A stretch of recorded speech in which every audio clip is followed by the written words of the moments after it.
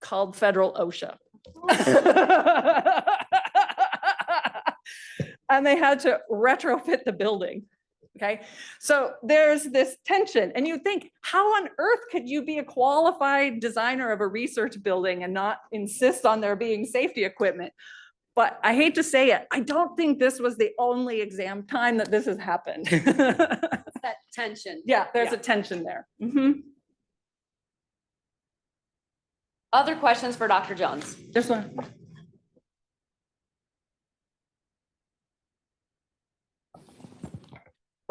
Hello, nice to meet you. My name is Jonathan. I'm from Building Skills Partnership. One question I did have for you in regards to when you were talking about excessive heat was in regards to Tesla, or aside of Tesla, when you have these big corporations and they get cited. However, when those big corporations do get cited, usually I know they just pay it off and go about their day. I was wondering if there's any regulations that are planning to be implemented or things like that, just to hold those type of corporations accountable? Yeah, so what he's referring to is the fact that if you do get inspected and fined by Cal OSHA, the fine for most corporations is trivial, right? It's not the financial aspects that motivate change. It's more about the public shaming for some corporations. They will respond to the shame if it's in the news. But of course, not all corporations respond to that either. So over the years, there has been a lot of discussion about trying to raise the penalty rate and change the penalty structures. But that just doesn't seem to have gone anywhere. And I don't know exactly, why, but like at the federal level, that would require a legislative action to change the penalty structure, which is not likely to happen anytime soon. And, I'm not sure what would be required. Similar legislative action in California for a Cal OSHA change of the fee structure.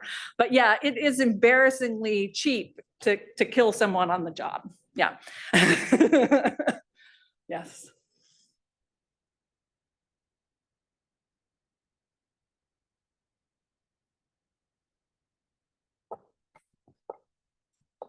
Thank you. Kind of on a similar note, what about us as we function just as consumers of goods and users of some of these services? Do you have any advice for how we can think about where we spend our money and how we interact with this system in a way? Yeah, that's a really good question, because a lot of these issues are really buried, right? So for one place where there is some information is for some like textile producers, for example, there's been a lot of news over the years about exploitive working conditions in Bangladesh and Vietnam and Myanmar and whatnot. And so there have been some independent organizations that do audits there with mixed success, but that's something that you can find out from a manufacturer, where things are produced and did they meet these qualities. Unfortunately, a lot of this is hard to find, because you'd have to go and look on a database to find an OSHA citation. And I'll tell you, there aren't that many citations. They don't really reflect the nature of the problem. So it's hard to give a lot of guidance about how to do that. I think one thing to think about is, to try to minimize our purchasing and minimizing our waste, right? That this is kind of less throughput. Purchasing from companies that you know and that you trust, that you've built relationships with over the years, or have investigated some of the things about their production processes.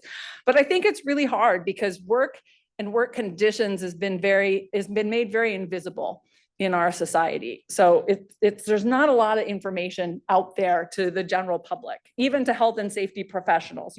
We get together at a conference every year and gossip about the different companies, right, where everybody works, but that's not really something that's known.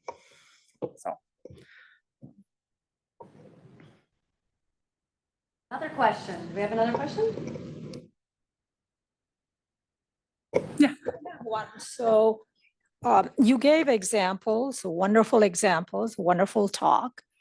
And then you talked about the worker bees who are in offices. Yes. So can you give us some examples of environmental exposures that they may encounter? Yeah, so for many of us who work in offices, we have a number of workplace stressors. One, I think a lot of us are familiar with, are psychosocial stressors, right? So that's like the psychology of our challenging coworkers, right? The psychology of working in a difficult fiscal environment. So, right, that is a mental health challenge that impacts our physical health. We also are usually quite familiar with things like musculoskeletal disorders from repetitive motion, right? From all that typing that we do. When I was in graduate school, we used to all have what we called graduate school disease, which was like this kind of posture. And you know, we all were in physical therapy learning how to put our shoulders back and hold our head up and not get carpal tunnel syndrome. So that's another key issue for people who work in offices. And there's been a lot of improvements in most offices about how workstations are designed, right, to minimize those risks. I think another thing that can happen in offices is associated with indoor air quality. Because a lot of our building materials have synthetic or plastics or pressed wood, they can emit a lot of volatile organic compounds. So you can get continuous emission from those sources. Now, it's usually worse when the building is new, and it can be ameliorated to some extent by good ventilation systems. But I'm sure you've all worked in offices that lacked those qualities, right? That had poor lighting, inadequate ventilation. The thought that the thermostat worked was like a wishful thinking, okay? And then, of course, there's always this threat of water penetration into the building to produce mold, which becomes a significant problem. Some people develop allergies to mold. It can create odors, so you get that musty odor. So there's a lot of workplace challenges associated with this. Now, there used to be this big focus on kind of this idea of multiple chemical sensitivities, that people would get this generalized sensitivity to being to chemicals, and a hotspot for that would be the office, because there's people wearing perfumes, there's people cooking food, there's off-gassing from the carpet and from wood trim, faux wood trim from the furniture, and so that has been a persistent issue recognized in workplaces. So the offices are also far from ideal for most of us. Hi, just building off the last question, my question was about remote work and the possibilities of that, especially as the landscape is kind of changing in terms of government workers, the state, you know, we're moving away from that. So I wanted to hear your take. Yeah, so in general, I think remote work is something that can really benefit some people. I think it also can be difficult for some people in some jobs. So I don't feel like there's a blanket solution to the idea that we all should be remote or not. I mean, I certainly feel like in my job, the fact that a lot of my colleagues work remotely most of the time, it loses a lot of the personal connection, which I think is very important for certain jobs, that you have developed relationships with people, and it's less important for other jobs. I think this also creates some risks in that people's working environments at home are not necessarily better than their work environments, right? Not most employers aren't going to provide you with a nice workstation like you might get in your office. And you're then subject to all of the other challenges that come from being home, which some are nice, some are maybe not so nice. So I think a work from home is an interesting problem. And I think it's also creating a disparity, because there are certain groups of workers that can benefit from this, and others who cannot benefit and are not allowed to take advantage of that opportunity. So I have mixed feelings about remote work. Yeah.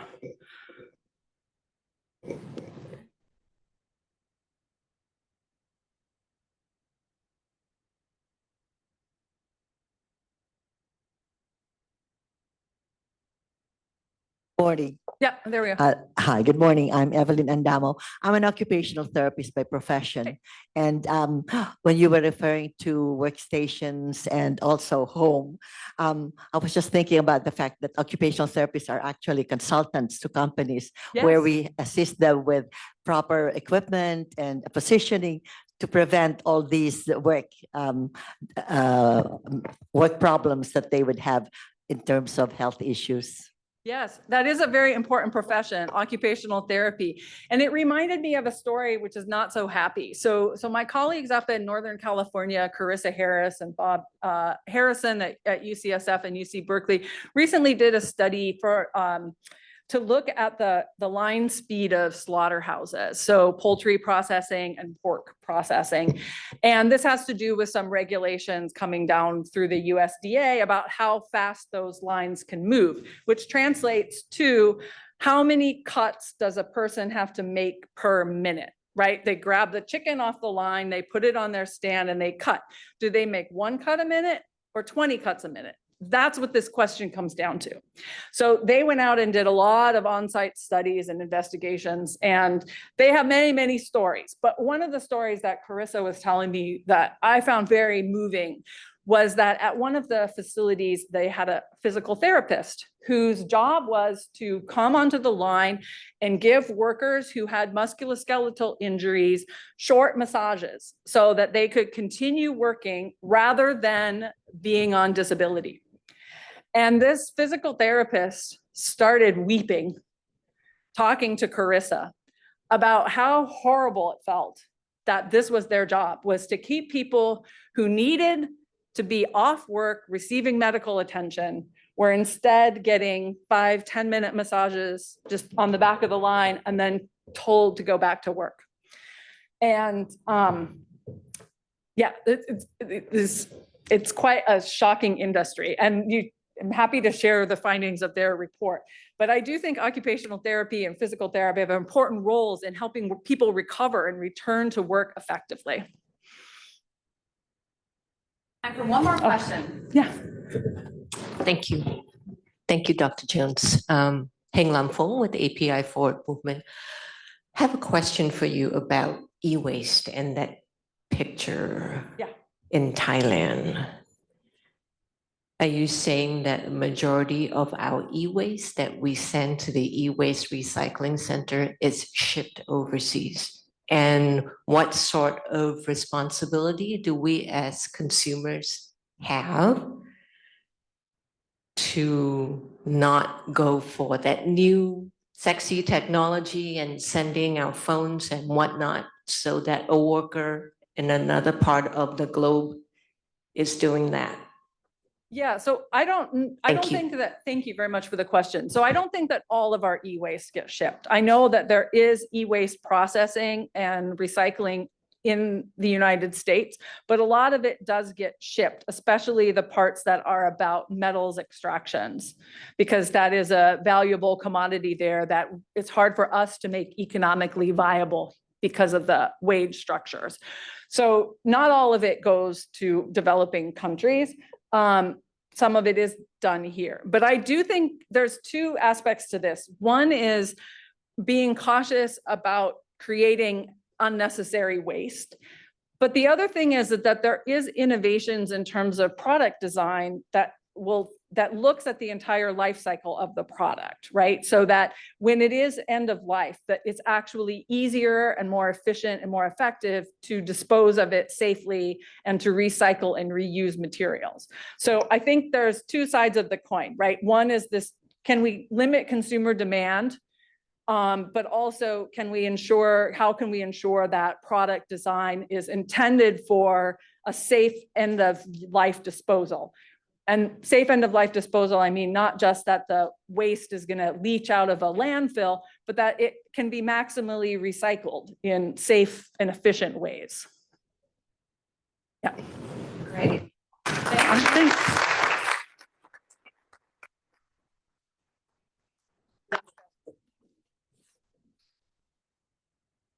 Thank you so much for that great talk. And Dr. Jones is also going to be helping us moderate our panel in the afternoon with community representatives. So we're looking forward to that as well. So we decided to flip our next two talks. So I have the pleasure of introducing Dr. Derek Irwin. So Dr. Irwin is a captain with the Los Angeles County Fire Department, as well as an adjunct assistant professor of chemistry and biochemistry at UCLA. So he's been a firefighter for 18 years, serving the communities of East Los Angeles and Inglewood, and he chairs the California Fire Scope Cancer Prevention Subcommittee. So he actually works with other academic researchers on research to better understand hazards that firefighters face and develop interventions to actually reduce those hazards. So we're super thrilled to have him here today.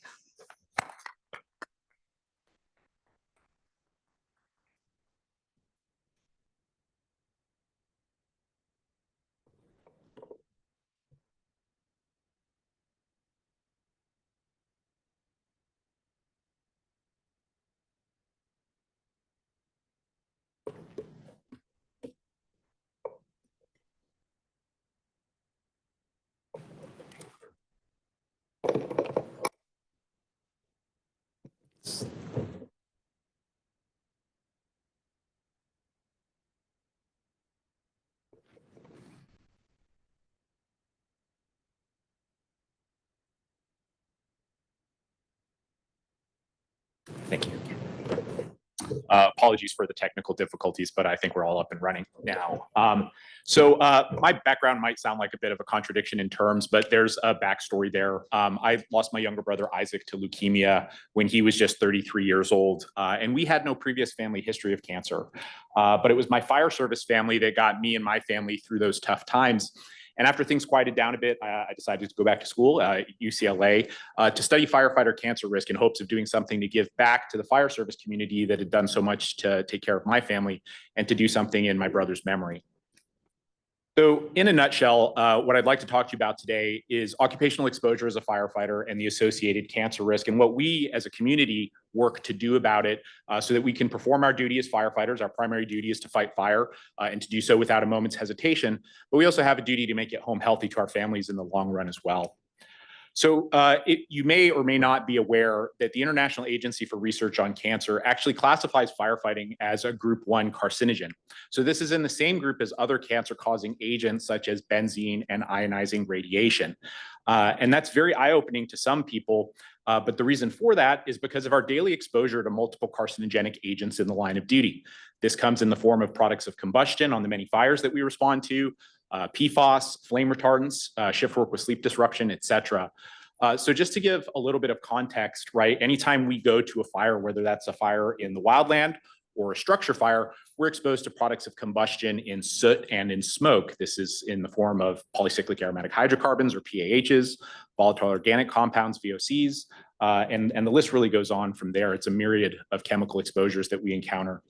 Now, in addition to that, all of the apparatus that we utilize to respond to any incident, whether it's a medical emergency, a fire, or otherwise, we use diesel apparatus. And diesel exhaust is actually a known human carcinogen. And this is how we get to every incident that we respond to is on a diesel apparatus. There's also the equipment that we use, unfortunately, which actually has a number of chemical carcinogens, either used as treatments or that are an inherent part of the manufacturing process. And then there's the environmental exposures that come with our job, right? We fight fire in any structure that's burning, irrespective of its age, and often we're exposed to things like asbestos. When we work outdoors, we're exposed for long periods of time to ultraviolet light and don't often have, or almost never have, the opportunity to reapply sunscreen in the midst of an emergency.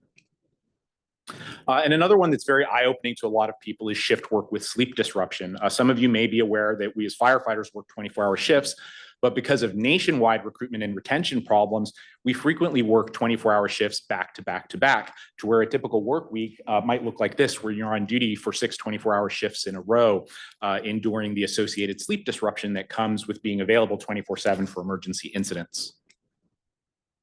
So the way we explain this to firefighters in hopes of conveying the severity of our occupational exposures, because it's important for communities to understand what it is that they're dealing with, is that every exposure is like a drop in the bucket. So what does that mean?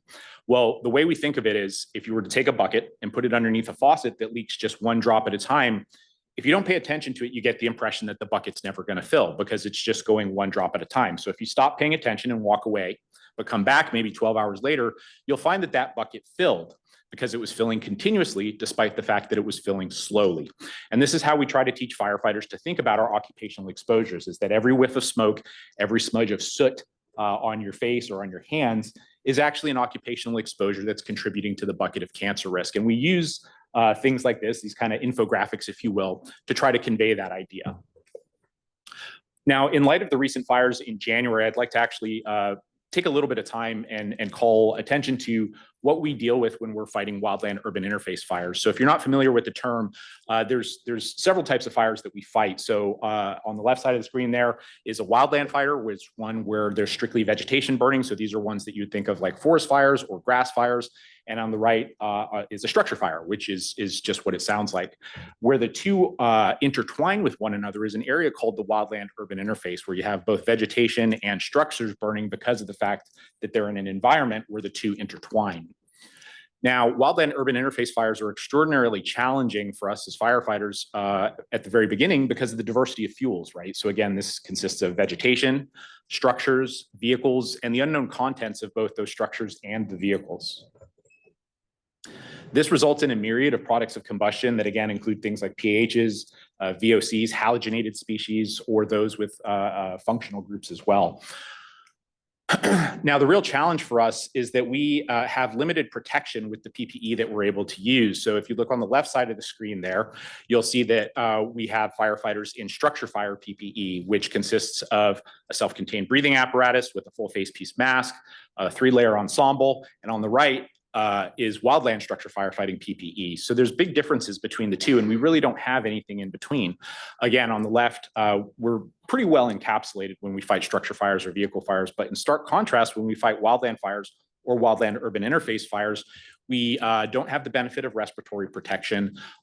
We wear single layered garments, and this leaves us highly susceptible to exposures via inhalation and transdermal absorption. Now, people often ask, well, how come we don't just have some sort of respirator? A key point there is that there is no respirator with a cartridge that's certified against smoke. These are all certified against single gas challenges, often for industrial applications like painting, sanding, etc. So long story short, that respirator to use in the wildland urban interface doesn't currently exist insofar as a known effective respirator cartridge.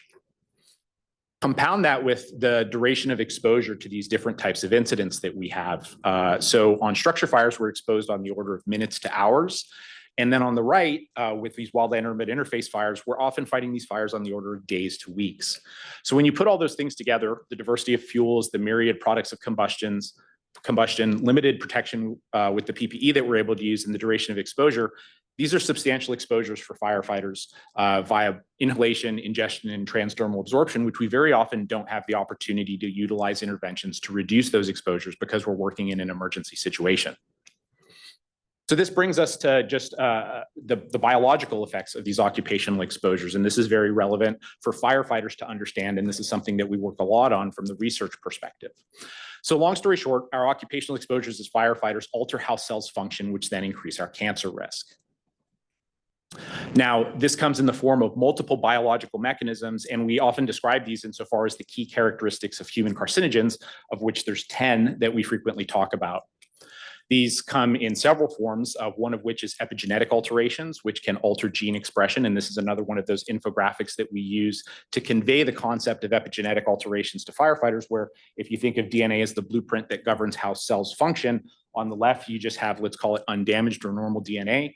Firefighters do their job, face occupational exposures, and then as a result, end up with alterations, for example, in DNA methylation, which can alter gene expression. Another example is genotoxicity, where chemicals that we're exposed to can actually cause DNA lesions, which subsequently lead to mutations that can drive cancer risk. And then there's also things like alterations in DNA repair capacity, where, for example, DNA lesions can be repaired by certain mechanisms in our cells in the genome. But our occupational exposures can actually lead to reductions in DNA repair capacity that inhibit that repair of DNA lesions, which can then leave us at higher risk for cancer as a result. So long story short, we have to study these multiple mechanisms that intertwine and drive cancer risk among firefighters in order to develop preventative interventions that are effective at reducing cancer risk. And this is what then brings us to community-engaged participatory research. So just to give you a plain definition, this is an approach to research, a collaborative approach, where both researchers and firefighters work as co-equal partners on every aspect of a research project, from developing research aims to designing and executing the study, developing interventions, and disseminating findings. And a key point is that the goal here is to develop preventative interventions, but these are preventative interventions, or need to be preventative interventions, that are compatible with our public safety duties, right? So in industrial settings, if there's a source of exposure, you often have the opportunity to at least hit the pause button and see what might be able to be done to address those exposures. But in the midst of an emergency operation, we don't have the benefit of hitting the pause button. And in fact, we're often hurrying things up, which leaves us very often more susceptible to exposures and makes it challenging to develop preventative interventions that we can incorporate in our firefighting duties when our priority is actually protecting the lives of other people.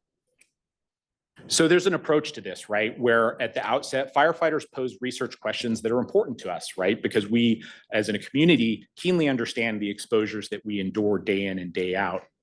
And then the community engagement part, really the rubber meets the road at this point, right? Because we don't have the benefit of having firefighters come to clinics and do things after they're exposed. We actually go out into the field with firefighters who are trained as basically research assistants, complete city human subjects research training, and actually enroll firefighters at fire station, collect pre and post biological samples at emergency incidents, and then go on to assist our research colleagues insofar as getting these samples collected and processed.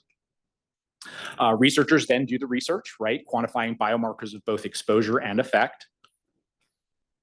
And then one of the key components that we incorporate is the report back of research results in both as rapidly and responsibly a format as possible, right? And this is something that's extremely important when it comes to research, especially where you're trying to develop interventions to reduce cancer risk in a community, right? In the absence of understanding how our exposures as firefighters impact our cancer risk, firefighters are not likely to engage when it comes to the development of preventative interventions.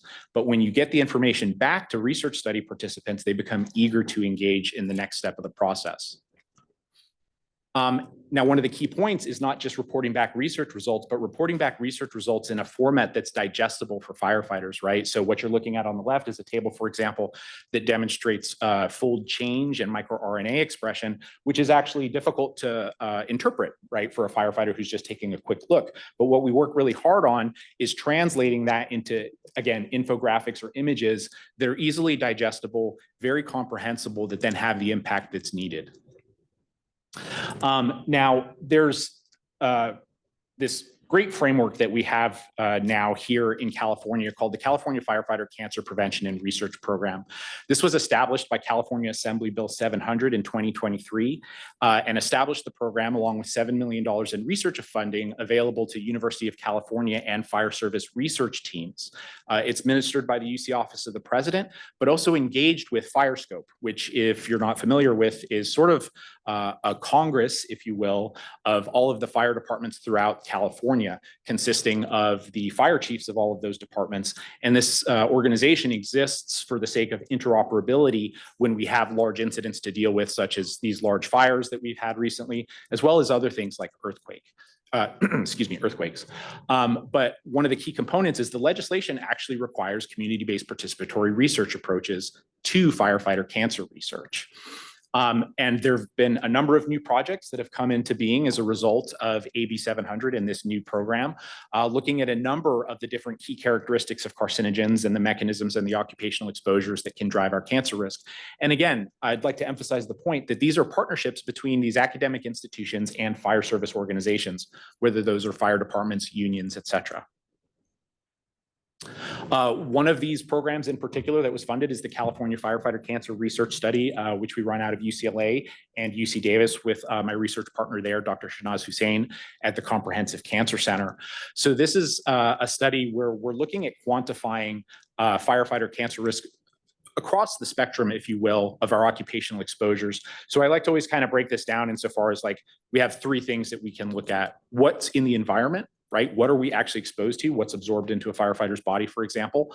And then what are the associated biological effects associated with those occupational exposures?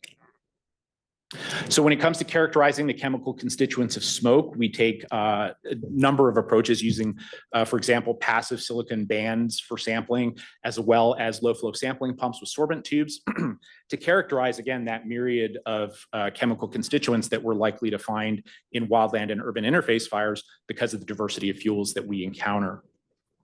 We're also examining lifestyle factors over 1 year on the job, where we look at things like fatigue, sleep disruption, and we track these using a Fitbit and compare what happens over time at baseline and then follow-up. And then again, the ultimate goal here is to look at biomarkers of effect and how those change over time. So in particular, what we're looking at in this study is markers of inflammation and immune suppression, as well as longitudinal changes in DNA methylation that may be associated with our occupational exposures, and also the other occupational factors that we endure as firefighters. And again, the key component of any research study where we're hoping to reduce cancer risk is the report back of research results. And these are examples of some of the sheets that we use, or some of the materials that we use to report data back to firefighters, where we try to make things very comprehensible, right? Red, yellow, green, insofar as understanding risk that's associated with biomarkers that we're able to measure. So this brings us to an example of how data-driven interventions can be very successful in the fire service, right? Where our goal is to develop exposure-reducing interventions that we can utilize to still do our jobs effectively, but reduce exposures wherever possible. So if you're not familiar with the NIOSH hierarchy of controls, it's an approach to systematically identify actions to reduce exposures, in this case, carcinogen exposures, that's listed in order of greatest effectiveness. And we can really apply these in any setting in the fire service, whether it's on the fire ground, training, at the fire station, diet, home life, et cetera.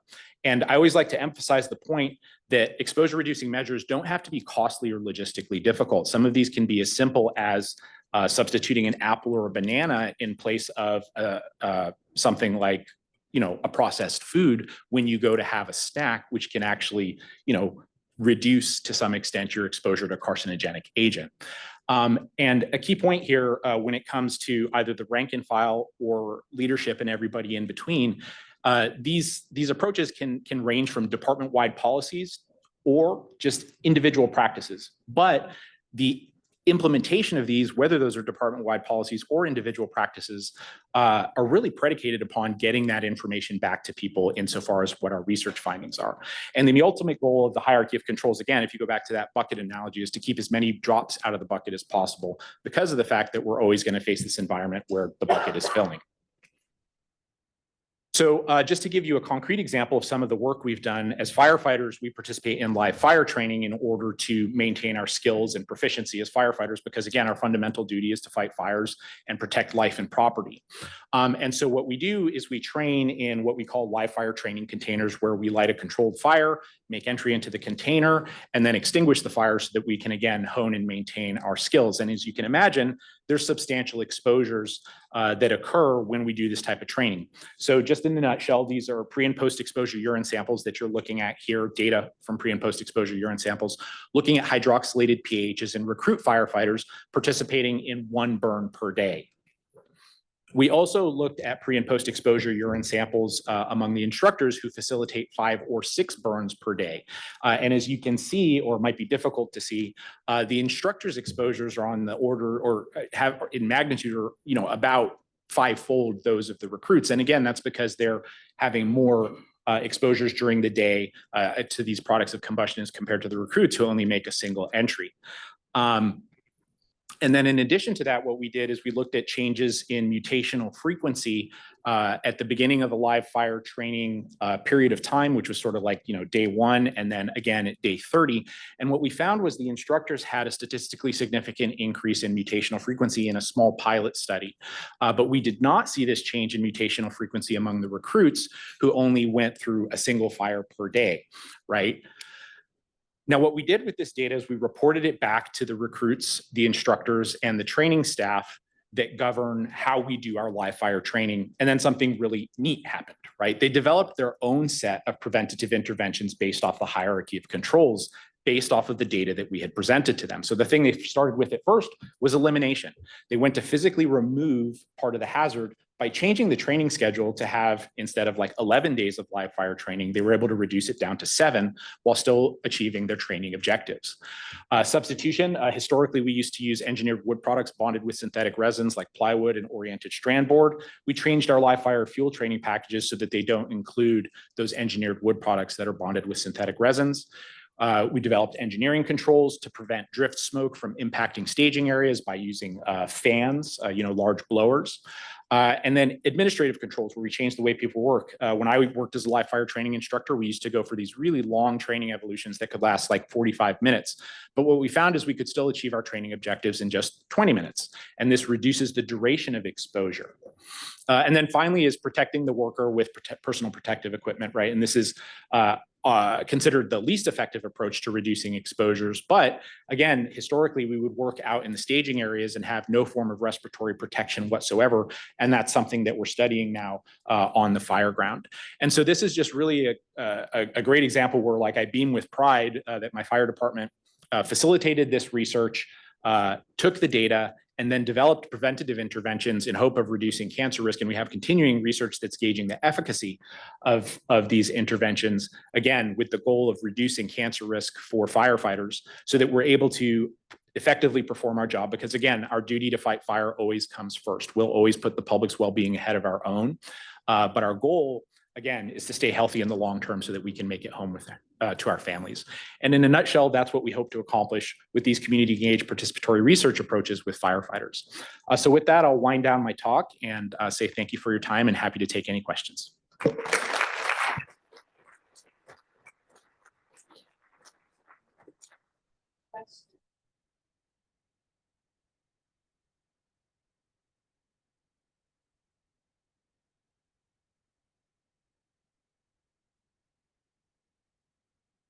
Questions for Dr. Irwin? I see we have one, a couple. Oh, we have so many. Hi, Dr. Irwin. Thank you for your presentation. I was wondering if there was a stark difference between wildland firefighters responding at the federal level, CAL FIRE level, and incarcerated firefighters and their exposure. You know, I'm not aware of any research that's been done specifically with incarcerated firefighters, but when it comes to differences in exposure, there's certainly differences in exposure when it comes to the type of job assignment that a firefighter does. So for example, when you think of a wildland firefighter, often you think of somebody who uses tools to construct hand line where they're working primarily in vegetation. This can be very different from firefighters who, for example, do structure defense where you're primarily working around burning house fires. So in a nutshell, one of the other things that makes wildland and urban interface fires so difficult to study from the exposure perspective and to understand from the exposure perspective is the diversity of job assignments that are done out on these fires. And this is why you often hear of thousands and thousands of firefighters responding to these incidents, because of the different types of jobs that have to be done. But to go back to your original question, I'm not aware of research that specifically looked at differences, but there certainly are differences associated with job assignments. Thank you, Dr. Irvin. I'm Jerome Blake with the Department of Public Health with the Center for Health Equity. And thank you for your presentation. It really reminded me of my organic chemistry class with all the molecules and stuff like that. Really good. But piggybacking on that question, because I was going to ask something similar, is about the wildland fighters versus people that fight urban fires. You said that the picture you showed was that the wildland fires don't have any form of respiratory protective equipment, but don't they consider like ash and other debris from wildfires as a thing that would require some kind of protection? And also, if there are any studies that you could, or any findings about that class of firefighter versus urban firefighters. Yeah, so you know, what I'm talking about, like with what was up there is, for example, in what we consider like IDLH, right? Environments that are immediately dangerous to life and health, where, you know, there's active fire burning, right? And you're challenged directly with smoke. But there are, you know, the other things that we deal with in products of combustion, such as particulate matter, like you mentioned. And so, you know, there certainly is the opportunity to use other types of respiratory protection that are effective against particulate matter in the absence of, you know, smoke. But one of the thing that I'm talking about so far as not having respiratory protection that's currently available is respiratory protection that's designed to work in like the fire environment that we deal with, where, for example, we would normally make use of a self-contained breathing apparatus, but don't have the opportunity to utilize that self-contained breathing apparatus because of the fact that we're assigned to these fires for, you know, days or weeks on end and don't have the opportunity to refill air bottles. bottles. And again, we use a very particular type of full face piece mask in those high heat environments that's designed to withstand the high heat environments. And that's where the challenge comes. For example, you can't just throw like an N95 mask on and go and fight a fire where you have flame, that's coming towards your face. And that's what I'm talking about insofar as the difference there. Thank you.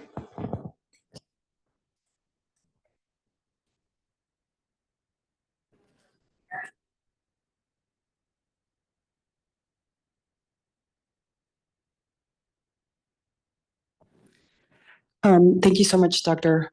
Irwin, for your service and your amazing work in this very informative talk. I have a question. I know your work is mostly trying to prevent things from happening to firefighters and exposures, but do they also, is there any kind of work to encourage firefighters to get cancer checkups or early checkups to sort of see if they can be diagnosed at earlier stages? Yeah, no, so again, the fire service is a community that's very proactive, right? Because our job is to be problem solvers out in the community, and we try to be problem solvers insofar as our own health challenges. So there are a number of great fire service organizations like the Firefighter Cancer Support Network, the International Association of Firefighters, which work really hard to educate the fire service insofar as adhering to even just, the basic USPSTF cancer screening guidelines, which we as an occupation, I think really do struggle with compliance with. So that's something that we're still working very hard on, is the education that needs to go out there insofar as getting cancer screenings done in a timely fashion.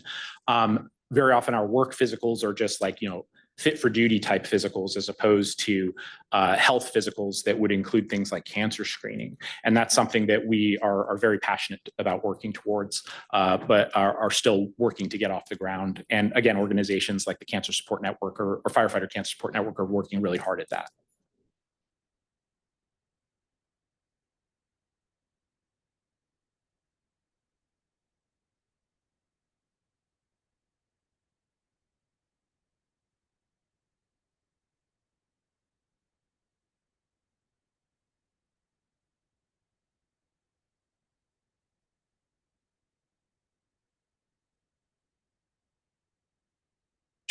Okay. Good morning. Yes, just a quick question. Do you know what types of cancers do they develop more often? Firefighters? Yeah. Yeah. There's an increased incidence of mesothelioma, bladder cancer, testicular cancer, prostate cancer, and colorectal cancer that have been shown to be elevated in firefighters in epidemiological studies. But in addition to that, I'd mentioned that there have been a number of biomarker studies up to this point that have showed cancer promoting changes associated with a number of other cancers insofar as changes in microRNA expression, DNA methylation, and other studies. So that's what the epidemiological work has established to this point, but there's still a lot of work that's being done insofar as the mechanistic studies to establish, what other types of cancers are associated with our occupational exposures.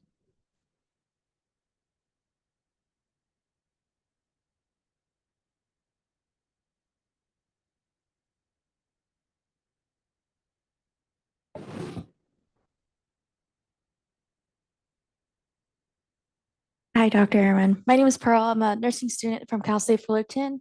I'm going to be graduating soon. And my question to you is, as like a future nurse, what would be, besides like encouraging screenings for cancer, if we were to have like a patient who has a fire background, do you have any like suggestions of what we could, integrate in our assessment questions when caring for somebody who has a firefighter background? Yeah, I think, in the immediacy after an exposure, one of the things that we struggle with the most as firefighters is post-exposure decontamination, right? And basically like taking care of ourselves.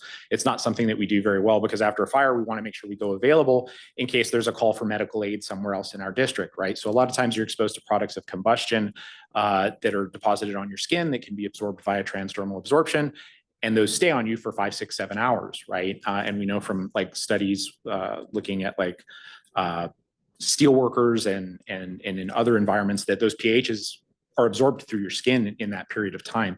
And so one of the things that firefighters need to be a lot better about is, showering as quickly as possible after a fire. And actually, another big one is diet, right? We're constantly on the go for a 24-hour shift, and our diets are atrocious. I mean, you would be absolutely horrified. And that's not from the lens of wanting to eat junk food all the time. It's just a lot of times you have 2 minutes to eat and it's off to the next call. And so that's something that I think we could also be very effective at, is dietary changes that I think could do a lot to reduce our cancer risk and also risk for other adverse health outcomes. Thank you.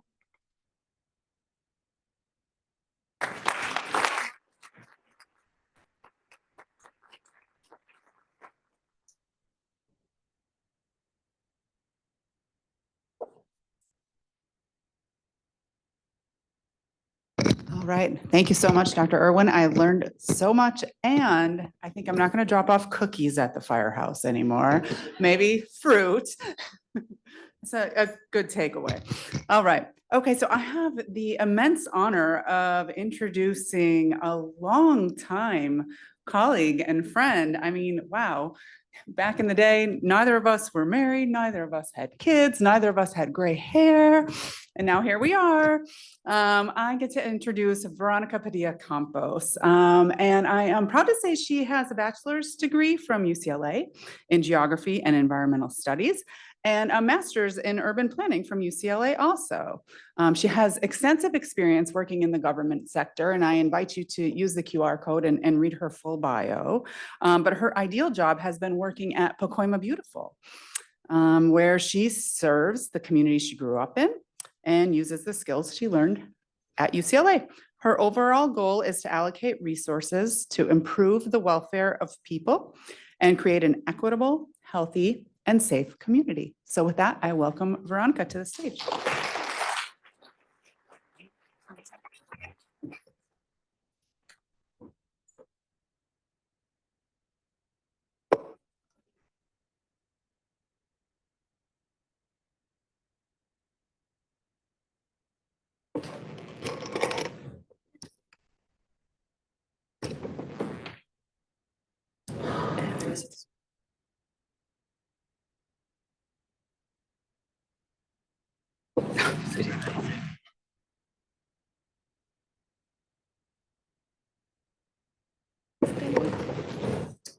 So just a clicker, just go left.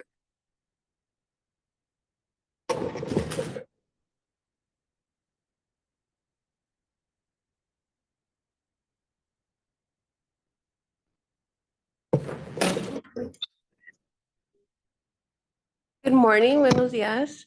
It's very nice to be here and giving back to UCLA as an alumni. I am happy to have been invited to share with you guys a little bit about our story at Pacoima Beautiful. Oh, I see a lot of friends. Let me get started here. I hope I don't bore those that know me and know the organization. So I get to share with you today our story. We were founded in 1996. We initially were a beautification committee from a larger initiative in Pacoima.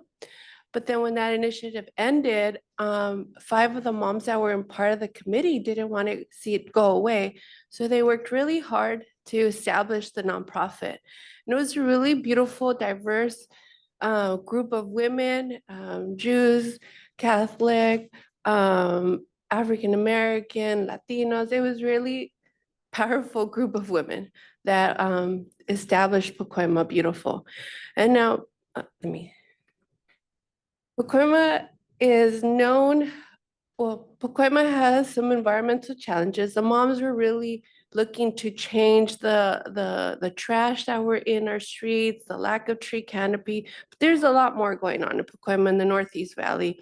We have a rail system that bisects the community. We have a small commuter airport. We have lots of freeways that surround us, which means there's a lot of traffic, a lot of trucks around our neighborhood contributing to bad air quality. The Northeast Valley has 13 landfills. They're not all active, but they are still there. They're still emitting different contaminants into the air. So there's a lot of challenges. And if you can think of any sort of nasty type of business, it's probably in the Northeast San Fernando Valley. I shared our mission. And so our mission is, as a grassroots organization, we provide education. We like to think of ourselves as impacting local policy. And we also bring in local arts as part of our mission because we think that arts is a great way to get the message out. But we do so much at Pacoima Beautiful, and sometimes it's really hard to explain what we do. So we sort of been thinking a lot about this, and as an urban planner, and there's a few of us that are urban planners on the team, we really focus on environmental justice, but have also sort of connected the work that we do through urban planning, which my professor Leo Estrada, we used to tell him, like, what do we tell mom and dad that what we do? What is urban planning? They think we're architects or something like that. And he would say that as an urban planner, our job is to allocate resources to communities. So then that's sort of how I think of the way what we do at Pacoima Beautiful. We allocate resources that are needed in our neighborhood for our residents. And we also have to think about public health because a lot of the work that we're trying to solve is to ensure that our community has a more healthier community to be able to survive. And so we have various teams as part of Pacoima Beautiful that do this work. We have our amazing planning team, and these are the programs that we focus on. The Pacoima Wash, for example, is a tributary of the LA River. It doesn't get as much love and attention as the LA River does, but it's an important piece of infrastructure. And currently it sort of separates our community, but our youth identified it as an underutilized space where green space can exist. We also lack green spaces in our community. So we identified the Pacoima Wash as a potential to create green space for our community and make it an amenity and not sort of a disadvantage, but a benefit. We also have the Bradley Alley and Plaza, which I'll get into a little bit more in the next few slides. And we just also started working with South Coast AQMD in installing these sensors in people's homes to start taking a reading of air quality around our neighborhoods, which will then help us advocate for the need to, to fix things that are contributing to bad air quality in the area. We also work closely with the city of San Fernando. They had us or have us working on their climate action plan. So even they're really interested in doing more environmental because the entire Northeast San Fernando really struggles with all these environmental issues that impact us. So the Pacoima Wash here, what you see, this is an image of our vision plan that we put together over 10 years ago.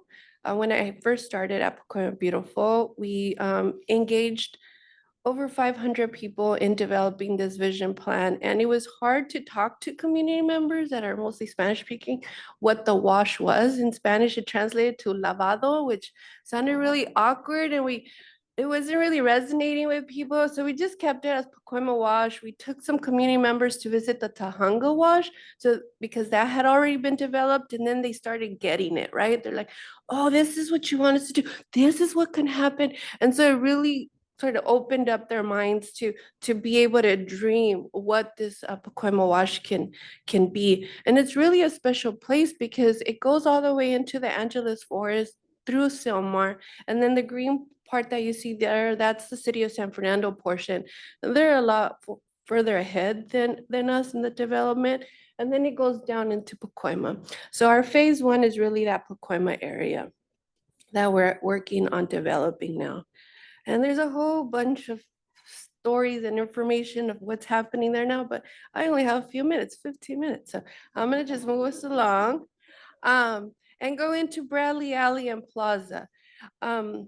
So first we got a grant from DOT to transform a street into a plaza. So we did that. We identified the street, it was underutilized. And again, because we lack a lot of open space, we wanted to do this to create a space for community to recreate. And we did like a GoFundMe kind of thing. So the city improved the street and we did a GoFundMe to get some equipment, play equipment and stuff like that. But then the stars aligned and more funding came in, and we were able to redo not only the plaza, but also redo the alley that sort of teed off with it. And this project was part of another plan that we did, the Urban Greening Vision Plan. And the Urban Greening Vision Plan is basically a menu of projects that can be, that have been developed by community that sort of can be taken and implemented. So the Pacoima or the Bradley Alley and Plaza was one of the first ones. And we have a lot of partners. DWP, they own the water that gets captured. LA Sand helps us with the maintenance. And then the community also does, takes care of this space. So we're infiltrating a ton of water. We are beautifying the area. We're making it safer for pedestrians and cyclists and cars and everybody that use this alley. And we really did this design with community. We never say, oh, this is what you need.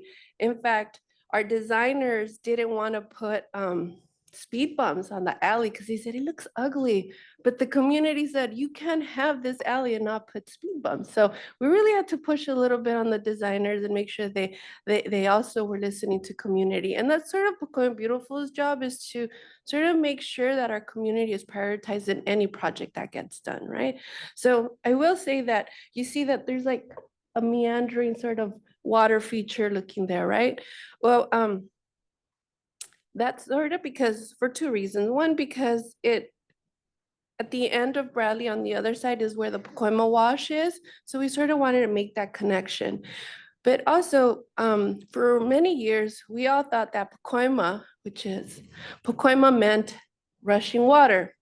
But during this project, we started working with the Tatavian people who are natives to this land, and informed us that it does not mean rushing water. I don't know where that came from. It actually means the entrance.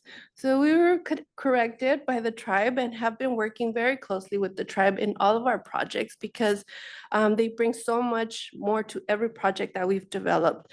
So wanted to mention that Pacoima means entrance. We also do a lot of trainings and programs, and this is really to empower our community. So Pacoima Beautiful is not here anymore. We still have the people are there and they understand how to advocate for things. So we have the clean air ambassadors who really learn how to read these air samples that we put in their homes, so then they can also become better advocates. We have the People's Collaborative Academy, which is sort of like Planning 101, where people also learn about different ways to make our community safer, look better, just the different tools that we all learn in planning school. And we've had about 3 cohorts already, and it's really amazing how a lot of the folks that go through the cohorts have continued to stay involved and are so they're so powerful in their advocacy because they understand and are really empowered to make differences. We also do parks and open space advocacy. Again, we lack open space in our community. So for the spaces that we do have, we make sure that it continues to be maintained, that the programming is there, and that we really understand where the budgets are and who's in charge and that sort of stuff. So we continue to advocate. I'm going to start going a lot faster. It goes fast up here. Okay, so we also have an amazing organizing team. These are the folks that work with our community on a daily basis, right? Our community members, we call them CIs, community inspectors, but really they're sort of, I call them my family. Like we go to their family parties where they're madrinas and padrinos for their kids and that sort of stuff. So it really is a family here at Pacoima Beautiful. We have a Mercado Pacoima where we ask community members who are growing fruits and vegetables in their home if they're willing to give some back, and we go and we collect it, and then every first Saturday of the month, we have a little market. It's a market, but there's no money exchange. It's free. People get to take what they need and whatnot. And it's a way to also bond and get to know our neighbors, and that prevents food waste and also creates community. And then we have Jardín Pacoima, which was established on Earth Day of 2019. It was a street end that got dumped a lot of waste a lot of construction was dumped there, and we decided to make it into a garden because the city had just passed an ordinance allowing sidewalk gardens to be planted. So we jumped on it and decided to do that. And honestly, I'll say I didn't think it was going to survive. I thought we're investing money, energy, and it's not going to survive because there was no water source. But we did it anyways. A ton of people came out, and today is 2025, and the garden is still beautiful. And why? Because residents got together and they bring their water containers. There's another person whose son does car washing, so he'll bring his tanker and he'll water, and people would just stop by and fill up our big tanks that we have there. But anyways, it's surviving because of community, and we're trying to do more of those. We have our recovery hubs where we support people and organizations and businesses to recover after COVID. And then I have to speak about Silicosis too, because in the early 2000s, when we passed our Clean Up, Green Up campaign, we learned about the stone cutters that were in these communities and were causing a lot of dust and stuff that were just all over the place. And we wondered, what is this? Is anybody monitoring it? We asked EPA, we asked OSHA, we asked other folks, nobody could tell us anything. Well, fast forward to today, the county reached out to us and said, hey, we have a crisis here. Men are dying really early. Silicosis exists nationwide where we had 5-10 cases. Now we have about 35 cases just in the San Fernando Valley. And once you have silicosis, it's not, you don't heal from it. So we've been doing a lot of advocacy and working a lot with Telemundo to make sure we get the information out, sort of like the firefighters. It's really impactful. Well, these are just beautiful pictures of our work. I'm gonna go fast, talk about our youth team too, who are amazing advocates. We don't see them as future leaders really, but leaders now, and we work with them to help us come up with projects within our community. These are sort of our pillars. We have UTEP, and UTEP is our weekly meetings with our youth, and they come from various schools around the community. We have Semillas. These are the after school programs, kind of like your school clubs on campus. We do that, and we were in 7 schools, but we're working through some MOU stuff with LAUSD, so we're not in all 7 just yet. But if LAUSD, you're out there, maybe you can help me out, get this MOU going. We have Agua University. Agua University is a summer program where we teach students about water and respecting water and where we get the water and all that good stuff, and really transform kids to also think about environmental careers. And then we have junior rangers. These are a couple of students, about 8 to 10 every year, that have a summer job. They go into the Angeles Forest, learn about conservation and really how to protect our lands, and really learn about how to use the forest, which is so close to us, and encourage others to participate and use that resource. And we did this because we realized there wasn't enough folks of color in these sort of positions, and it's one of our most demanded programs. And often people think if they apply, they got the job, but it's so competitive that it's actually very, very competitive. We also got a state grant recently. It's called the Outdoor Equity Grant.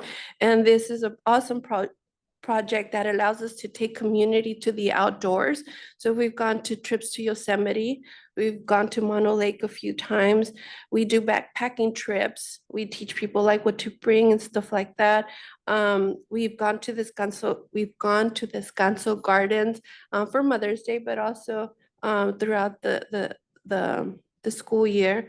We go hiking very often. We have gone kayaking the LA River, and we've gone to Catalina Island. So the point is to really get community outdoors, to see things. The rule is it has to be more than 5 miles away from our center. So we really strive to do that. And Casa Esperanza is our newest program. Casa Esperanza is located in, looks like a house. It's located in Panorama City on Blythe Street. Blythe Street was one of the first gang injunction streets in the city of Los Angeles. The stories I hear is seemed like a war zone going into Blythe Street. If you went in, you were probably gonna have a hard time coming out.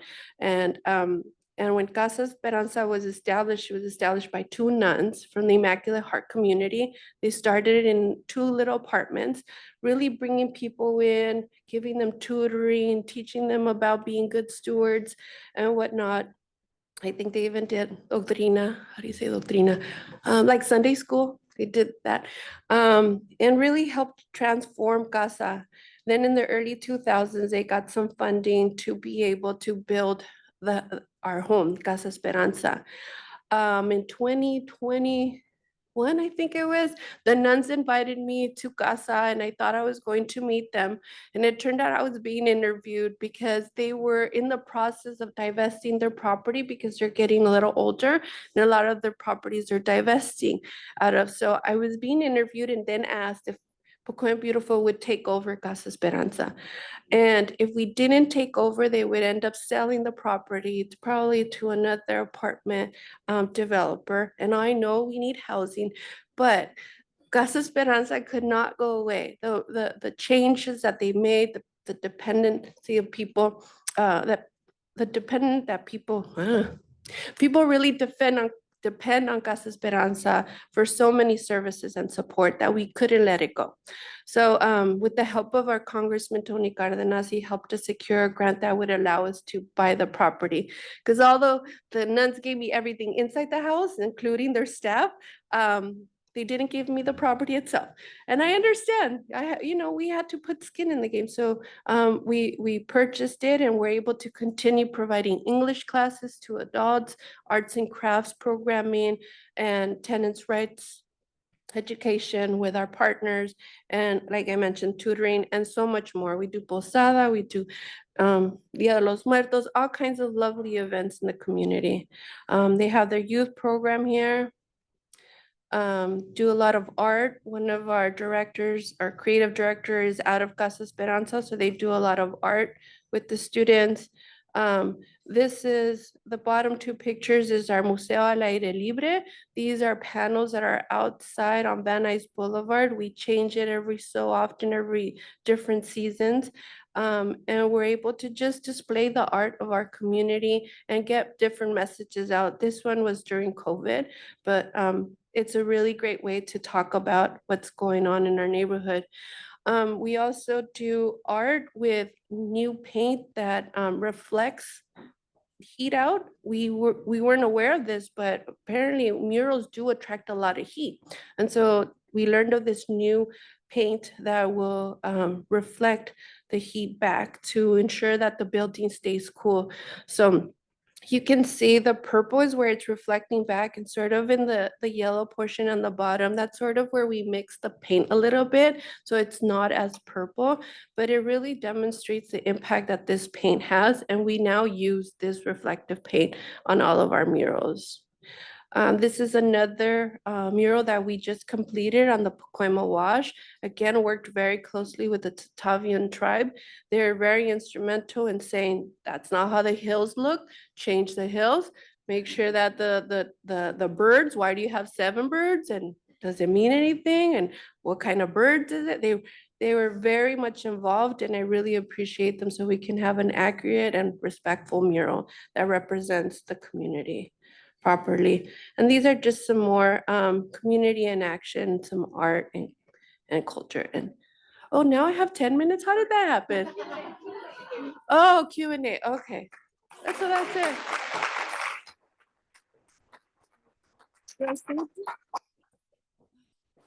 Thank you so much, Veronica. I think we saw what is environmental health. All the things that Pacoima Beautiful is doing, actually. So we have time for questions. I see one here. I'll come and give you my mic. Thank you so much, Veronica, for your presentation. Hi, I'm Eugene from CES. Quick question. When you engage and when you outreach to your community and you trying to bring more kind of like young generation to involve them more into what you're doing, what are the best kind of ways to bring young people in to make sure that they're interested in your work and that they are continuing what you're doing right now with you? Sure. Well, we traditionally have always had students, they weren't necessarily the cool kids. These were kids that sort of were just trying to find something to do, just trying to find themselves. And I love that many times they come one time and that they develop into these awesome advocates. But what we need to do is you need to make sure you have food for them. That's key, food at every meeting. If you can provide service hours, that's also something that brings them in. And then once they're in, really make them feel like they belong and not sort of make it relevant to their daily lives. Oftentimes our students come to Pacoima Beautiful or Casa as a place away from home because we have to remember folks are living in small areas that don't often have a place of their own, maybe a place for them to study. I remember when we were doing air quality monitors and we gave this student his monitor and he said, I want to participate, but I can't because there's not enough plugs in my home where I can charge it because he lived in a back house, right? And that sort of made us understand sort of the challenges that a lot of our students are going through. So just really being sensitive and we gave them other ways for that student to participate. So for us, it's really just having the food, giving hours and making it really relevant to their everyday lives, not really getting too technical, but doing things that can be that they can relate to and that they feel they can come anytime. As hard as that is for us, we don't close the door for us. They're welcome anytime. So I hope I answered your question. But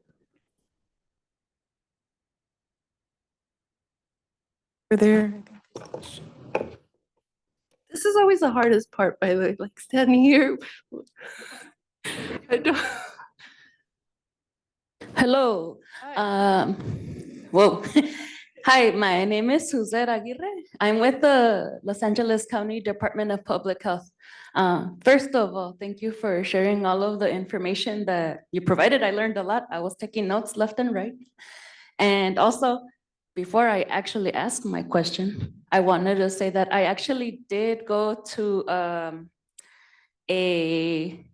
think it was like a hall, like a town hall kind of thing that was put on by Pacoima Beautiful when I was a kid.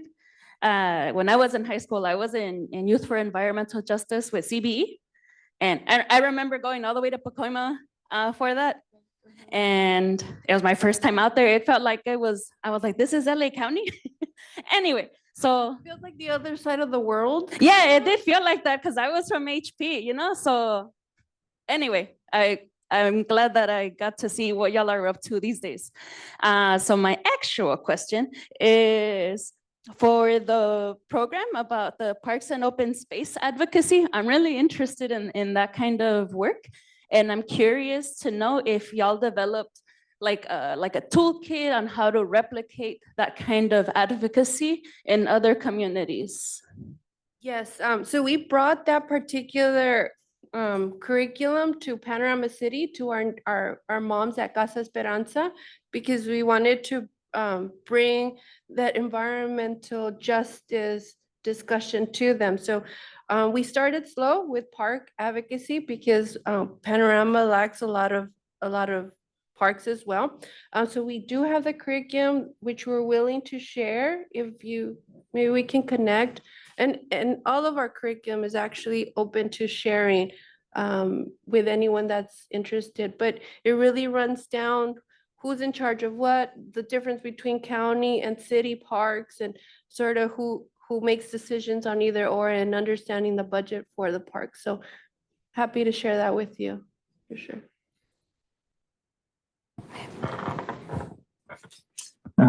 Bill McCarthy from UCLA. My question generally is, where are the men? You had a wonderful collection of initiatives and they were dominated by women or by nuns, who are women, of course. But the men, are they in the background? Do you have different ways of appealing to the men in the community, or what's the story with the men? Why didn't we hear about the men? I'll start with Casa Esperanza. We do, so the women, the moms that meet at Casa Esperanza, they've called themselves Chicas Girasol, but we have one man. So he's our Chico. But so we're working on it. In Casa Esperanza, we are also establishing a men's drum circle that's in the evenings on Thursdays to get them in that way. So we're starting slow. In Pacoima Beautiful, when I first started 15 years ago, it was mainly the women. But lately, I think we have about equal parts women and men, and we have couples that come. And it's really great to see. And basically, the men were just walking by one of our events. I think it was mostly Mercado where we got the men, that they would come and see what we were doing and really like it. And it's helpful to us 'cause we get the muscle and the big trucks to help us pick up the food, but they've been engaged in a lot more stuff. So Pacoima Beautiful, I would say, is 50-50. And in Panorama and Casa Esperanza, we're working on it because that's important. Thank you for the question. Any more questions? Oh, Hi, I'm Ann Esperon with Ultimed Health Services. Thank you for your presentation. I was curious, are there other groups around LA or the state or the nation that you look to, that you draw inspiration, or is it really just working closely with community? That's what helps you set your direction and your next projects? No, we work with other organizations around the city, like Communities for a Better Environment, East Yards, Inclusive Action, Active SGV does a lot of great stuff. And we do also travel. We just came back from Chicago where we learned of Puerto Rico town and everything that they're doing there. They're buying property and really taking back community, and I can go on, but and also we went to Chicago first and then Houston, and we really love to learn from other places and take what would work with us, and also we contribute to what we're doing with them. So I'm a firm believer of working with other groups and cooperative work in everything that we do. Yeah. And okay, let me stop there. Yes. Yes. Hi. Hi, I'm Bert Calgill from UCLA. Wanted to go back to your work with youth and building off of the other question. What are some of the topics or areas that are really the youth are bringing in and their ideas in terms of, beautifying Pacoima, but also just environmental issues as well? Sort of what are the things that they're really bringing to the table? I think air quality is something that they talk to us a lot about, and really cleanliness, getting the bulky items out, tree planting and all that stuff. They really understand the benefits. We have to do a lot of myth busting with adults when it comes to trees and planting trees, but youth are all about it. They want to plant more trees. They want to plant these sidewalk gardens. That's what they're talking more about. And it changes a lot. Like during COVID, it was a lot different, and now that we're coming out of COVID, we're hearing a lot about air quality, especially with the recent fires, and what we recently learned is some of the stuff that is taken from the fires is being dumped in our community. So really understanding what those impacts are going to be for us. So the students have been really talking about being engaged around that. So that's what we're hearing right now. Great, thank you. Yeah, sometimes the youth, the agents of change, you have to go home and teach the parents. Yeah, that's for sure. Thank you. Thank you so much. So one more round of applause for, did you have? Dr. Jared is our next speaker, our keynote speaker, and he wanted to ask one last question. Can we let him? Okay, we're kind of going with the flow today, so we're gonna do one last question. I know Pacoima has been very progressive at lightening up the landscape to try and prevent extreme heat, and they led a project. I think your group was heavily involved with it, from what I understand, to lighten and test whether or not you could reduce heat in neighborhoods. And I just wonder, from your perspective, how was that a very challenging thing to get implemented, or is that something you think we can scale up across Los Angeles, especially as we're going toward the Olympics and we could have more beautification occurring? Thank you for that. Yeah, that's our Cool Streets project that we had many partners like Climate Resolve, GIF, which is the company that had the product, and Pacoima Beautiful did all the outreach. And we actually had a really easy time, believe it or not. We picked a particular area in Pacoima. We didn't do all of Pacoima, but a particular area, went door to door, and people were very receptive to it because heat is such a big issue. So we did many meetings where we talked about the product, talked about the impacts that they would have to go through, like closing of streets, that sort of stuff. And people were super receptive. And we've actually done round 2 where we've expanded the area and also are now installing solar on some of the homes. And we did a lot of pre and post. We had a little golf cart where we would take readings at different hours, sometimes 3 in the morning. Like, I don't remember exactly the times, but they were at all hours of the day, took readings, and we did notice a significant reduction. So we're really excited, and we hope that we can continue to advocate and have it all over the Northeast or all over the city. But it really is impactful. Yeah. Yeah. Thank you. Amazing. Thank you so much. All right. So with the theme of, oh, okay, going with the flow, here we are. So we are really honored to have our next kind of speaker, presenter, activity leader joining us. I'm going to pass the microphone to my colleague, Bert Caldwell, to introduce.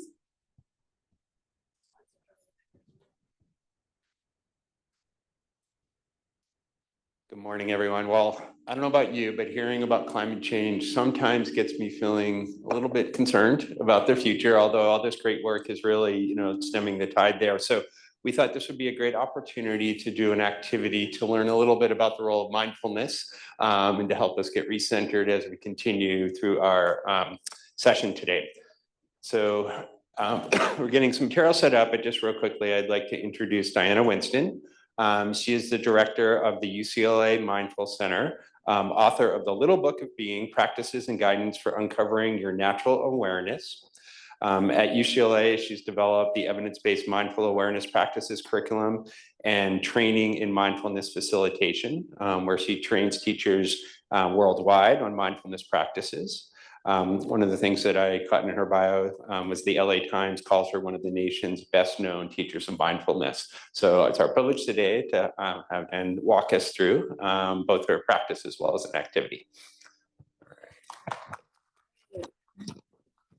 Thank you so much. Just want to check, how is the sound? Is it good? Can you hear me?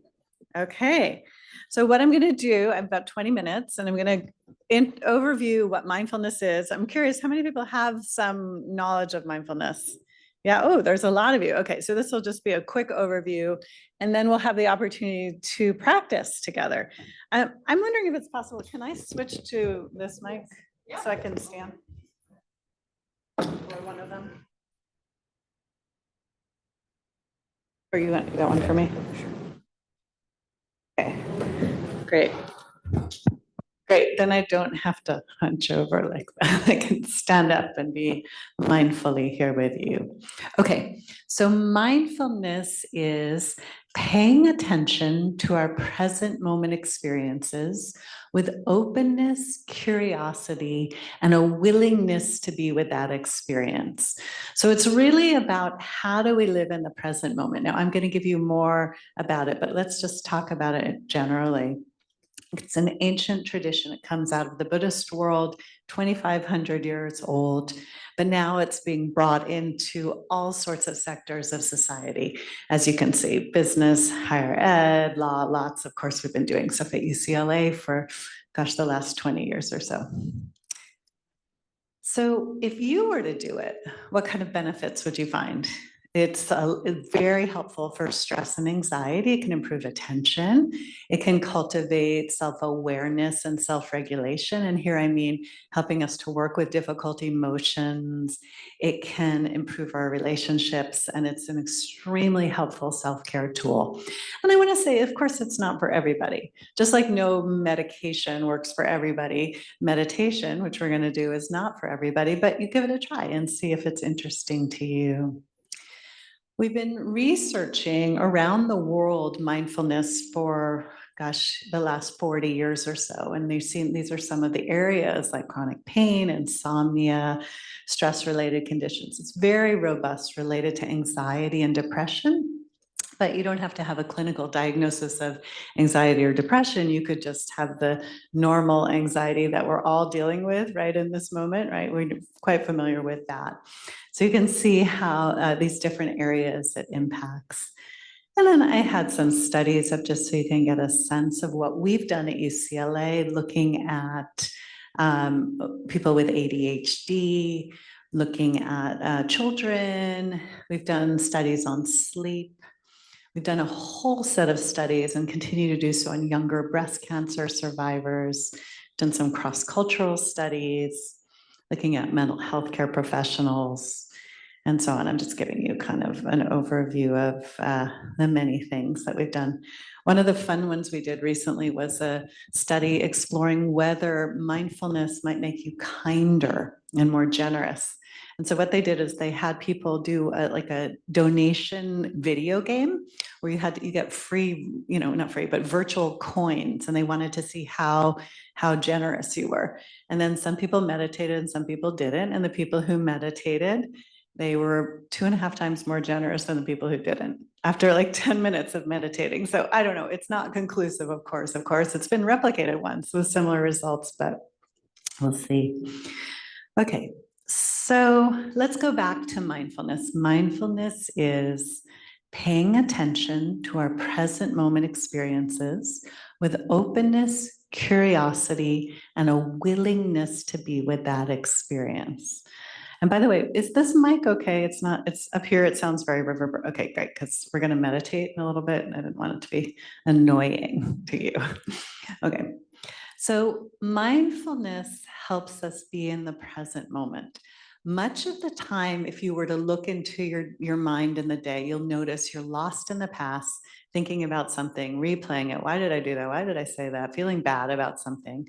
Or you're going into the future, planning, remembering, not remembering, planning, obsessing, going into the worst case scenario, catastrophizing, right? And our minds tend to go back and forth between the two. Now, sometimes we're in the present moment, but we're often in the present moment wishing it were a different present moment, if you know what I mean, right? So mindfulness is the invitation into the here and now. I don't know if this looks familiar to you. For most people, it does. I always tell people when I teach, don't believe anything you think in the middle of the night. You know what I mean? It's always distorted. You wake up the next morning, you think, why was I thinking that? That's so strange.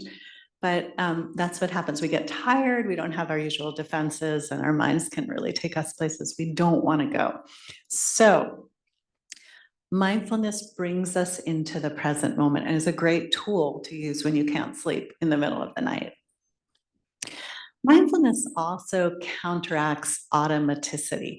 Automaticity is that sense of, being on automatic pilot and just going through life. I mean, silly photo, but just, that sense of like, you get in your car and you get out of the car and have no idea what happened in between. Had that experience, right? Or the day is over. What did I do all day? Because I know you have a lot of responsibilities, family, friends, children, work, all of this, and just life. We just go on autopilot and we miss our lives. We had a physician who took one of my 6-week classes, and he said, I've lived on my street. He said this at the end. I've lived on my street for 15 years. And until I started practicing this, I didn't realize there were mountains at the end of my street. So, that's extreme, but some of us can be really checked out of life. And when we practice mindfulness, people report more connection to themselves, more gratitude, more joy, more appreciation of life. And lastly, I'll say it's something we already know and experience. It's not something that this is some like weird thing I'm introducing you from, far off countries and so forth. No, it is something that is part of what it means to be human. Have you ever been out in nature and just felt really connected and present and at home in yourself? Have you had that experience? Have you ever been in the midst of athletic activity and gotten really in the zone, right? And you're just so there with your body, or in the midst of creative activity and you're just fully present and in the flow, or when you fall in love, well, you know what I mean, right? That sense of being connected and present, it's available to all of us. And children have it, right? They have that natural ability to be present, but something happens. So we lose touch with that as we get older. So mindfulness in a way is just is a tool to bring you back to something that you already know, this innate capacity of the human mind. All right, so with that being said, we're going to try mindfulness. Now, I know some of you have had experience. Hopefully this will be, fun, restful, relaxing. It may not be for everybody, so, just go with it. It won't be longer than about, 7 minutes or something like that, okay? So I just invite you to settle back and get comfortable. Put your feet on the floor, put your stuff down, put your hands wherever they're comfortable on your lap, probably. Your back upright, and your eyes can be closed. And some people don't like to do it with their eyes closed. So just if you don't want to, you can keep them open, looking downward so you're not too distracted. And let's begin by taking a few longer, deeper, slower breaths.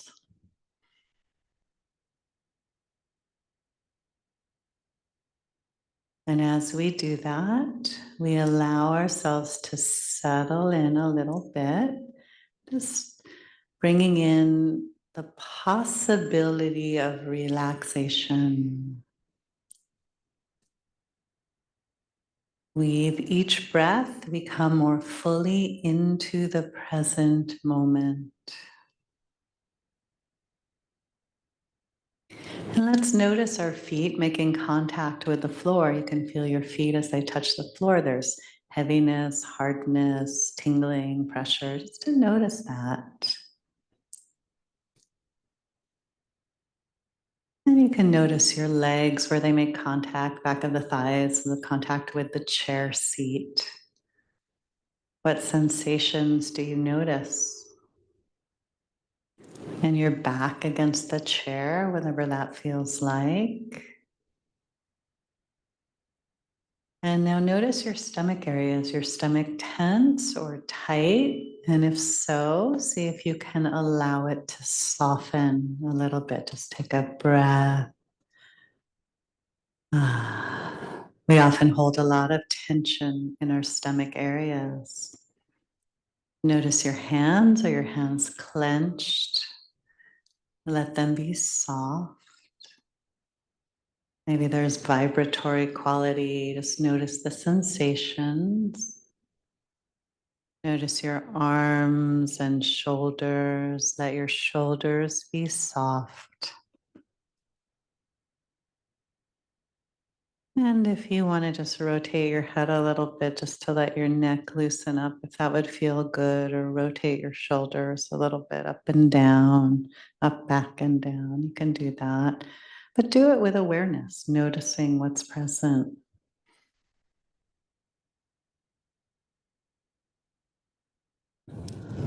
Coming back into stillness and noticing your face. Let your face be soft.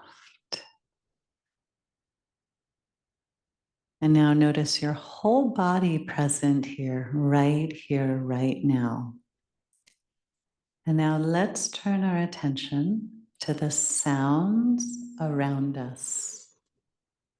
There are sounds in the room, sounds outside the room. There's some sounds that kind of come and go. There's some like ambient sounds. Just listen to the sounds as if you're listening to your favorite music.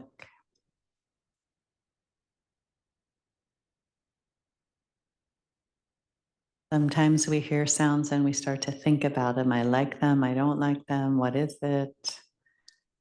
See if you can simply listen with curiosity.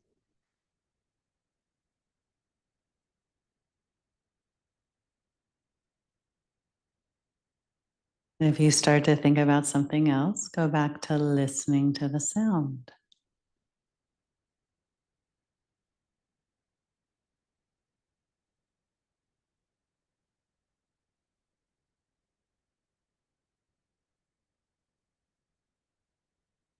As we listen to the sound, is it making you calm? If it is, you might want to keep going with it. If not, you can notice your breathing in your body. Do you feel your abdomen rising and falling? Or chest expanding and contracting? Or the air moving through your nose, tingling, coolness, movement. So if you're enjoying listening to sounds, stay there. If you want to explore your breathing, pick an area, abdomen, chest, or nose. They all work the same, so just pick something. And we'll notice breath after breath, or sound after sound. One breath ends, and the next breath begins.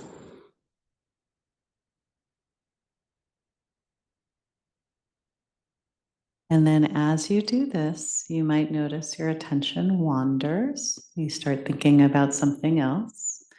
If that happens, you're not doing anything wrong. It's completely normal. When you notice your attention has wandered, just bring it back to the breath or to the listening and do it over and over.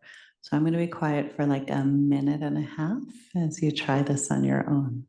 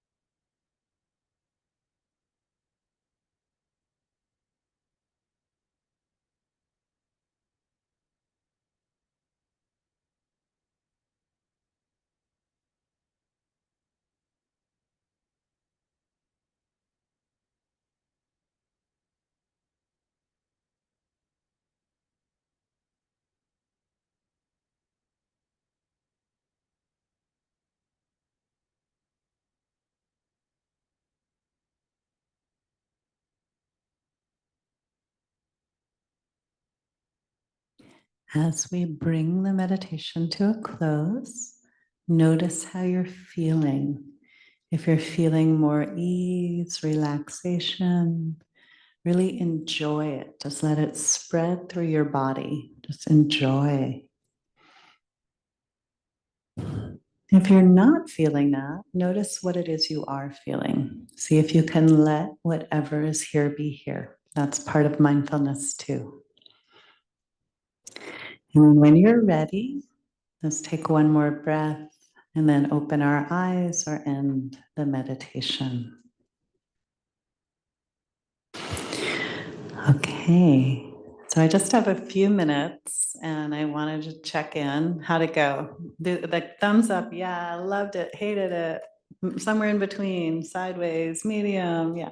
It's gonna be different for everybody. Some of you might have enjoyed it. So my suggestion is if it's something that you like, to incorporate it into your life. And in 1 minute, I'm giving you some resources. And then my next question is, anybody fall asleep or get close?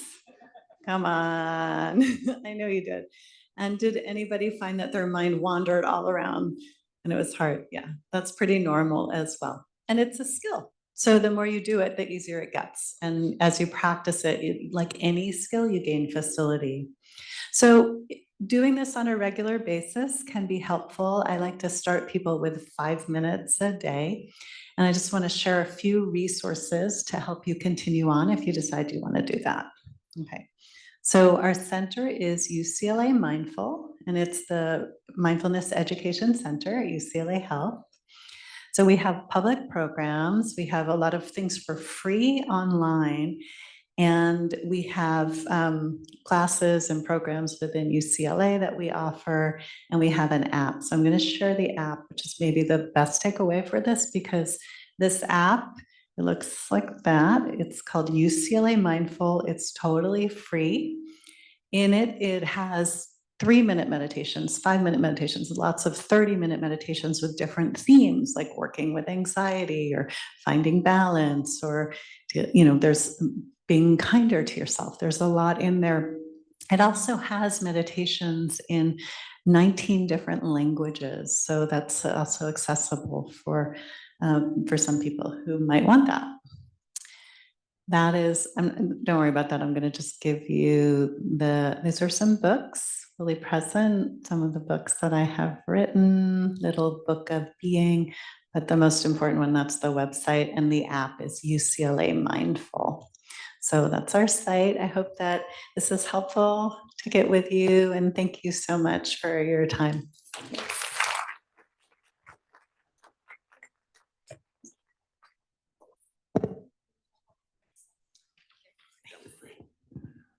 Well, thank you very much, Anna, for joining us today. And I am one of the ones I think almost dozed off, but it was a nice little respite. So thank you for that. Break.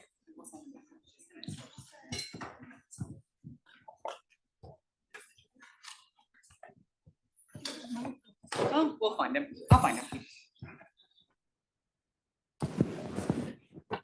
So our next speaker just walked out. The keynote speaker. He's here.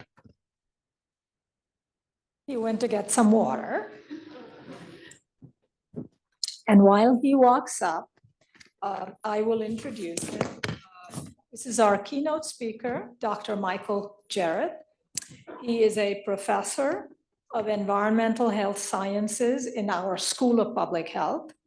He is also the inaugural chair in climate change and public health, and co-director of our Center for Healthy Climate Solutions. He's also Canadian. And American, he reminds me. Dr. Jarrett is an really globally, internationally recognized expert in geographic information science for exposure assessment and spatial epidemiology. For over 22 years, he has done research on characterizing population exposures to air pollution and built environment factors, and also importantly, the social distribution of these factors in our communities and their health impacts. He has also studied how the built and natural environment influence physical activity, obesity, and health.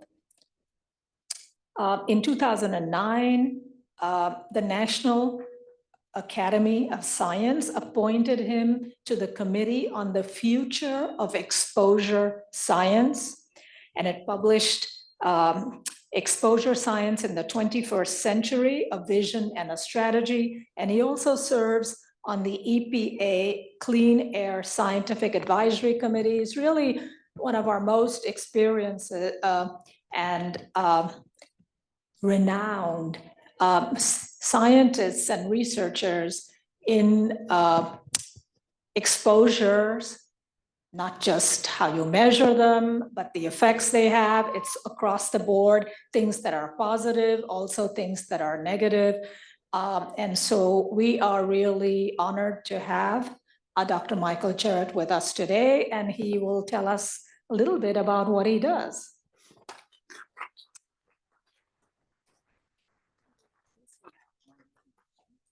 Thanks so much, Dr. Bastani, and thank you for organizing such a great itinerary for the day.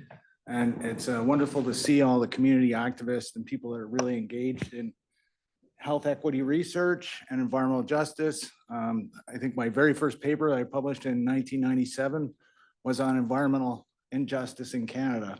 So I've got a very long history of studying community activism and inequalities. And it was interesting, when I first did that paper, people in Canada said, well, we're not like the Americans. We don't have environmental injustice. And we showed them statistically and empirically that indeed it was alive and well in Canada. So what I want to do today is go through a lot of the exposures that climate change is going to exacerbate. And let me start with what I'd call my horrendogram.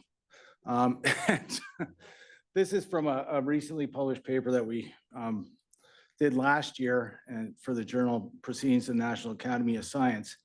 And one point I want to start with is that climate change is a risk multiplier.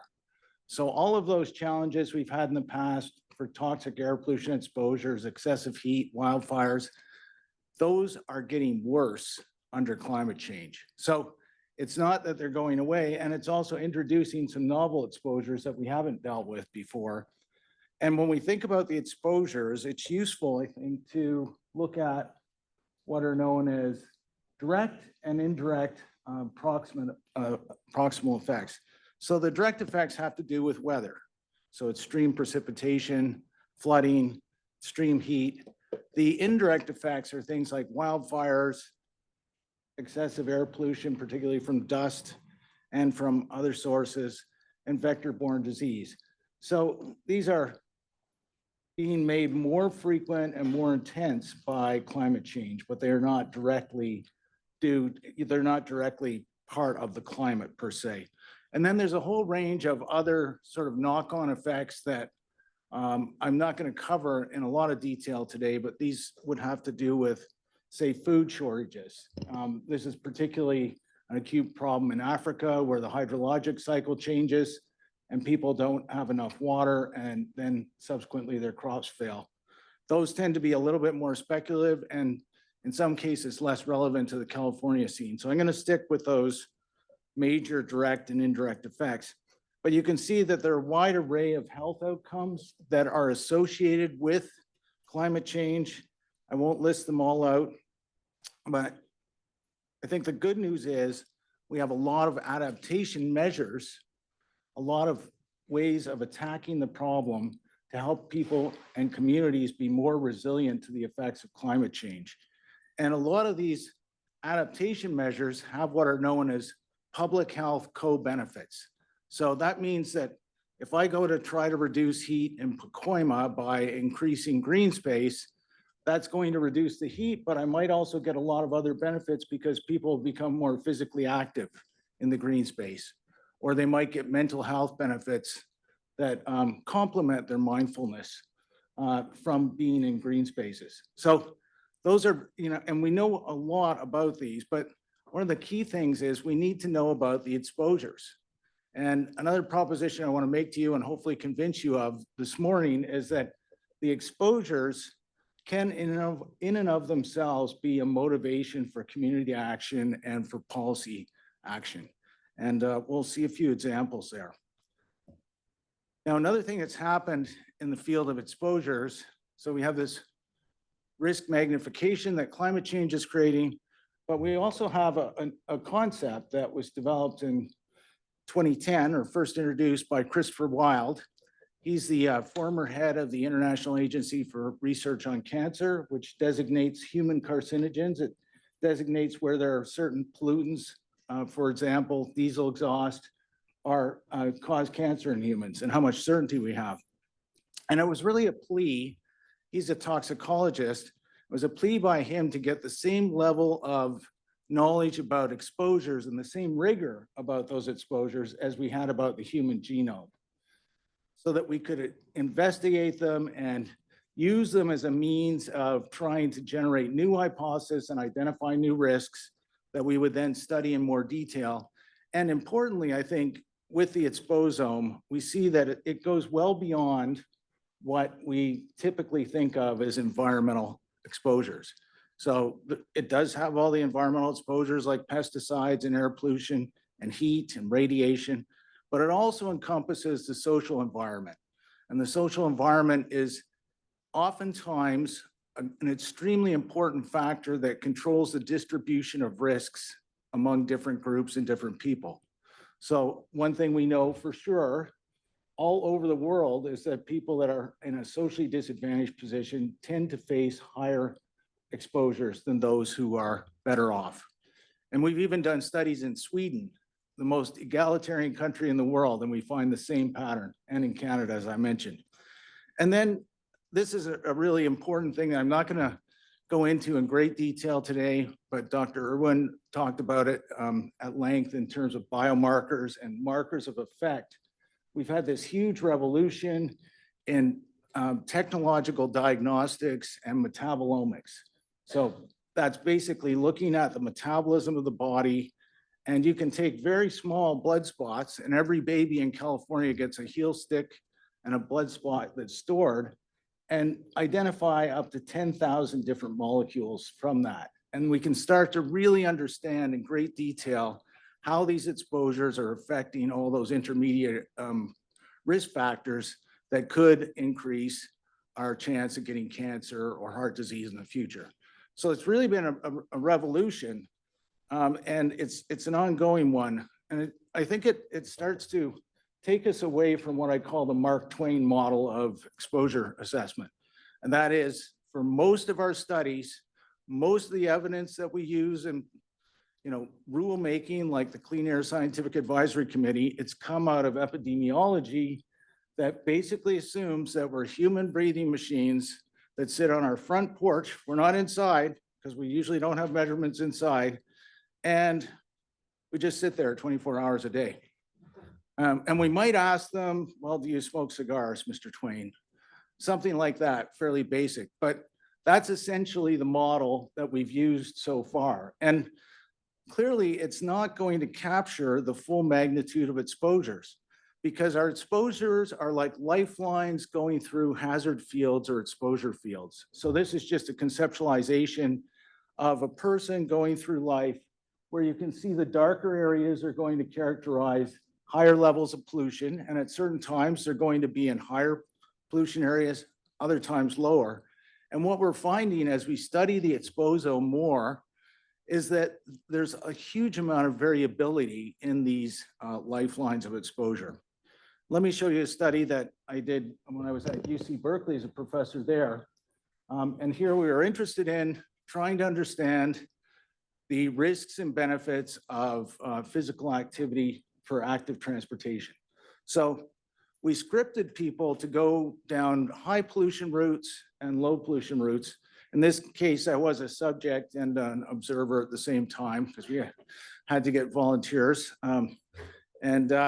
So we loaded up the bicycles with a lot of pollution monitors, and we tested people's lung function before and after the ride. We didn't see a huge impact on lung function, but we did see a huge difference in the exposures. So the purple area here shows these peaks, and this is actually one of my traces. And for people that know Berkeley, this is Ashby, which comes off of major highway, and it's a truck route. And this was 1 million particles per cubic centimeter. So about that big, 1 million ultrafine particles that a person is inhaling instantaneously. And then you can see that even on the low exposure route, when people cross busy roads, there is going to be those bumps, but you can see a much lower level of exposure when we compare it to that high exposure route in purple. Another reason this is important is that it's not just where the person is when they're absorbing the exposure, but what are they doing? So if we look at this, this is the typical inhalation rate for people in different levels of different types of transportation. So bus and car, it's pretty well your base rate, 4.5 liters per minute. If you're bicycling vigorously, it's 37 liters per minute. Or if you're a firefighter who's fighting one of those terrible urban, wildland urban interface fires, you're going to be up even higher than that probably. So your effective dose is going to be much higher, and it depends on where you are in that very heterogeneous exposure field and what your activity level is at that time. So when we think about this, we need to have information on mobility, activity, and the exposures integrated together. And I'm happy to say that it is now possible, and I'll show you some of the sort of new methods that are being used to get at these questions. But I think another important point is that this supplies actionable public health guidance already, right? We know that we don't want to encourage people to bicycle in areas where they're going to get higher air pollution exposure and increase the risk of developing chronic disease. So some of the very simple sensors that are out there, this is a GPS, which gives you pretty good accuracy because it's augmented by what's known as a wide angle augmentation system. So a ground level base can triangulate with satellites. It allows for about 24 hours of logging. And when we combine that with a commercially available accelerometer, so these are little devices that measure physical activity by having little pendulums bouncing up and down as people move through their day, we can characterize their physical activity quite accurately for most common activities. So what we can get from that, if we're interested, for example, in where they're expanding park space is going to improve children's physical activity, we can see that, you know, if the kids are sort of like my kids, they're going to be very sedentary, watching TV at home, sitting on their computer maybe. But the children go out and they hit the park, and you can see that their moderate to vigorous physical activity just explodes when they're there. So it allows us to start building these closer to causal arguments. You know, association is not causation, but to see that very tightly bound intersection between physical activity and their location starts to give us more information about the possible health benefits of parks. Now, all that's very good, and these sensors are quite reliable. The problem is you need to have professionally trained research staff go out and give them to people. You can't just say, oh, here's, you know, $1,000 worth of equipment. We want you to carry it around for the next few weeks and bring it back to us. And, you know, we've also had things happen where people exchange, you know, mom and their daughter will exchange their instruments. So why is this person driving to downtown LA every day when they live in Chino Hills and they go to school there?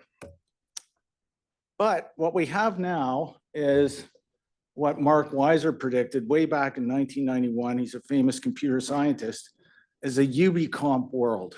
We have ubiquitous computing that surrounds us all the time. And this means that our everyday lives are embedded with computational technology. And the biggest ubiquitous technology we have is the cell phone. There are now more than 7 billion cell phones on the planet. So we have a cell phone for every person on the planet, not necessarily evenly distributed. And the last time I checked, about 2.3 million of those were cell phones that were smartphones, which are better computers than what I used to use in ancient times when I was in graduate school. So, and I think this is something we sort of, it's so embedded in our lives, we don't realize that these phones have a tremendous capability to sense a lot of things. They have cameras, temperature, humidity. Some of the better phones have barometric pressure. You can measure heart rate. They have a microphone for noise. They have a global positioning system for location. You can measure things like your oxygen level in your blood and ambient light, proximity to others. All of these are very important for trying to characterize that exposome. So let's take a look at what is possible now with this. And I'd like to break it into two areas. One is what I'd call opportunistic sensing. So this is where we're just going to get permission from people to have us use some of the features that are on their cell phones anyway. So that's going to give us things like GPS, physical activity, whether they're walking or biking. But if we get people to participate, we can then begin to say, well, what's your mood now? And maybe it's true after we did our mindfulness thing, our moods would have changed. We could have tested that and sent you a survey, or we could look at whether somebody's got Alzheimer's and their gait is going down and it looks like they're headed for a fall. We can also use the phones as a base station. The way that we store and transmit information from other sensors like air pollution sensors, for example, or blood pressure or sleep. And then finally, there are standalone sensors, which I'll talk about, that are evolving very rapidly. Microsensors that really, 10 years ago, we had no opportunity to deal with them in that way. So this is from a study I did with colleagues in Barcelona. And at the time, it was the first study in the world to look at how you could use cell phones to improve exposure assessment. And it was fairly small, but we went to the National Institutes of Health and got a bigger multi-million-dollar grant to expand it. So I'll show you a little bit from both of those studies. But basically, we developed a cell phone tracking system that could measure physical activity on the phone. And that was developed by my colleague, Edmund Cito, who's now at the University of Washington. And then we had people write down their activities, and we put other sensors on them that could measure their galvanic skin response. So it's a measure of their arousal or stress. And there's our accelerometer. So we could compare it against the best instruments that we had. And we also combined this with pre-existing surfaces of pollution exposure. So we had the pollution exposures, then we had the movement of people through the environment. We looked at whether they were indoors or outdoors, so we could assign pollution exposures. We had the hour of the day, so we had their background pollution levels. And this allowed us to infer their personal pollution exposure from the phones that accounted for their activity level, so that we actually got an inhaled dose of air pollution on each one of our participants. And this is just one person going about their 5 days. And you can see people are very active. They're moving around. So if we just took that Mark Twain model of exposure, we'd probably be completely wrong. And we can also see that their metabolic activity, that the darker areas show where they're more active, that is changing a lot too. So again, that could influence their exposures. And what did we find? Well, we found that when we looked at the time spent, you could see that, it's about 59% in the home, 21% at work. There is sort of a bigger area, I call it the tapas effect in Barcelona, where people go out more often than we do. So they have a little bit more time in these other locations than we would in the US. But then when we look at the time-weighted concentrations of pollution, we start to see that work is more important than just looking at the time spent. And that has to do with their physical activity. We also see that the travel goes up. And then when we actually look at the inhaled dose, we can see that work drops back down, home stays about 20% less, and it's the travel time, because a lot of people in Barcelona walk or bike to work. So they're active and they're inhaling more. So if we're trying to, target and calibrate our public health messages in a changing climate, it's very important for us to know how we're going to get people to be physically active without actually increasing their doses of pollution, because that would be defeating the purpose, right? We don't want to have them inhaling more adverse pollutants when they're trying to do something good for the environment to reduce climate change emissions by walking or biking instead of driving. So we looked at this for two common pollutants, nitrogen dioxide and fine particulate matter, both of which have very established evidence basis on health effects. We can see that the home-based exposure consistently underestimated, and it underestimated by about 20%. So we're going to be way off if we take that into our public health investigations and we try to understand health effects just based on the Mark Twain model. One thing I didn't realize when I started working with these data is that the data get very big very fast. So just our little study with 174 people, well, it wasn't that little a study. For this kind of study, it's pretty big, but we had almost 11 million observations in 1 week. If you ramp that up and you want to track 1 million people, you're talking about, 60 billion. So a really huge number. This is another approach that we've taken that I think is promising, and that is to use commercially available activity tracking. And you saw Dr. Irwin talk about the Fitbit. That's one of them. But a lot of them are available on phones. And this too gives us a lot of data. But here we can begin to characterize somebody's routine activity space. Because most of us, get up and we go to school, work, we come home, we might be go to the fitness club. And once in a while, we might be lucky enough to come to the California Endowment for a nice meeting, but most of the time we're inhabiting these activity spaces. So we've been doing a lot of work on how you actually convert that into something that you can use to calibrate public health messages about exposures, and you can see the person moving through the environment here. And these are just different ways of statistically pulling out the areas that they're most commonly in. It's a very active area of research. It hasn't been resolved yet. But when we take that data, we can really hone in on some critical questions and put the science we need to really inform policy and advocacy.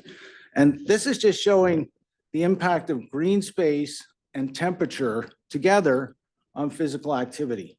So lower levels here, I won't bore you with all the details about step counts and accelerometry pulses, but lower is lower activity. And here we've got temperature going up. And in areas where there's not enough green space, we can see, and this is from Los Angeles, that people exercise less when it's hotter out.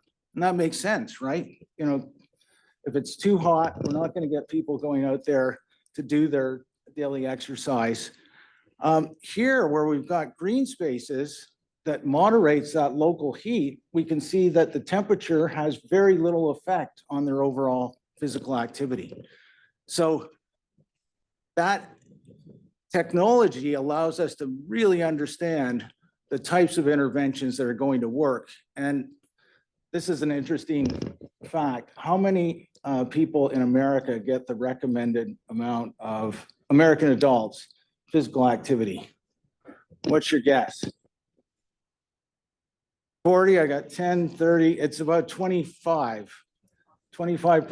So 75% of the people don't get enough exercise. And if we don't design and redesign our cities to deal with the onslaught of heat that's about to happen and is already happening, we're going to see that number even shrink further. So we're not going to have enough people getting exercise. We already don't. It's an epidemic of physical inactivity. We don't want to make that worse with climate change. So we need to think of how we can design cities. And this is just one example of how these types of exposure assessments can really help us to develop a convincing evidence base. And then this is from my colleague at Imperial College London, Audrey de Nazel.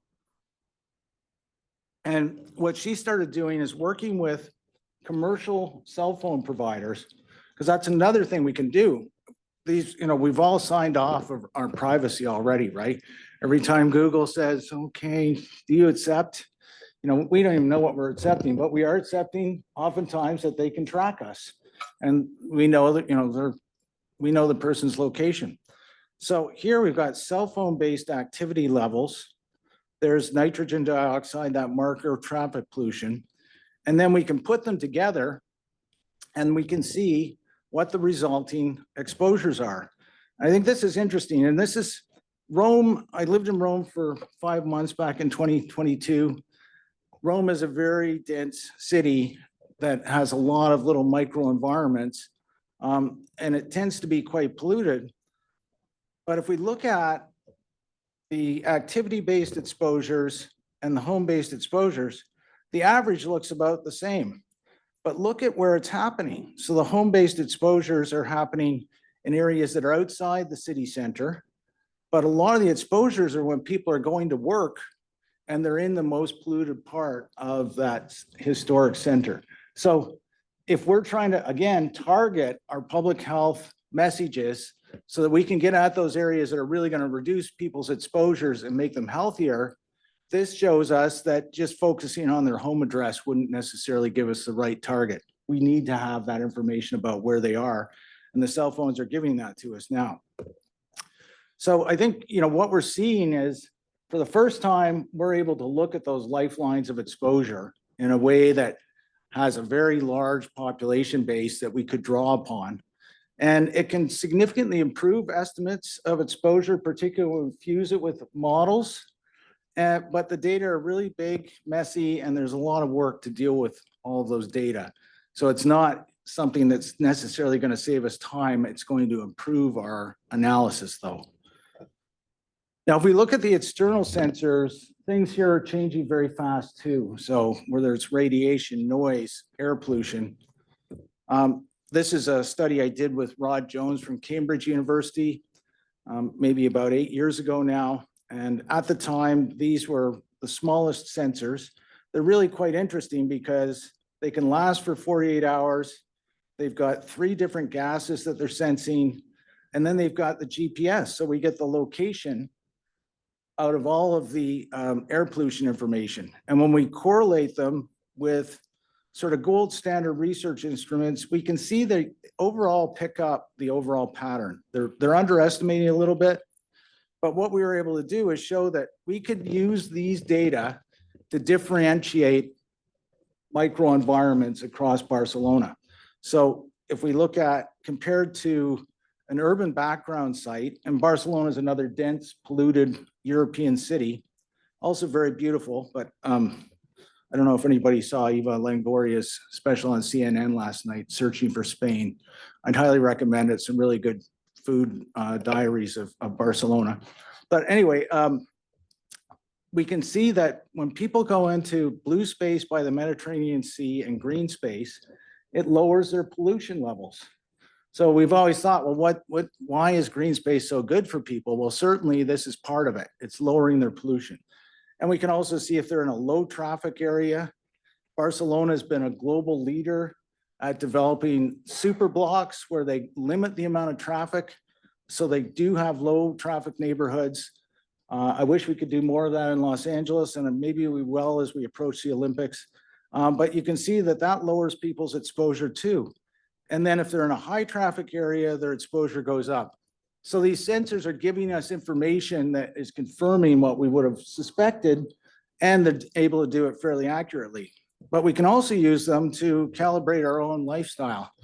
And as much as I'm an air pollution scientist and an exposure scientist, I really like a good fire around, the holidays. So I don't have a fireplace anymore, but this was my house in Berkeley. And I collected a bunch of twigs. There had been a windstorm and they were wet. So these are the exposures that happened when I had wet wood. There's my bicycle commute on a busy street. And then this is another fire without having an eco log. And then I looked at these data, I thought, I got to stop doing this. And my son has asthma, not a good idea, right? So I started getting eco logs, and you can see how this kind of information can allow you to adjust your own personal exposome and try to lower it. And I think that's a very powerful message for people, that there's very good information that they can get out of this to protect their own lives. And now you can buy HEPA filters, which filter the air in your house, but they have their own pollution sensor on them. So you can set it so it reduces the pollution automatically. And I think that's another thing that, when we look at the sensors, it's really changing the way that we think about our exposures and what power we have as individuals to control them. Community science and ubiquitous sensing has really come into its own. And what I found in working with communities over the last 20 years or so with these sensors is they're very interested and attuned to their own environmental exposures. And they often know more about their exposures than we will. And it gives them a motivation to really help with the studies. And they represent this huge resource that having community engagement and that bidirectional flow of information is absolutely critical for the scientists to get the best information possible. And here, this is in Imperial Valley, and I don't know how many people have been to Imperial Valley. It's in the south, so a few, but it's kind of an unusual place. They've got a lot of agriculture. They burn crop residues. They have the Salton Sea is there. The Salton Sea is drying out, so they have a lot of dust storms. And I didn't know much about the exposures until they, took us around. Comité Civico de Valle took us on these tours, and we had all these community workshops and really found out what the concerns were in those communities. And then we were able to enlist like whole classes of high school and middle school students to help us with our science. And these are just some of the challenges that they face. They've got crop burning that's occurring right beside residential areas and schools. And they have these huge dust storms, which are becoming more frequent. That's another climate change exposure, unfortunately, when we have a lot of water come down in storms and then it droughts, it loosens up the soil moisture drops, and the chance of having these wind-driven dust storms goes up. So we installed a whole network of pollution monitors. So you can see the gray ones were the government's existing monitors, and they had 4 of them. So we put in about 28 monitors. And what we said to the community is, you get to pick half of them, and then we pick the other half based on the science. So it was an even split. And these are, some of the people that really helped us out, and they're professional at their trade too. So they were much better at they came up with much better ways to deploy these monitors than we would have ever done. But what it allowed us to do is get very fine scale mapping of pollution and dust in the valley. And there you can see the Salton Sea. So with our new network, this became a means of detecting those episodes that the community was concerned about, the dust storms and particularly crop burning, because crop burning is a modifiable activity, right? So we found that there were about 1,426 episodes of very high pollution. The government monitors only detected 703, so less than half. So this gave the community a lot more information about how they could advocate to improve the air pollution conditions in their community.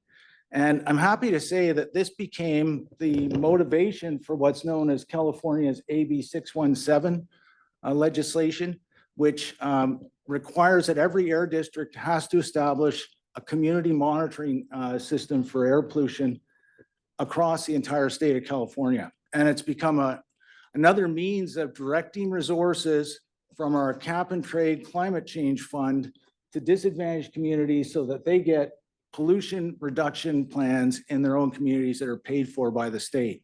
Now, there are a lot of issues with the way it's being implemented, and it doesn't have enough money, but nevertheless, it's a very important program, and it started with the community work in the Imperial Valley, which was led by my friend and colleague, Dr. Paul English.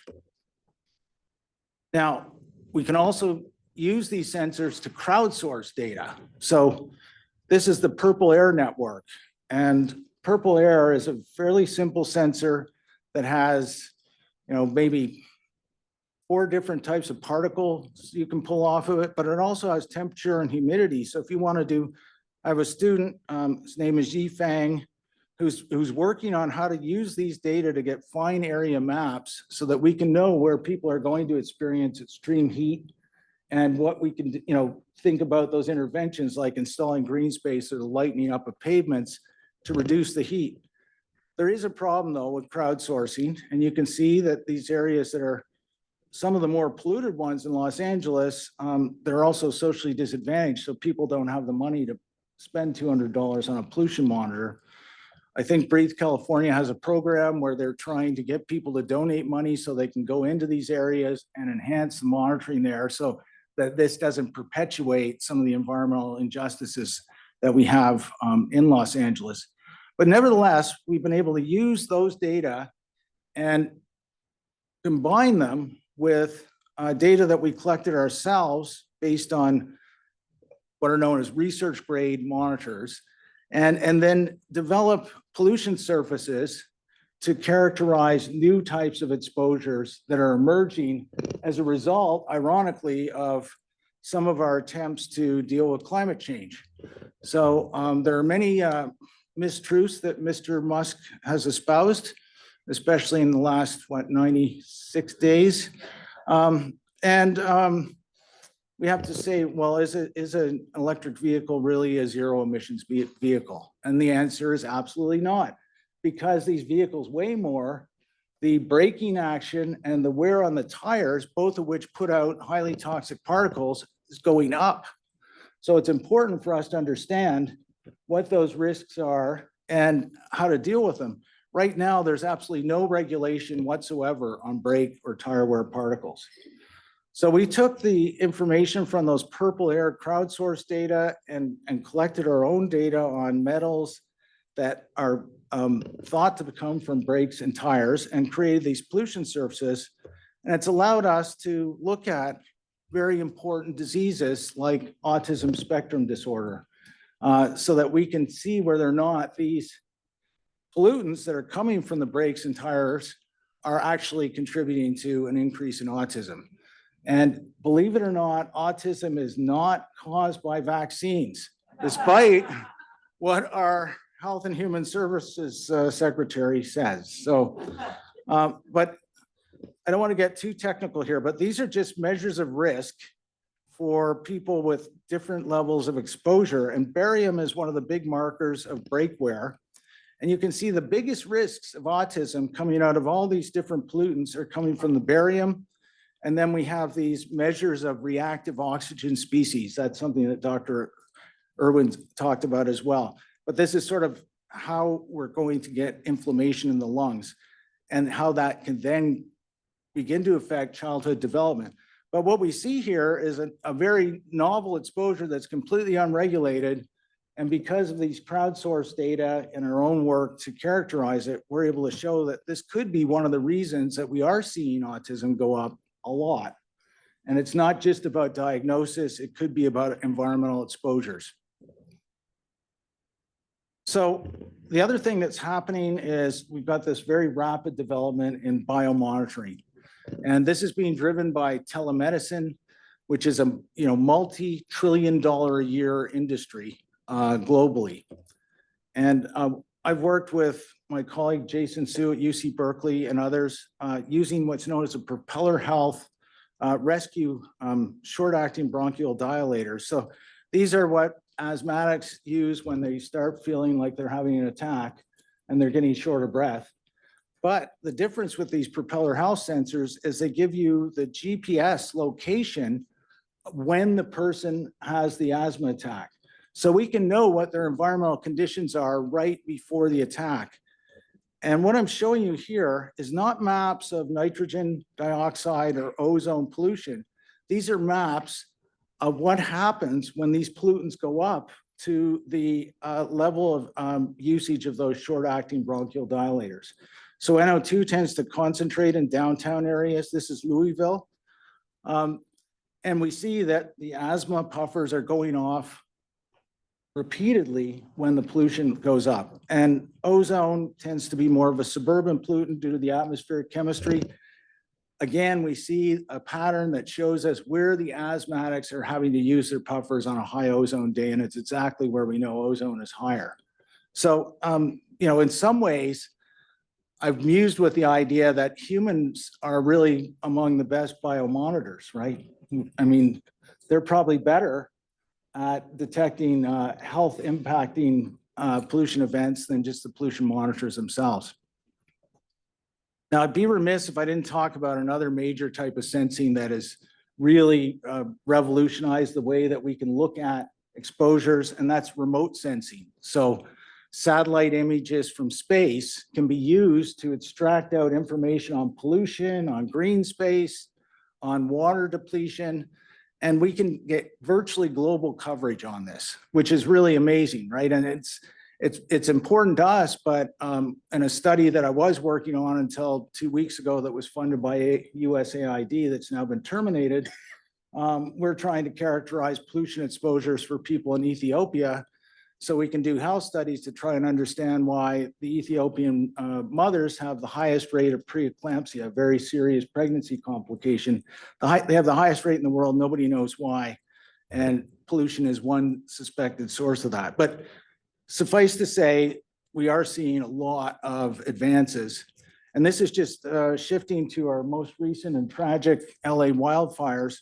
And this was a study that was led by my colleague, Mary Marlier. And you can see we're able to track the plume very accurately from space. And then we correlate it with those purple air monitors and government monitors, the bigger dots, so that we can show that a lot of people, it wasn't just people living in the burn zone, but it's millions of people across LA County were exposed to high levels of pollution. And we're using that, and this is a study that's being led by my colleague here, Yifeng Zhu, and I've been working with her staff quite a bit on this as well. So we're using the microsensors now to try and characterize what were the exposures during those wildfires.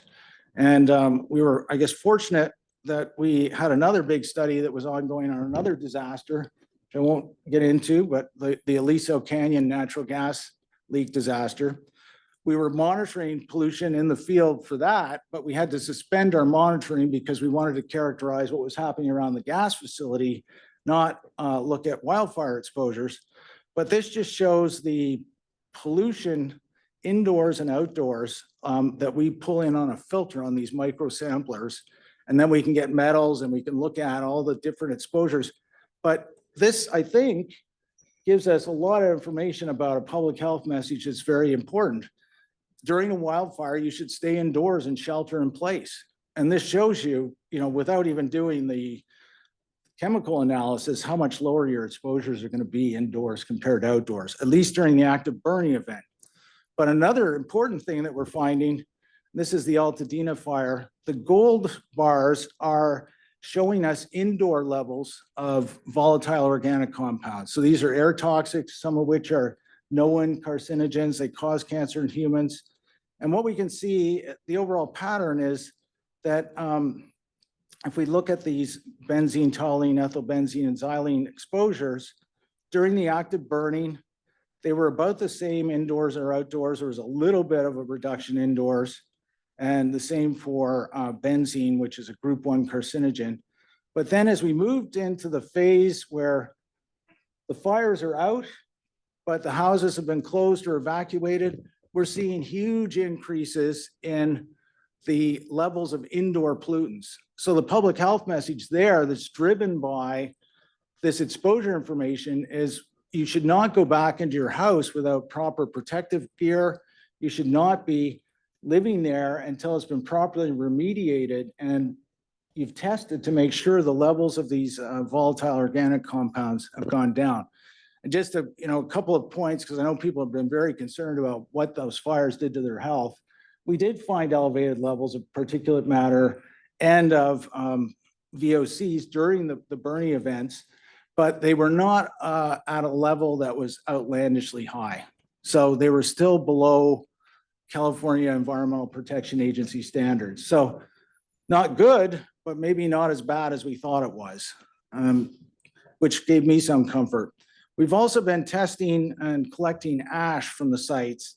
And there's a lot of concern right now about what's in the soil. The ash is one marker of that. Chromium-3 occurs naturally in California soils. Under intense heat, it converts to chromium-6, which is a group 1 carcinogen.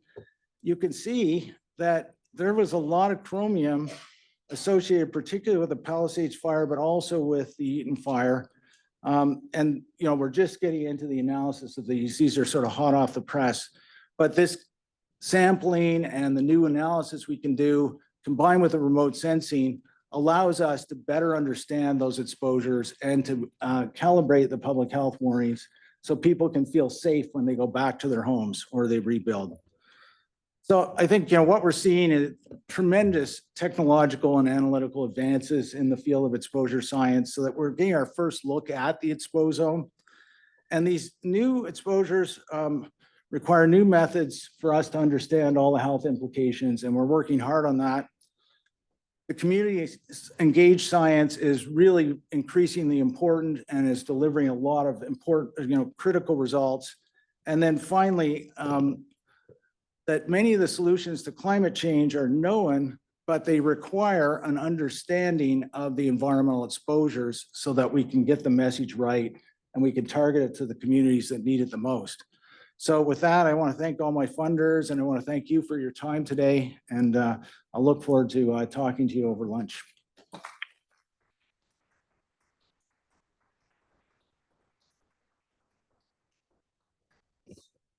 Yeah. Are there any questions? Great.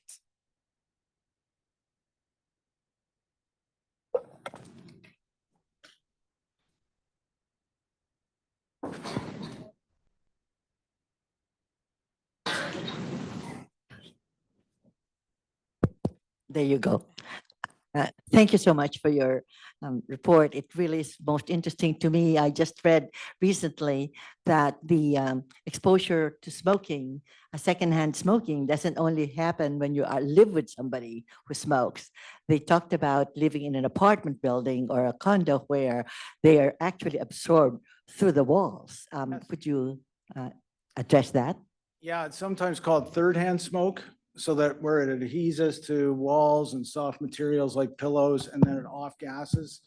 And in some European countries like Sweden and Denmark, they've banned smoking inside of any rental unit entirely.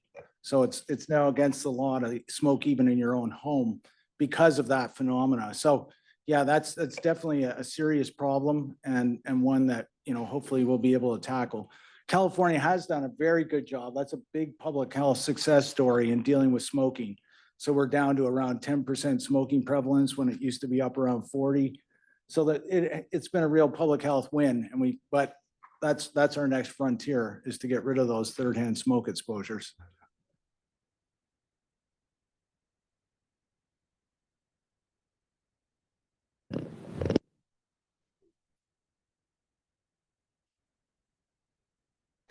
Hi, thank you.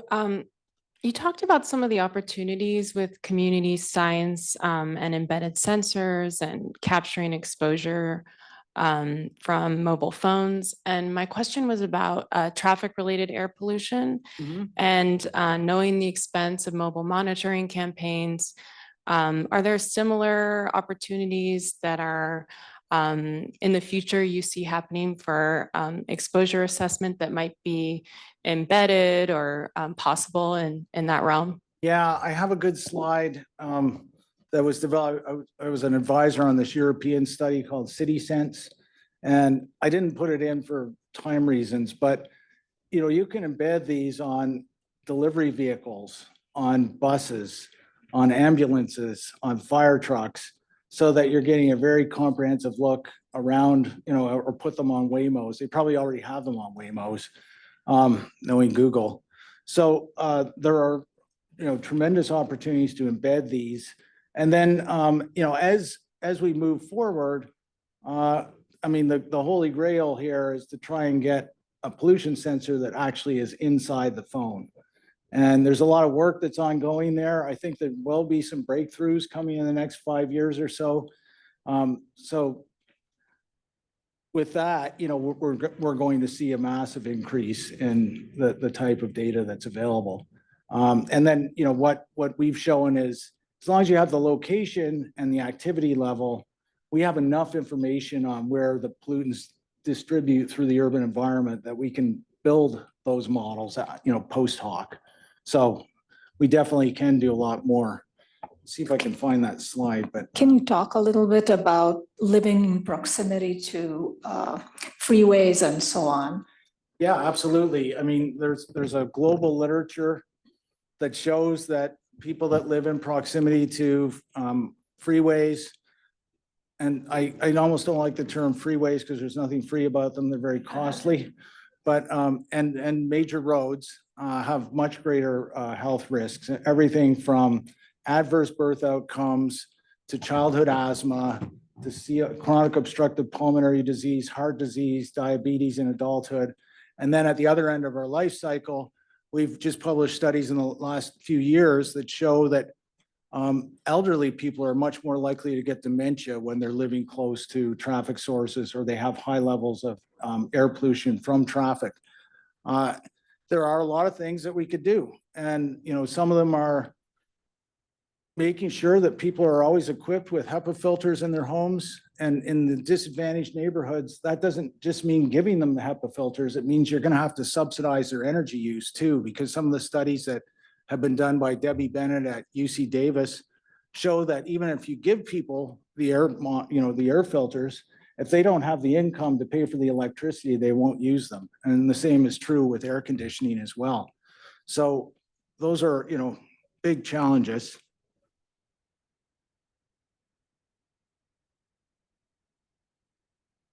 But we are, let me also, I don't want to, just as a rejoinder, the electric vehicles too, I think there are ways that we can make electric vehicles very safe. And we just need to take action on that. And they are overall an improvement on the near source air pollution because they're not putting out the tailpipe emissions. So I should probably mention that as another development. Hi, in Wilmington and Carson, there's 2 refineries that are going to be closing, and but there's still going to be other refineries still active in that area. I'm wondering how could we track like any kind of change in the air quality, and also with closing those refineries, is it going to be like an automatic like improvement, or is this something over time? Is there something still lingering? What kind of remediation would need to be done in that case? Yeah, sure. And my colleague Lara Cushing, who's a professor of environmental health science at UCLA, she had until last week a grant that was designed to look at the health benefits of closing refineries. And it was going to look at some of those refinery closures that you've mentioned, I think the one in Carson, and then 4 others that are in the Central Valley and going up into the Bay Area. It was canceled. So, I mean, yes, we have the models that we can look at when to look at reductions in pollution. We can also set up those monitors and try to see what happens before and after. There are a lot of things that we could do to look at the health benefits of closing refineries. And, I think we would expect to see fairly rapid improvements in health once they're closed. So once those emission sources are gone and nobody's getting exposed to respiratory irritants, those particularly sensitive people like asthmatics are going to see reductions in their symptoms happen very quickly. For some of the other exposures, it may depend, if there have been metals that were emitted during the refining, and then those have gone into the soil, those are a harder contaminant to deal with because they flow through water, soil, air, and they sometimes get resuspended. So those we might not see as an immediate benefit, but in general, you're going to see very rapid benefits. And we did a study on the Goods Movement Action Plan that the Air Resources Board did in 2007, 2008, and we looked at people that had one of 6 chronic diseases like diabetes or COPD, and looked at it before and after, people living near the ports and near highways. And what we found was there were big improvements in people that had asthma and COPD, and those happened within the span of a year. It took about 3 or 4 years to have their levels come down in terms of their health response to the people that were living in background areas that were not influenced directly by the port traffic.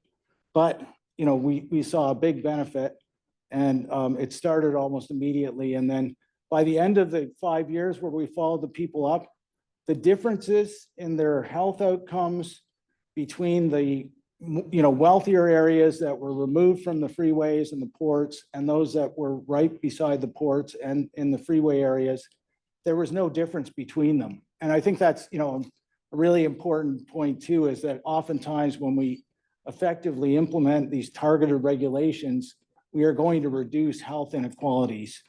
And, that's certainly a long-term goal that most of us in public health would want to aspire to.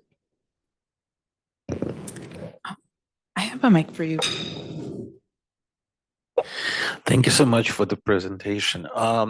Several times throughout the day, we've heard about indoor pollutions. What are the main sources, in your opinion? What can we actually do, and what can we recommend for tenants, for example, to do to protect themselves from the most egregious cases of indoor pollution? Thank you. So I mean, every year I get my students in their fundamentals of environmental health science course to take home some of the sensors. And you can see that a big factor that controls a lot of the indoor air pollution is the cooking event. So, when people start cooking, and it very much depends on the type of cooking that's being done and whether it's a gas stove or not. And you can calibrate sauteing meat is about the worst thing you can do. And yeah, I've seen really outlandishly high levels of indoor air pollution from people doing that. Where one of my students said, yeah, my dad really likes braising meat, and it was just off the chart, the levels of pollution. Certainly, like, people think vaping indoors is safe. It's not. That's another thing that, when my students will admit it, that they've been vaping indoors, that, you see the pollution levels go way up. The natural gas stoves are an ongoing source, and not just when they're ignited, where they put off particles, but most of them leak. And when they leak natural gas has benzene and toluene and xylene in the matrix of the hydrocarbons. So we've been doing studies with PSE Energy and finding some pretty outlandishly high levels of benzene in the natural gas in Southern California. There's a big movement afoot to replace natural gas stoves with electric ones. And we have an ongoing study. We're trying to supply the information with people from Lawrence Berkeley National Lab, where we're intervening in households where they have an asthmatic child, and we're trying to see whether or not, if we give them a new stove and all the pots and pans that you need to cook on an induction range, will that reduce the pollution indoors, and will it then improve the asthmatic symptoms? Because as we've seen, this has become a hot button issue, right? That there are people like Senator Cruz from Texas saying, you can take my gas stove out of my cold, dead hands, just like Charlton Heston used to talk about guns. So those are some of the big sources. Other sources are from the outdoors, so there's the ventilation, and particularly when we have these wildfire events, that's a major source of indoors. And as we saw, it could go on for months after the fire. Can take one more question, if there is one.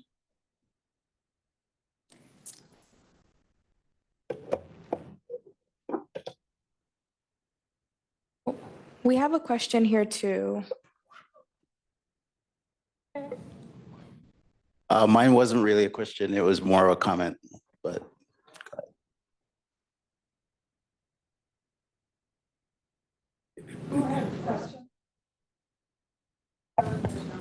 Mike is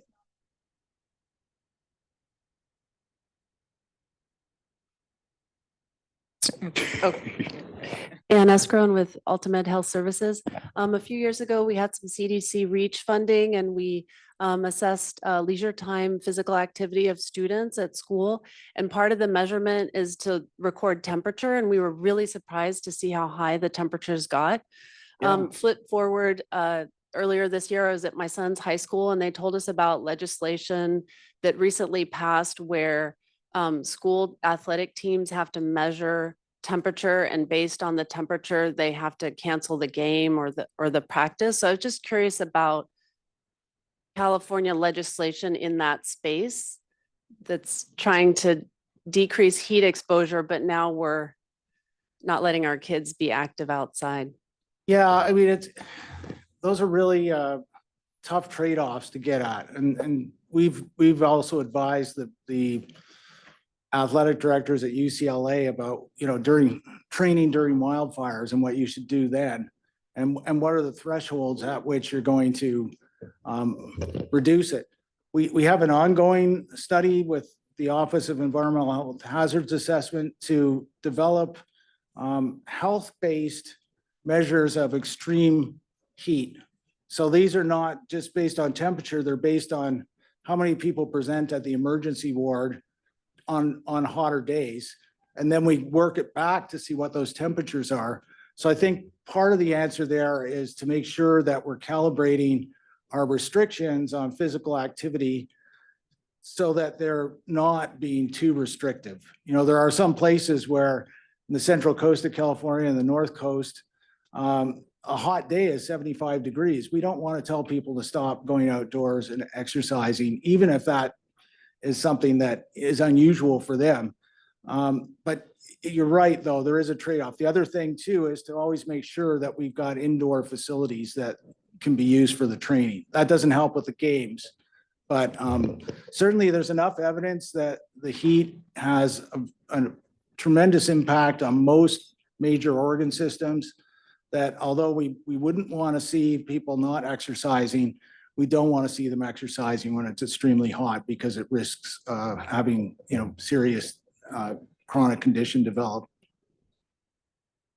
Last comment there, and then we take a break for lunch. Yeah, thank you. So it's basically based on the question of what you can do for indoor air pollution. And you mentioned a lot about cooking stoves and gas stoves. And one of the issue that I've actually personally experienced is accidentally the pilot for the ovens. Yeah. They go out, and is that the main source of leakage that you're talking about, or is it actual cooking with the flames?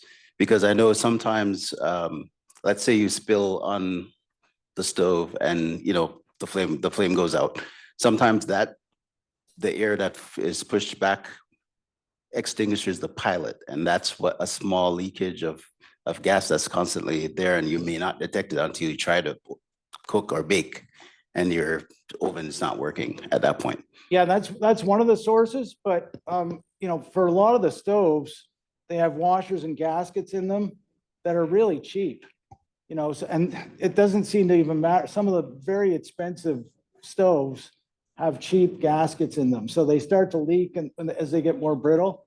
So it's not just about the pilot light, it's also about all those routine leaks that are going on.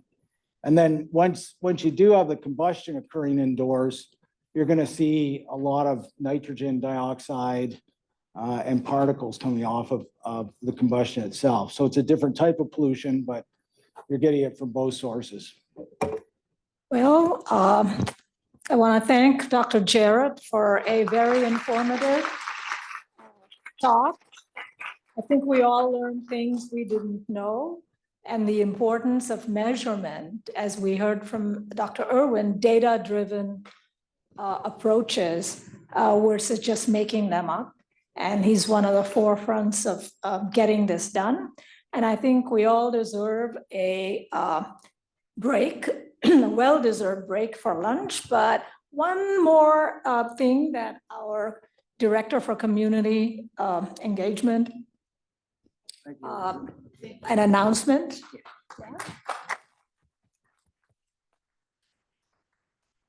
Thank you, everybody, for your participation this morning. It's been a great day so far.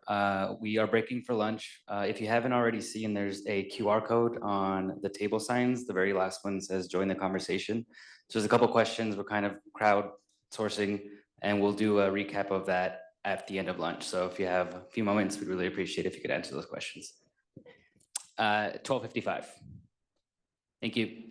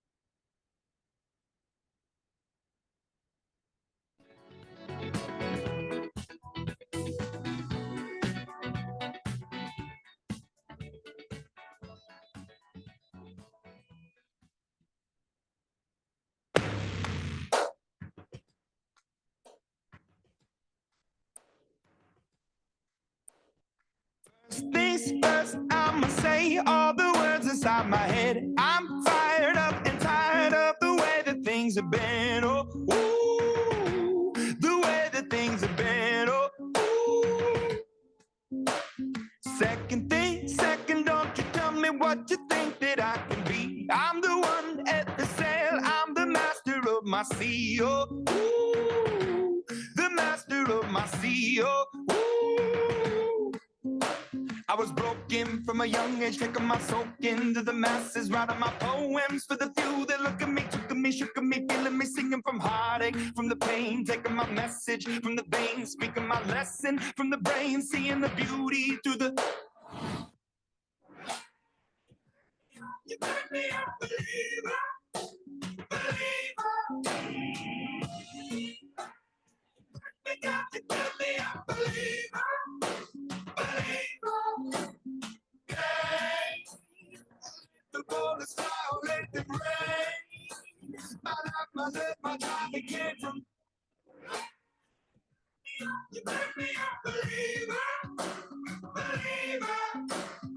Third things turns and a prayer to the ones up above. All the hate that you've heard has turned your spirit to a dove. Oh, ooh, your spirit up above. Oh, ooh.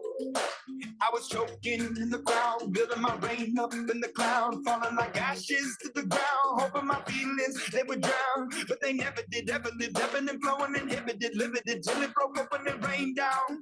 It rained down like.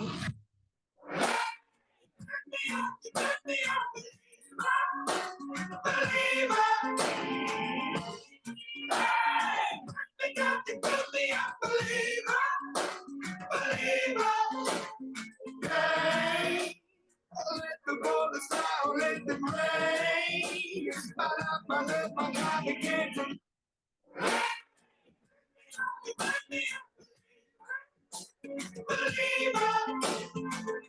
These last by the grace of the fire and the flames. You're the face of the future, the blood in my veins. Oh, ooh, the blood in my veins. Oh, ooh. But they never did, ever lived, ebbing and flowing, inhibited, limited, till it broke open and rained down. It rained down like.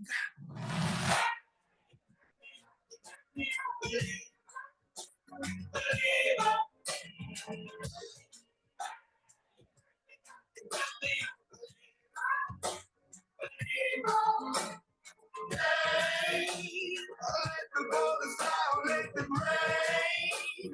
My love, my love, my God, it came from. Me a believer, believer.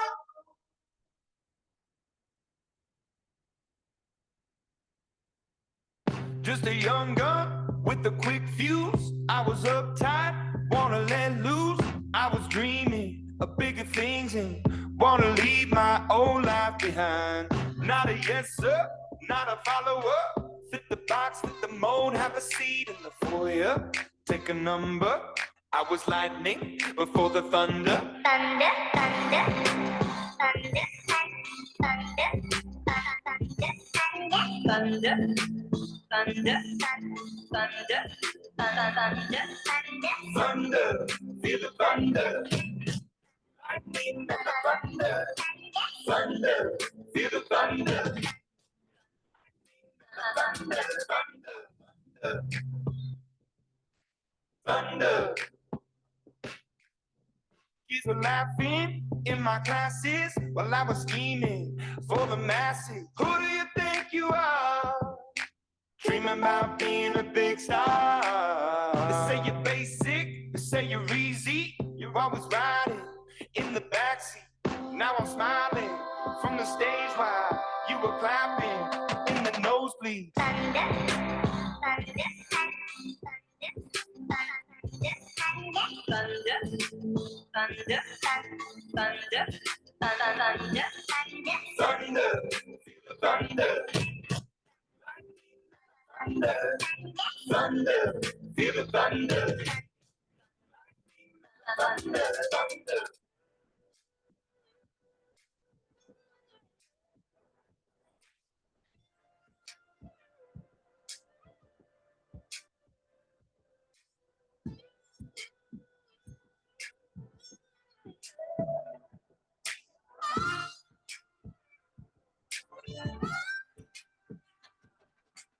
thunder, feel the thunder. Lightning and the thunder, thunder, thunder, feel the thunder. Lightning and the thunder, thunder, feel the thunder. Lightning and the thunder, thunder, feel the thunder. Feel the thunder.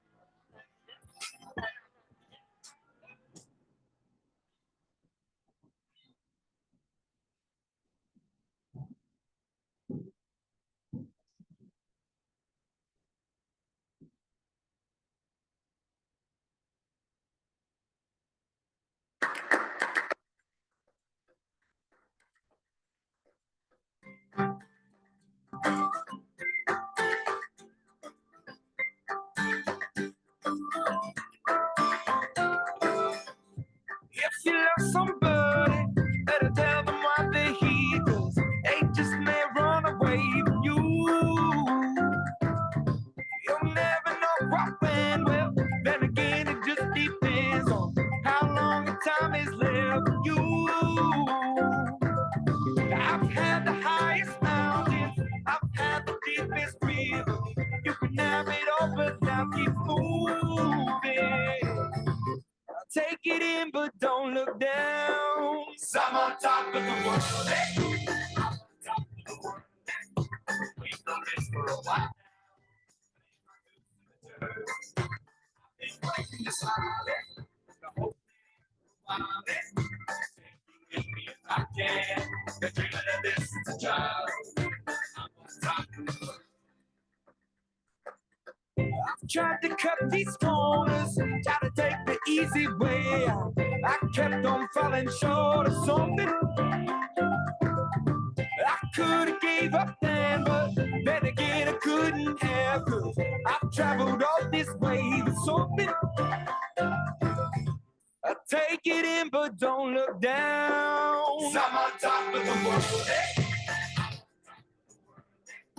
We've done this for a while now.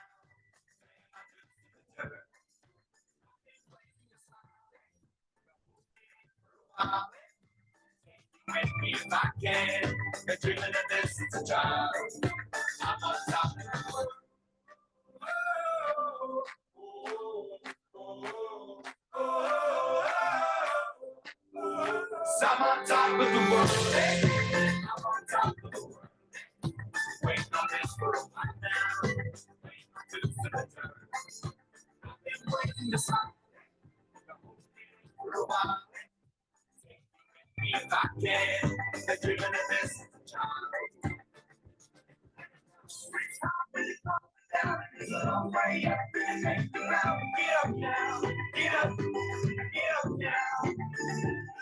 It's always hard when it's falling down, and it's a long way up and make the round. Get up now, get up, get up now. I'm on top of the world. I'm on top of the world. Wait for this for a while now. Hey, my new speaker. I've been waiting this long. I'm only after a while.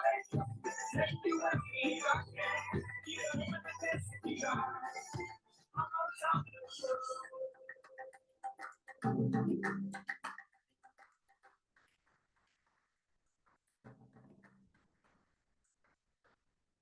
Lately, I've been losing sleep, dreaming about the things that we could be. But baby, I've been praying hard.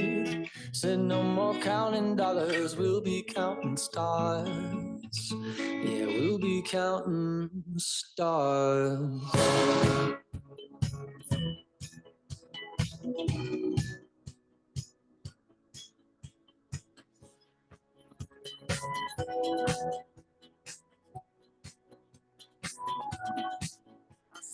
this life like a swinging vine. Swing my heart across the line. In my face is flashing signs. Seek it out and ye shall find. Old, but I'm not that old. Young, but I'm not that bold. And I don't think the world is sold. I'm just doing what we're told. Something so right, doing the wrong thing. Something so wrong, doing the right thing. I could lie, could lie, could lie. Everything that kills me makes me feel alive. I've been losing sleep, dreaming about the things that we could be. I've been praying hard. Said no more counting dollars, we'll be counting stars. Lately, I've been losing sleep, dreaming about the things that we could be. Baby, I've been praying hard. Said no more counting dollars, we'll be counting stars. Hey.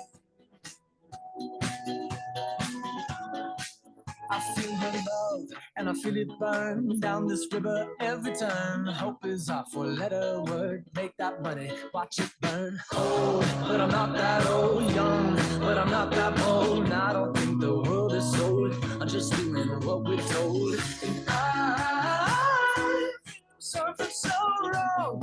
We're doing the right thing. I could lie, could lie, could lie. Everything that drowns me makes me wanna fly. Hey, I've been losing sleep, dreaming about the things that we could be. Baby, I've been praying hard. Said no more counting dollars, we'll be counting stars. Lately, I've been losing sleep, dreaming about the things that we could be. Baby, I've been praying hard. Said no more counting dollars, we'll be counting stars. Oh, take that money, watch it burn, sing in the river the lessons I learned. Take that money, watch it burn, sing in the river the lessons I learned. Take that money, watch it burn, sing in the river the lessons I learned. Take that money, watch it burn, sing in the river the lessons I learned. Everything that kills me makes me feel alive. I've been losing sleep, dreaming about the things that we could be. I've been praying hard. Said no more counting dollars, we'll be counting stars. Lately, I've been losing sleep, dreaming about the things that we could be. Baby, I've been praying hard. Said no more counting dollars, we'll be counting stars. Watch it burn, sing in the river the lessons I learned. Take that money, watch it burn, sing in the river the lessons I learned. Take that money, watch it burn, sing in the river the lessons I learned. Take that money, watch it burn, sing in the river the lessons I learned.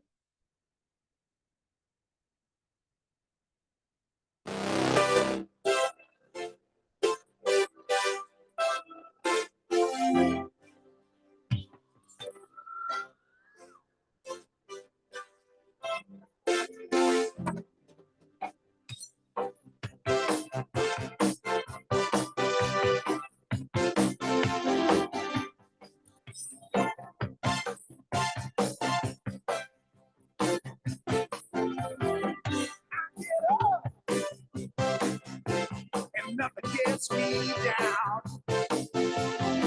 You got it tough. I seen the toughest around.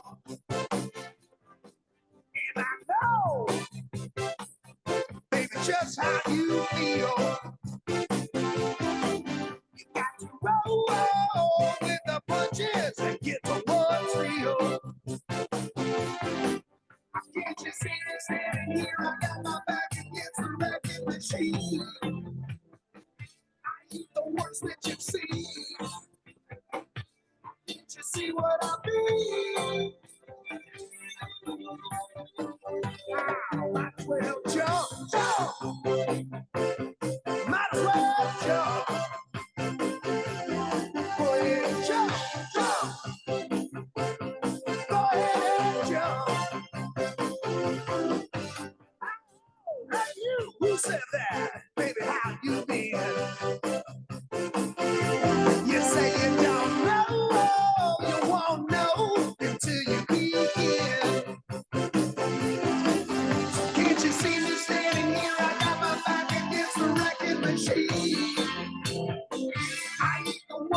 See, can't you see what I mean? Might as well jump, jump. Go ahead, jump. Might as well jump, jump. Go ahead, jump. Jump.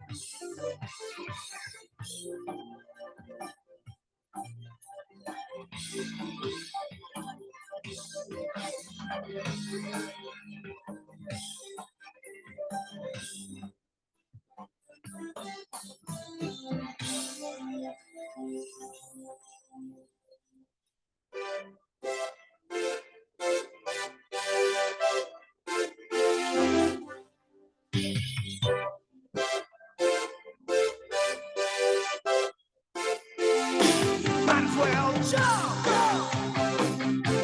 Go ahead, jump. Jump. Go ahead, jump. Jump. Jump.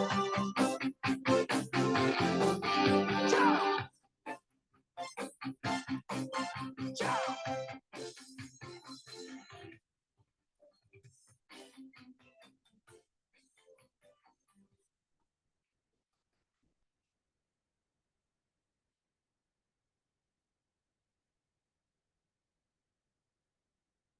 We built this city. We built this city on rock and roll. Built this city. We built this city on rock and roll.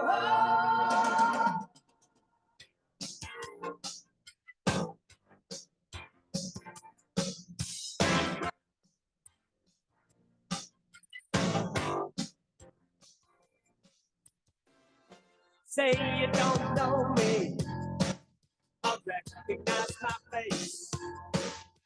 Say you don't care, it goes to that kind of place. Knee deep in the hoopla, sinking in your fight. Too many runaways, eating up the night. Listen to the radio, don't you remember? We built this city. We built this city on rock.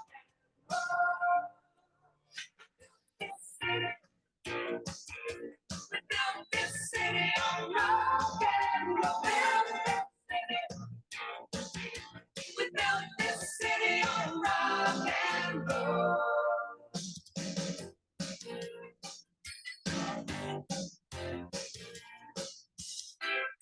Someone always playing corporation games. Who cares? They're always changing. Corporation names. We just want to dance here. Someone stole the stage. They call us irresponsible. Write us off the page. Story plays the mama. Listen to the radio. Don't you remember this city? We built this city on rock and roll. This city. We built this city on rock and roll. We built this city on rock and roll.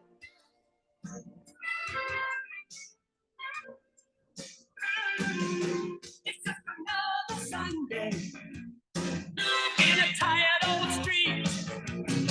Police got a chokehold.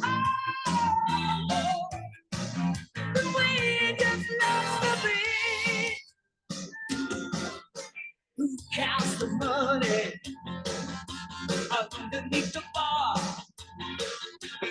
Who rides a wrecking ball into rock guitars? Don't tell us you need us, 'cause we're the simple fools looking for America, crawling through your schools. Golden Gate Bridge on another gorgeous sunny Saturday. I'm seeing that bumper to bumper traffic. Don't you remember? It's your favorite radio station, your favorite radio city, the city by the bay, the city that rocks, the city that never sleeps. Calling plays the mama. Listen to the radio. Don't you remember? We built this city. We built this city on rock and roll. We built this city on rock and roll. We built this city on rock and roll. Built this city. We built this city on rock and roll. Built this city. We built this city on rock and roll.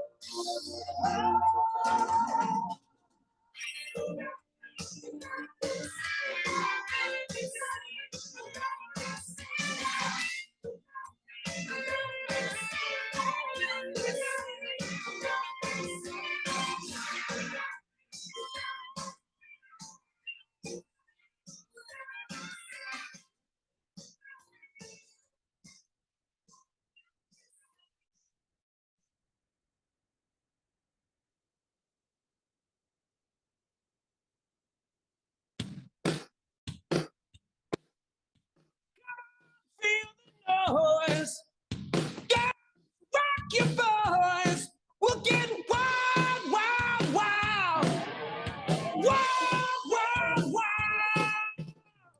So you think you got an eagle? I tell you, honey, I don't know why.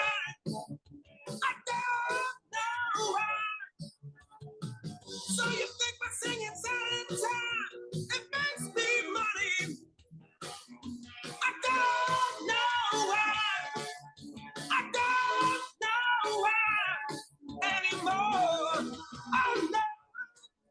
So come on, feel the noise. Girls, rock your boys. We'll get wild, wild, wild. Wild, wild, wild. Come on, feel the noise. Girls, rock your boys. We'll get wild, wild, wild. Get wild. So you see, I got a funny face. I got no worries. And I don't know why. I don't know why.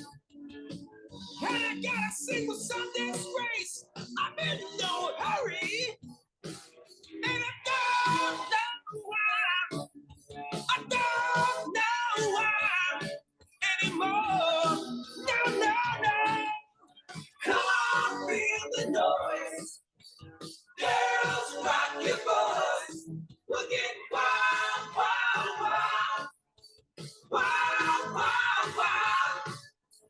Come on, feel the noise. Girls, rock your boys. We'll get wild, wild, wild. Get wild. Get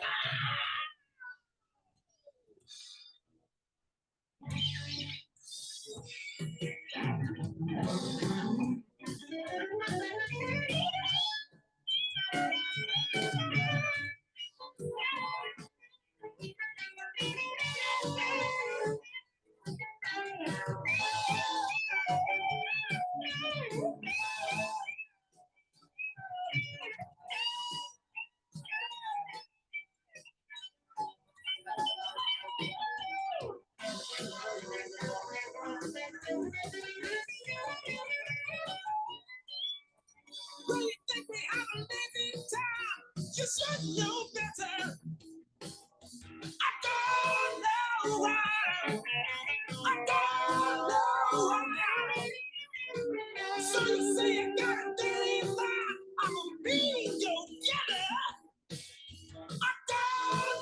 Feel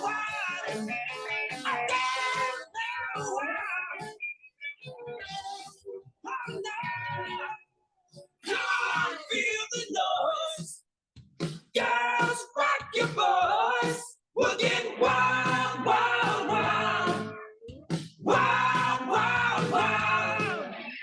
Come on, feel the noise. Girls, rock your boys. We're getting wild, wild, wild. Get wild. Come on, feel. Girls, rock your boys. We're getting wild, wild, wild. We're gonna get wild, wild, wild. We're gonna get wild tonight. Feel the noise. Rock it tonight. Girls, rock your boys. We're getting wild, wild, wild. Oh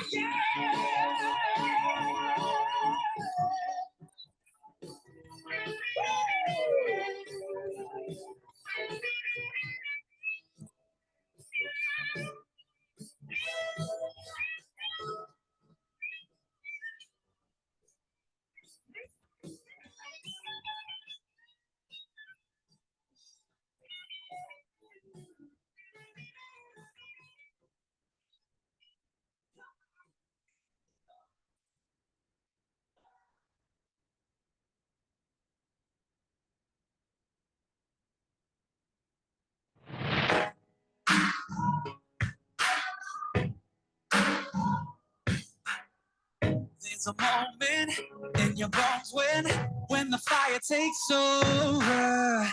Blood is running, heart is pumping as the battle gets closer.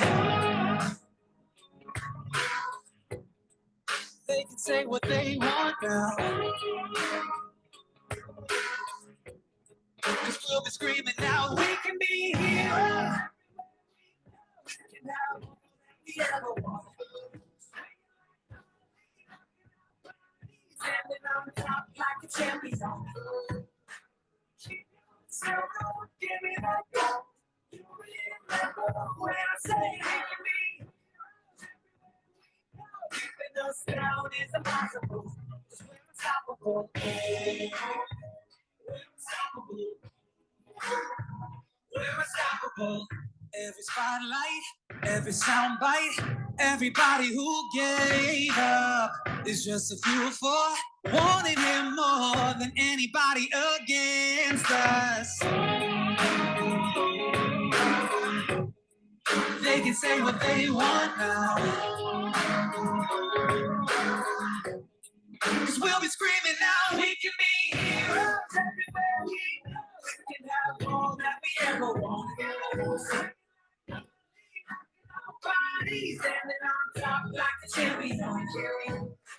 Keep your silver, give me that gold. You remember when I say we can be heroes everywhere we go. Keeping us down is impossible, 'cause we're unstoppable. We're unstoppable. We're unstoppable.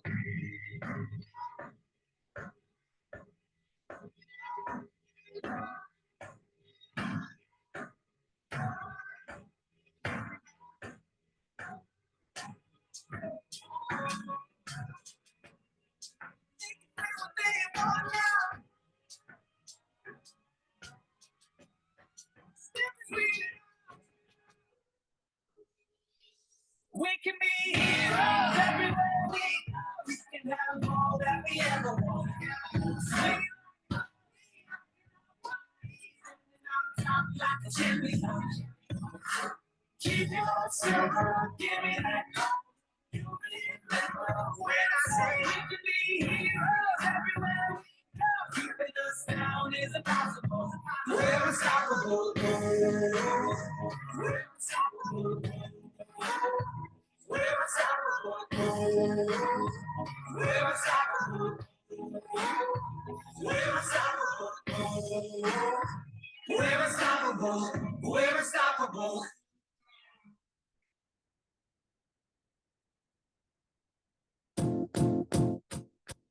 Might seem crazy what I'm about to say. Sunshine, she's here. You can take a break.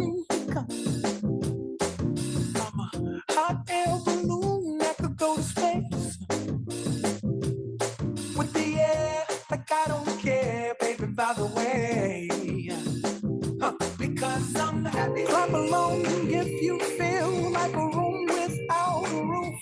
Clap along if you feel like happiness is the truth. Clap along if you know what happiness is to you. Clap along if you feel like that's what you want to do. Here come bad news, talking this and that. Well, give me all you got, don't hold it back. Well, I should probably warn you, I'll be just fine. No offense to you, don't waste your time. Here's why. Because I'm happy. Clap along if you feel like a room without a roof. Because I'm happy. Clap along if you feel like happiness is the truth. Because I'm happy. Clap along if you know what happiness is to you. Because I'm happy. Clap along if you feel like that's what you want to do. Hey, go, bring me down, can't none bring me down. The love is too high, bring me down, can't none bring me down. I said, bring me down, can't none bring me down. The love is too high, bring me down, can't none bring me down. I said, clap along if you feel like a room without a roof. Clap along if you feel like happiness is the truth. Clap along if you know what happiness is to you. Clap along if you feel like that's what you want to do. Clap along if you feel like a room without a roof. Clap along if you feel like happiness is the truth. Clap along if you know what happiness is to you. Clap along if you feel like that's what you want to do. Bring me down, can't none bring me down. The love is too high, bring me down, can't none bring me down. I said, clap along if you feel like a room without a roof. Clap along if you feel like happiness is the truth. Clap along if you know what happiness is to you. Hey, hey.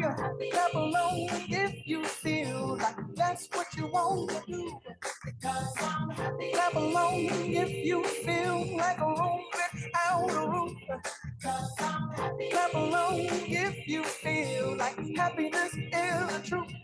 Clap along if you know what happiness is to you.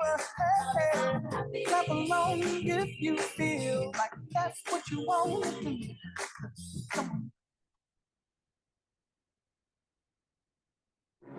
It doesn't matter if you love him or capital H-I-M.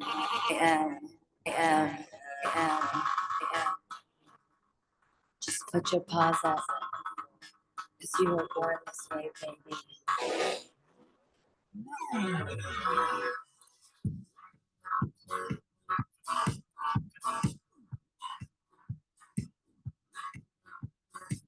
My mama told me when I was young, we're all on superstars.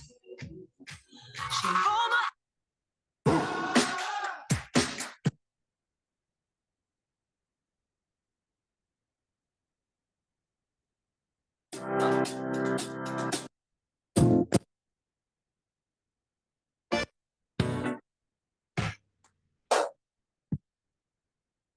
Lately, I've been losing sleep.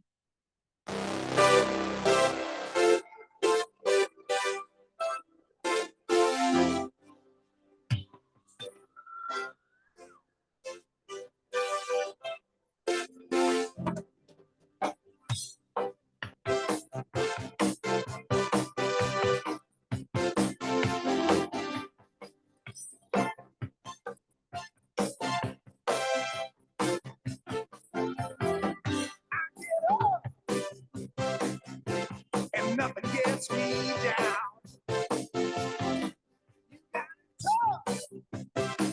I've seen the toughest around. And I know, baby, just how you feel. You got to roll with the punches and get to what's real. Can't you see this standing here? I got my back against the wrecking machine. I eat the worst that you see. Can't you see what I mean? Might as well jump, jump. Might as well jump. Go ahead and jump, jump. Go ahead and jump. Oh, hey you, who said that? Baby, how you been? You say you don't know, you won't know until you begin. Can't you see me standing here? I got my back against the wrecking machine. I eat the worst that you see. Can't you see what I mean? Might as well jump, jump. Go ahead, jump. Might as well jump, jump. Go ahead, jump. Jump.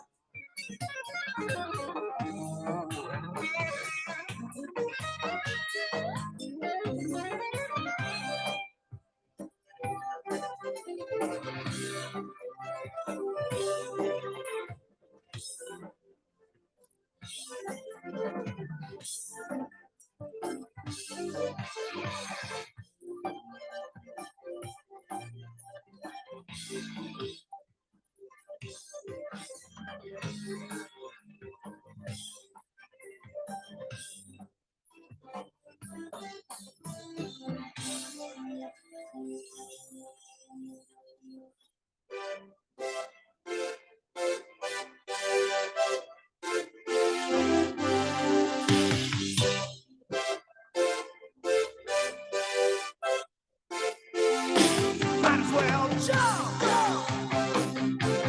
Go ahead and jump. Get in there and jump, jump.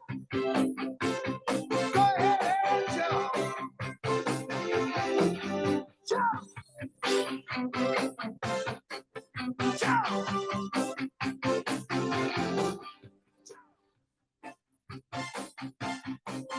Jump.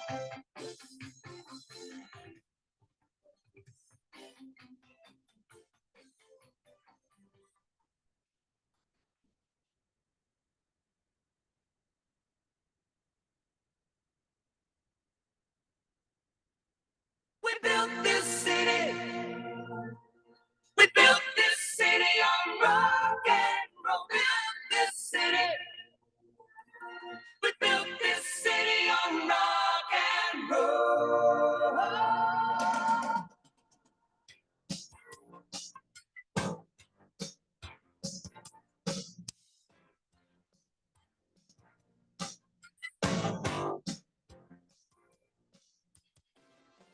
Say you don't know me, I recognize my face.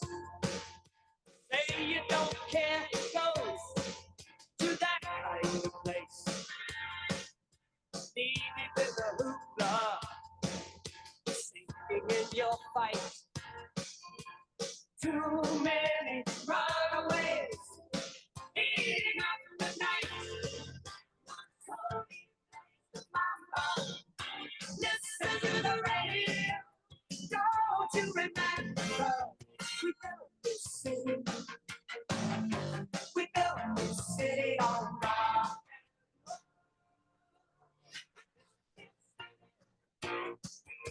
We built this city on rock.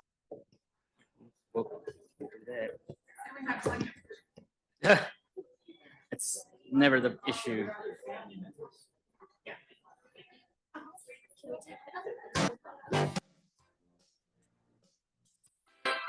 Someone always playing operation games. Cares they're always changing. Corporation names. Just want to dance here. Someone stole the stage. Yeah. They call us irresponsible. Write us off the page. Listen to the radio. Don't you remember this city? We built this city on rock and roll.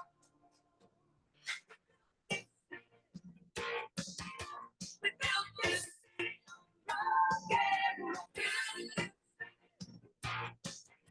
We built this city on rock.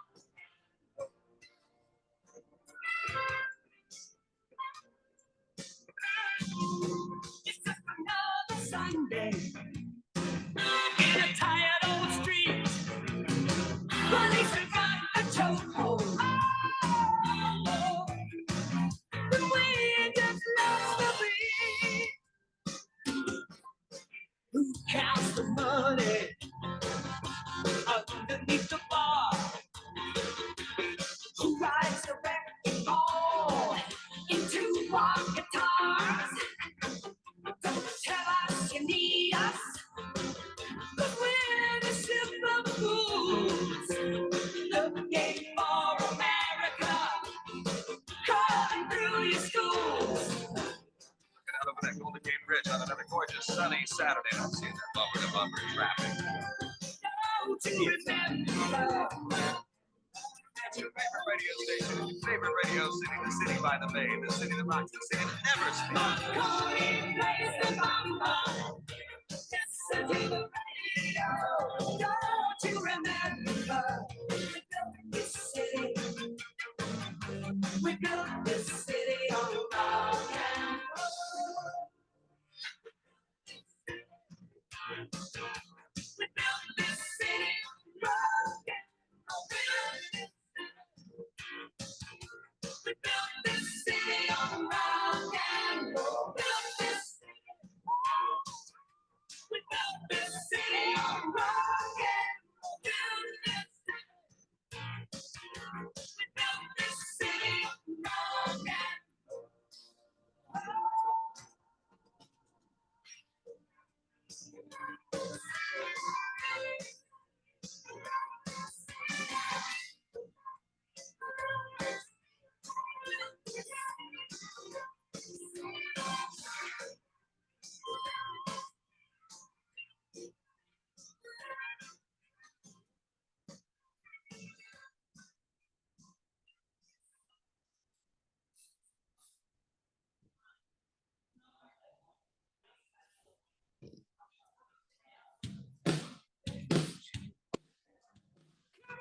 feel the noise. Girls, rock your boys. We'll get wild, wild, wild. Wild, wild, wild. So you think you got an eagle? I'll tell you, honey. I didn't mean to hear it.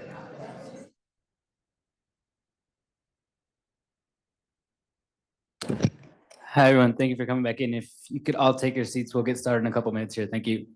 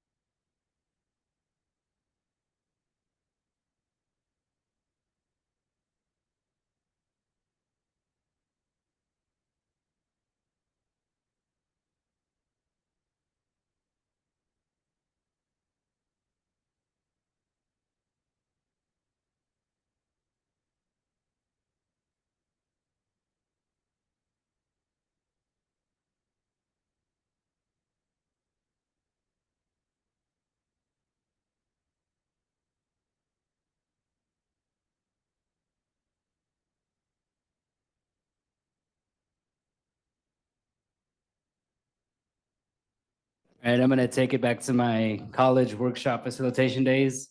If you can hear me, clap once. If you can hear me, clap twice. If you can hear me, clap 3 times. Stop your feet, just kidding, on that one. Thank you, everyone. I hope you enjoyed your lunch. It's been a really productive day so far. I really appreciate everyone's participation and interest, and I hope you got some time to meet some colleagues and neighbors during lunch. So we'll be transitioning now to a Mentimeter activity. Thank you for everyone who filled that out. I still see some responses coming in. So the first question we had for the activity was, what are the biggest environmental health concerns in your community? It's pretty clear across the board that air pollution is one of the biggest, air quality. That kind of goes in line with everything that we've been hearing today from our presenters. So I wouldn't say it's a good thing that it's an issue everywhere, but it is clearly something that is common amongst the communities that we're living in. And this one's kind of a long one. So what are strategies that you have used, that you have seen or used effectively to address both climate change and health disparities? So I'm seeing a lot of CBPR. We did have some of our speakers today talk about the importance of CBPR in the approaches that we take, because the issues affect the community, so the community should be involved. So that makes sense. Also seeing something about some mention about both local and state efforts. I think that those two things shouldn't be done individually, but in combination, and we should be applying that work across the board. Lack of funding we see as an issue, which is not surprising. We can't really get this work done without appropriate attention or funding to it. I see green space, which is something that I think was particularly prominent in the Pacoima the Beautiful presentation, or Pacoima Beautiful presentation from Veronica. Seeing a lot of community education, community awareness. So again, nice to see that we're kind of seeing the same things and on the same page in how we address these issues. What voices or communities are often missing from the conversation about climate and health equity? So I'm seeing things related to language. We have to make sure that we're taking these approaches in a way that is inclusive of different language needs. Seeing a lot of minority communities, so communities of color, immigrant communities. Again, these communities are often the ones that are most affected by these issues, so it's important that we include them, include their voices, and not just their voices, but their feedback in how we're carrying out this work. And then second to last, how much do you think climate change is already affecting public health in your community?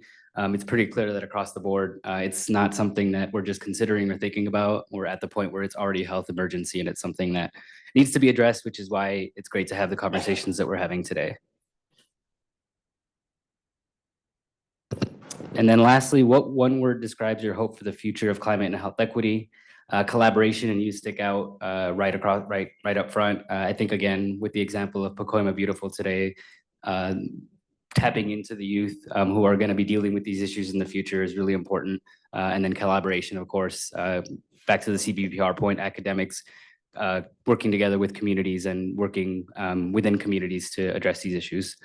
Yeah, so thank you for participating, and I will now pass it over to Yvonne, Dr. Flores, to introduce our next speaker.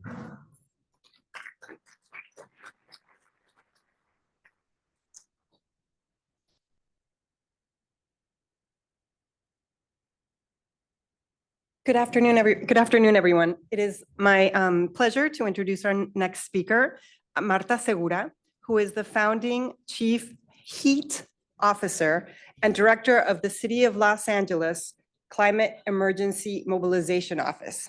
She is a passionate advocate for equitable climate solutions. She leads the city's efforts to create heat and climate resilient communities.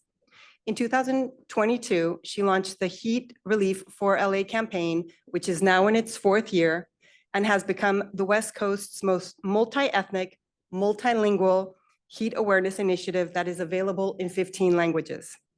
Key innovations under her leadership include LA's first heat action framework, the Cool Spots LA app, and a heat risk map, which are all designed to improve community resilience and access to cooling resources. Segura, she also created the Climate Equity LA webinar series, which spotlights climate resilience strategies with expert panelists. She collaborates across city departments to embed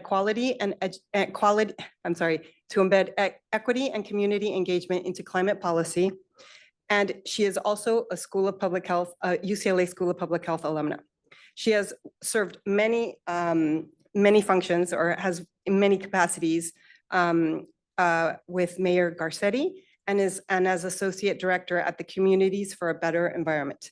So please help me welcome Marta Segura.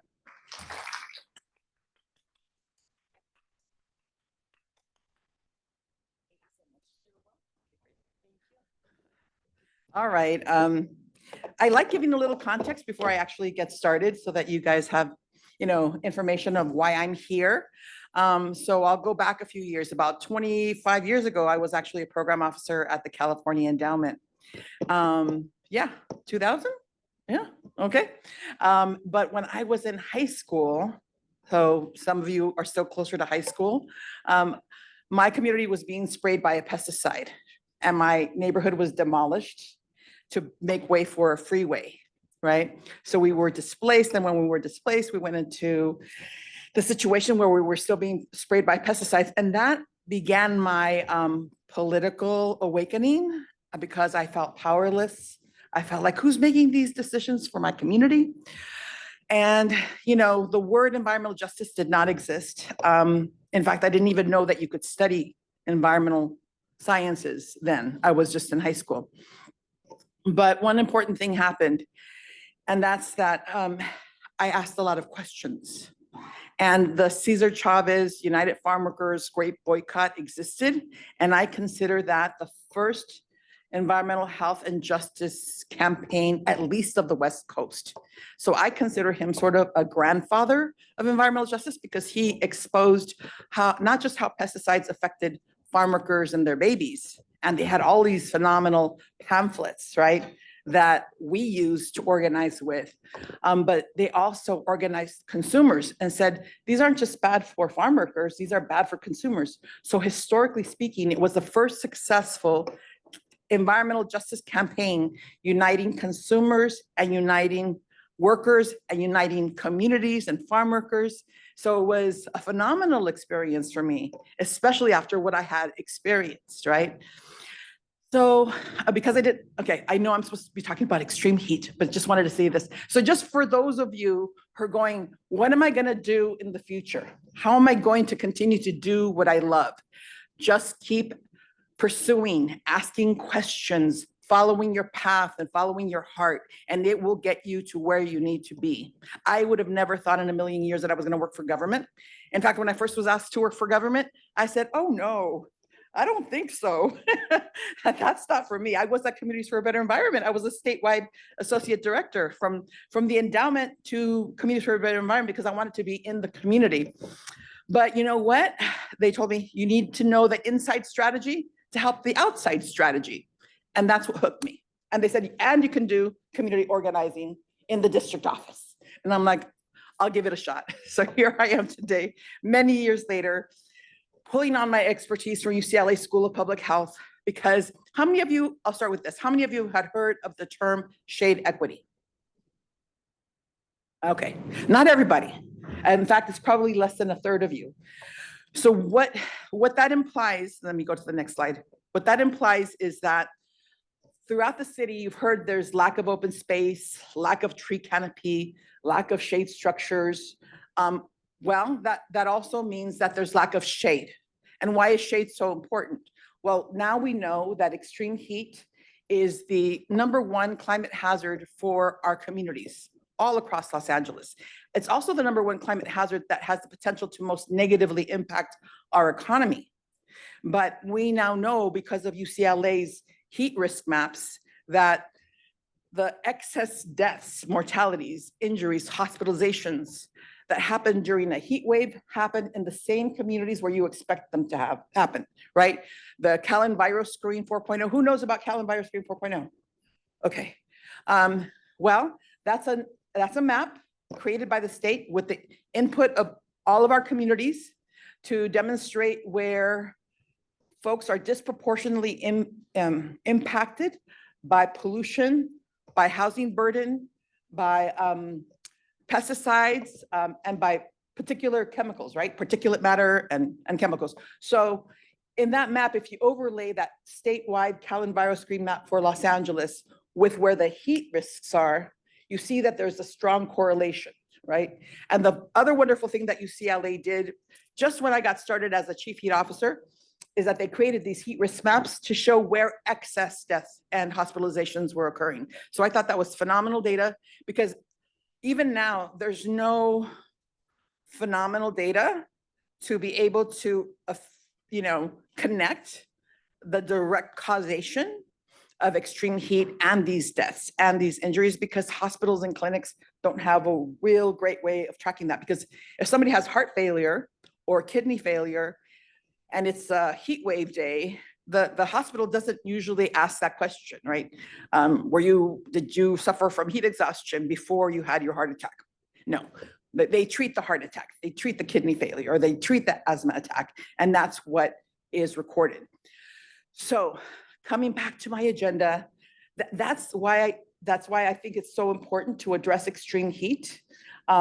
Because although we have many other climate hazards in Los Angeles, air pollution is actually exacerbated by extreme heat. So you also will notice that ozone and air pollution stagnate with extreme heat, particularly in the polluted communities with the highest particulate matter. And that also creates these asthma attacks. That also creates the deoxygenization of our bodies that leads to not just heat exhaustion, but heat stroke. So it's really important that we pay attention to the relationship between the heat and the air pollution, right? And then the pre-existing health conditions of that community. Because there are many things that we can do that we still haven't done as a city and as residents, because heat is a silent killer. Nobody really paid attention to it. We expect summers to be hot, right? We expect to have heat waves in the summer, but now these heat waves are from mid-June all the way to mid-November sometimes. And the hottest ones have been in September and October, which is kind of weird, right? Because that's really getting close to winter and it's still our fall. So it's just, and that's the kind of information I want communities to have so that they can prepare their families, prepare their seniors, prepare their children, that these heat waves are longer in duration, stronger in their frequency and stronger in their intensity. And what that means for our bodies is if you live in a home without air conditioning, and in addition to that, you want to open your windows because it's so hot, at night, your body doesn't really get to recover if the heat wave is lasting 5, 6, 7, 8, 9, 10, up to 15 days. We've had 3-week heat waves.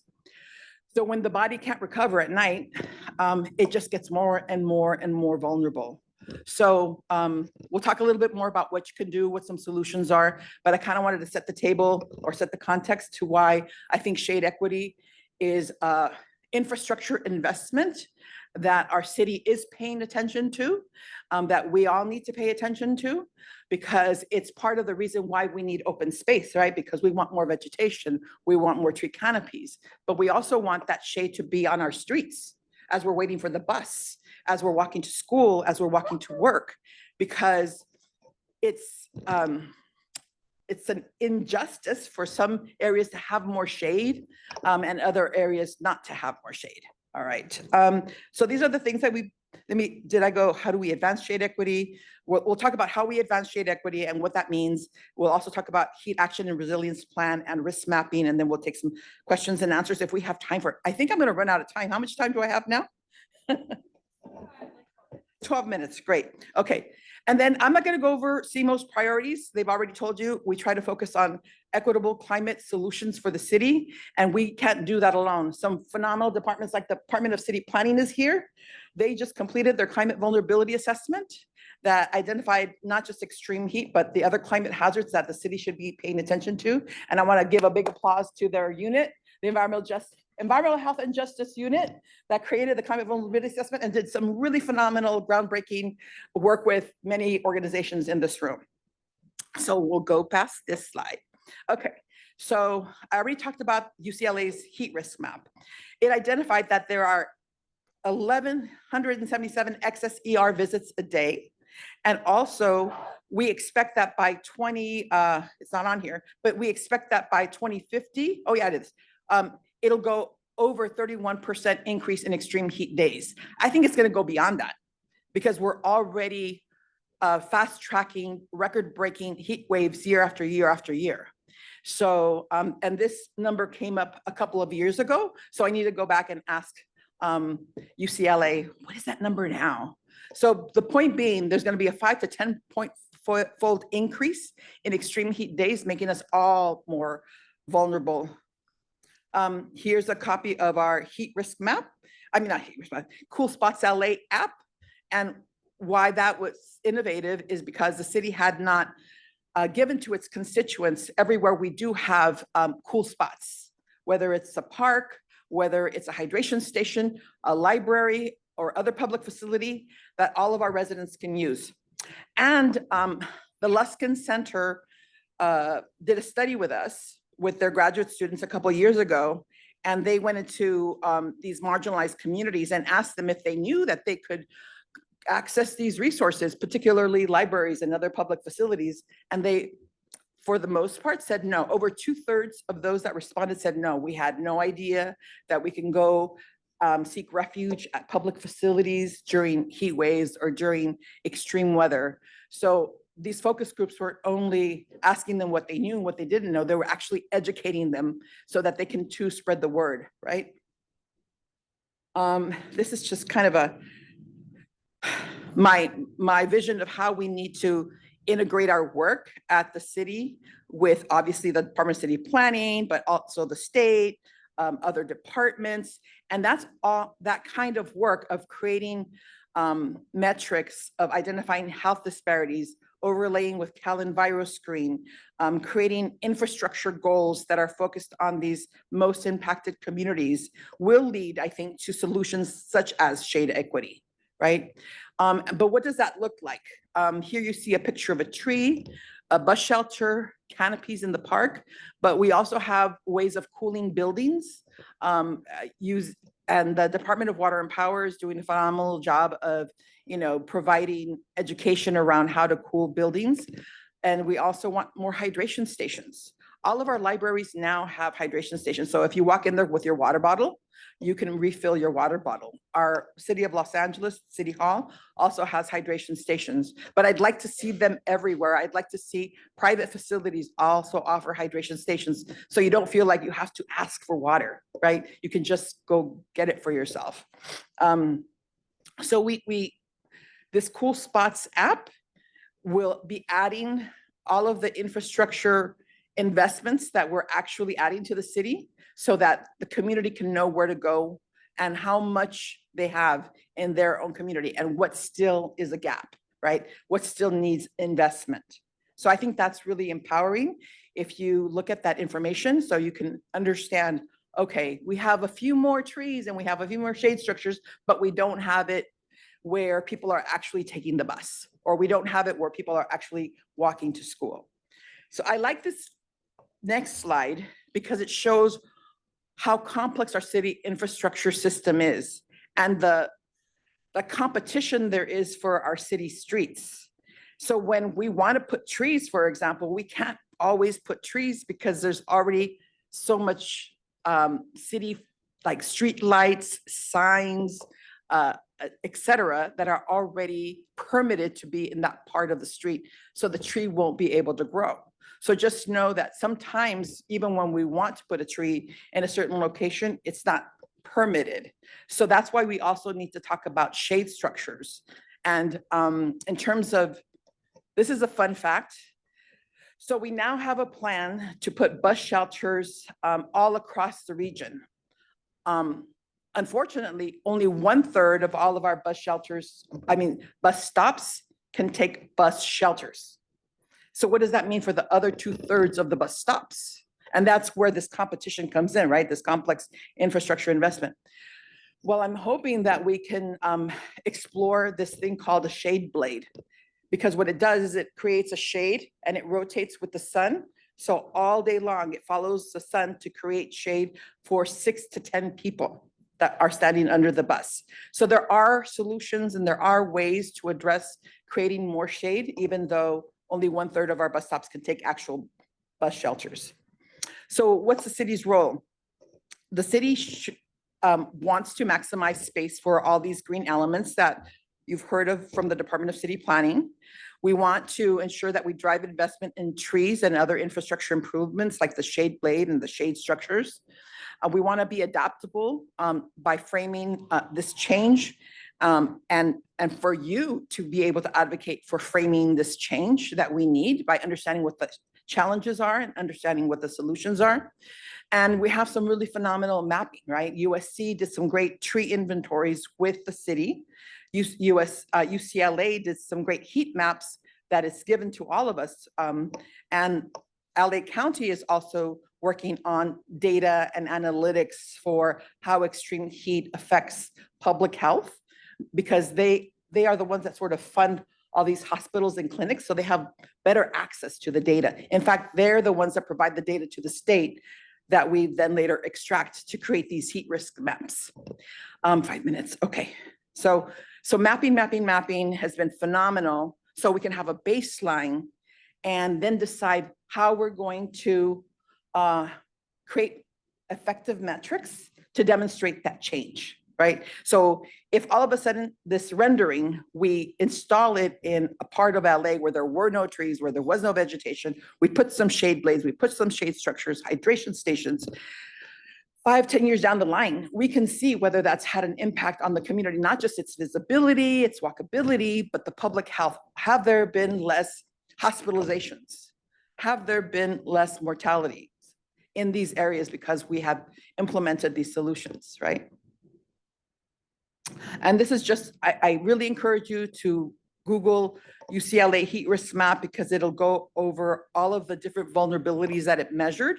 And I think it's a really significant tool that we've had the pleasure of using, because public health is so important to us. I already said how heat waves are a climate justice issue.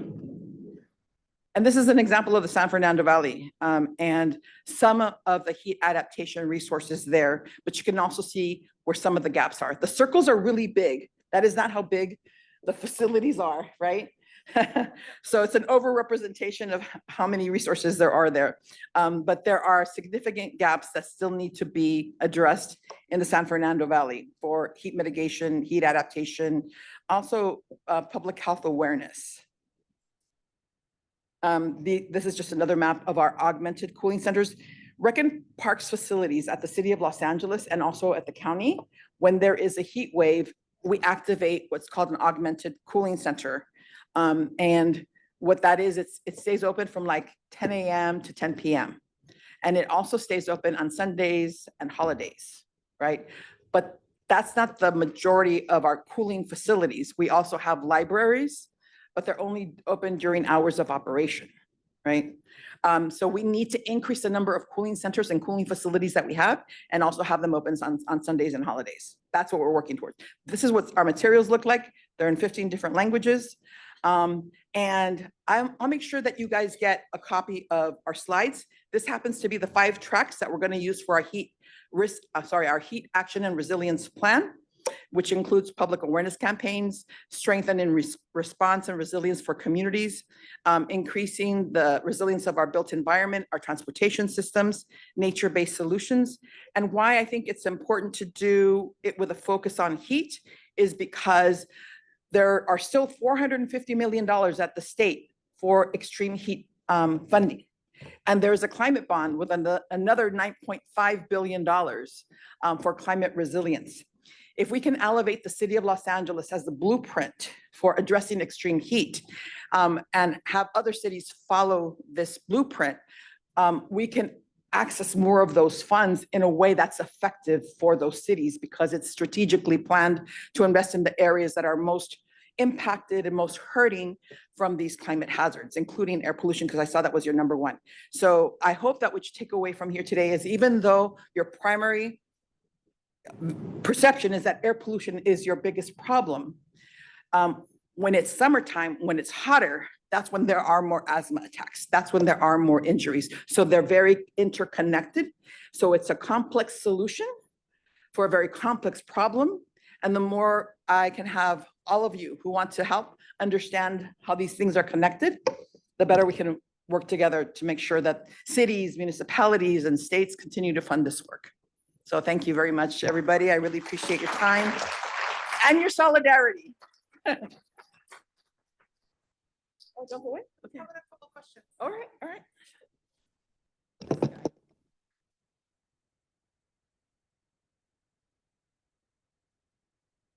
Check. Okay, so thank you. It's nice to hear something hopeful in all of these forthcoming plans. I like to see that. And you really connected some dots for us. So we can open up for a few minutes of questions. Hi, my name is Mona. I'm with Ultimed. Thank you for all that you do, Marta. I mean, I know that with county or municipal and government-wide efforts, there's a lot of duplication of efforts that are going on in response to extreme heat.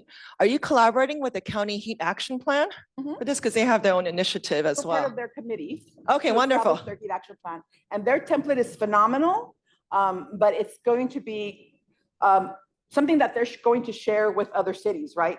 Ours actually models the state's extreme heat program and then adds a couple more tracks that are similar to the counties. And so we were funded by the state of California, or offered funding to create a blueprint for other cities and share our blueprint with other cities as well. So I think that that's the goal, is to continue to collaborate with the city. Of course, we're working closely with the state. The state wants us to continue to work on these efforts and all of our resources are public resources that we offer to other cities that we're not directly working with, like in Southeast Los Angeles or north of here. So if you want to put your logo on the materials that we've already created, be my guest. Thank you.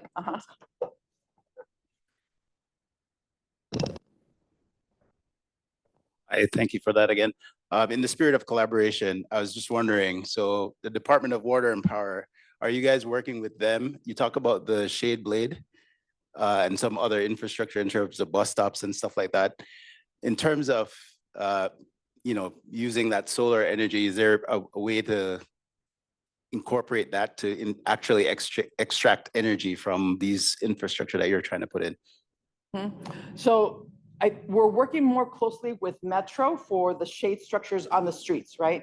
So we have a strategic shade structure plan with Metro for bus shelters and not shade blades yet. We haven't been able to push that one far enough, but I have been talking to different leaders at Metro, at the city, about the opportunity to look into the future and see how we can get that funded.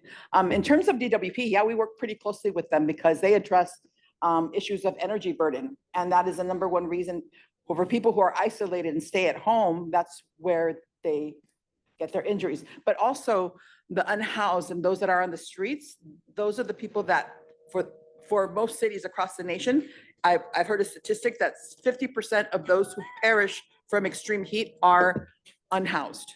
So we want to make sure that this is a priority and we address extreme heat for the unhoused as well. Just to add to that, I asked that because if you have certain communities that are, the previous speakers said, in poor communities, they're not using the AC or the air filters That's because right. of the energy expenditure. So if you're building these, putting this infrastructure in those communities, it's a good idea to kind of extract energy, and maybe you can do Yeah. a cost reduction program for those people. Or And the Department of Water and Power does have an equity strategies committee where we have been talking a lot about energy burden and how difficult it is for communities who do have ACs but can't use them. So, but it's an ongoing discussion on how to continue to lower those costs for low-income communities, especially since other utility rates seem to be going up. Yeah, thank you. Great. Okay. Hello. Hi, my name is Jonathan. I just want to give a shout out to you, Marta. I'm actually from the San Fernando Valley as well, North Hollywood, so I appreciate you for being an advocate. One question that I do have is like, what would be like the turnaround time? Like I know right now you were discussing about blueprints, but what's like the turnaround in regards to getting approval and actually executing this? Yeah, I think we could turn it around in 9 months, right? The approval, hopefully 3 months. So I'd say the fastest we can get it out is in about a year, but we already have a heat action framework that we can share with all of you. And that we've been sharing internally. And part of our work with the grant that we're getting from the state is to have community conversations so we can share that heat action plan with you. And just know that for 2 years, we have been getting input from communities. So the plan that we're presenting to you does have the community's input, but we want to, do the circle back and show you, okay, this is what you asked us to do. Does it sound right? Does it look right? And then once we get that community input and input from city leaders in the different departments, we can finalize the plan and send it to the city council for approval. But we want to make sure it fits the priorities of our communities. Thank you.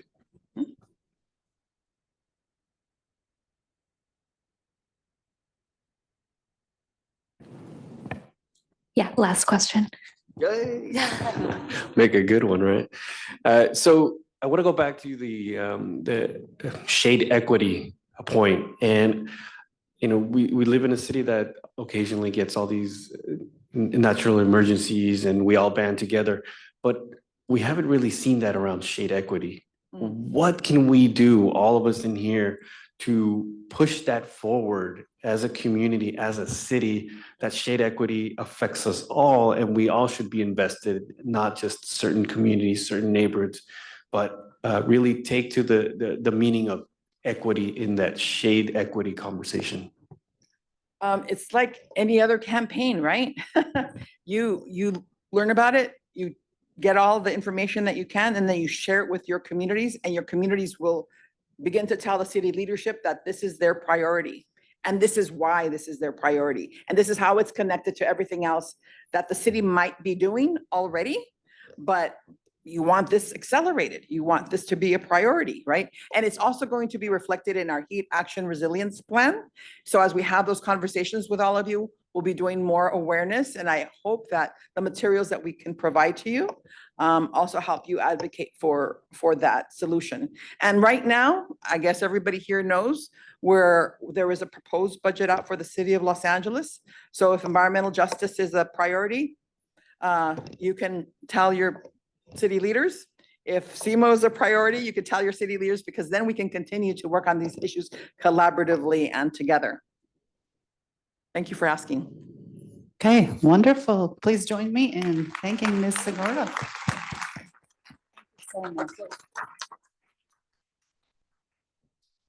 Okay, am I the only one who had 2 helpings of that pasta at lunch? Okay, good, because I gotta move. I gotta get up, I gotta move. We're all gonna do it. So let's get up. Let's move. I invite you, there's big space in the front, around the sides. There's some space in the back by the doors if you want to. We're gonna play some music and we're just gonna move. And if you don't like the moves I do, then you can do a little 2-step or whatever kind of gets you going. Spin, turn, however you like, or you can follow along.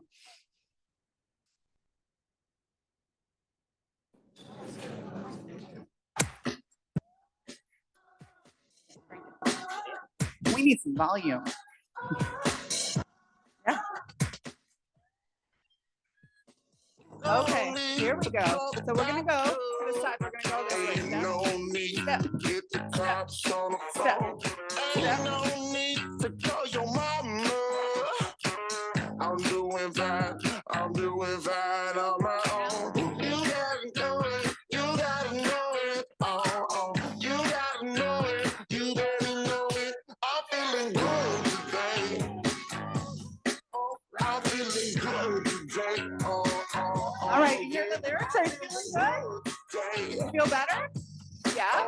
All right, anybody ever taken aerobics class? You know the grapevine? Step, cross, don't need to call the dictionary and don't need to call your Aunt Pam. Oh, oh, oh. Don't call the governor. Don't call the governor. Don't call the Terminator. Don't call Arnold Schwarzenegger. I'm feeling good today. Couple more. Oh, I'm feeling good today. Oh, oh, oh. All right, let's go back. Step together. Oh, I'm feeling good today. Oh, oh, oh, Let's move your feet. Okay. okay.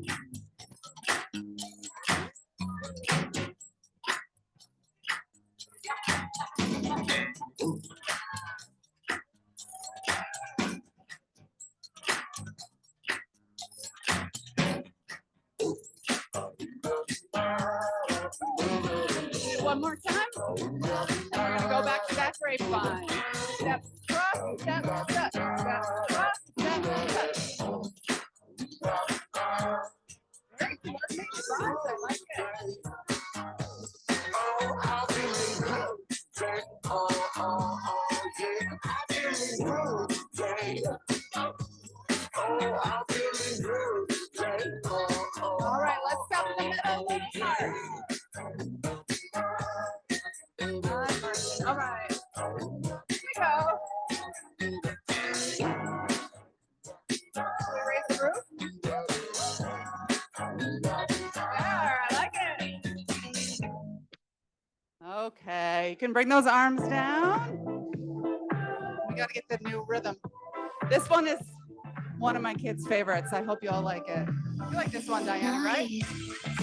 All right. There you go. Little hamstring curl. That's what we need after lunch, right? Little espresso.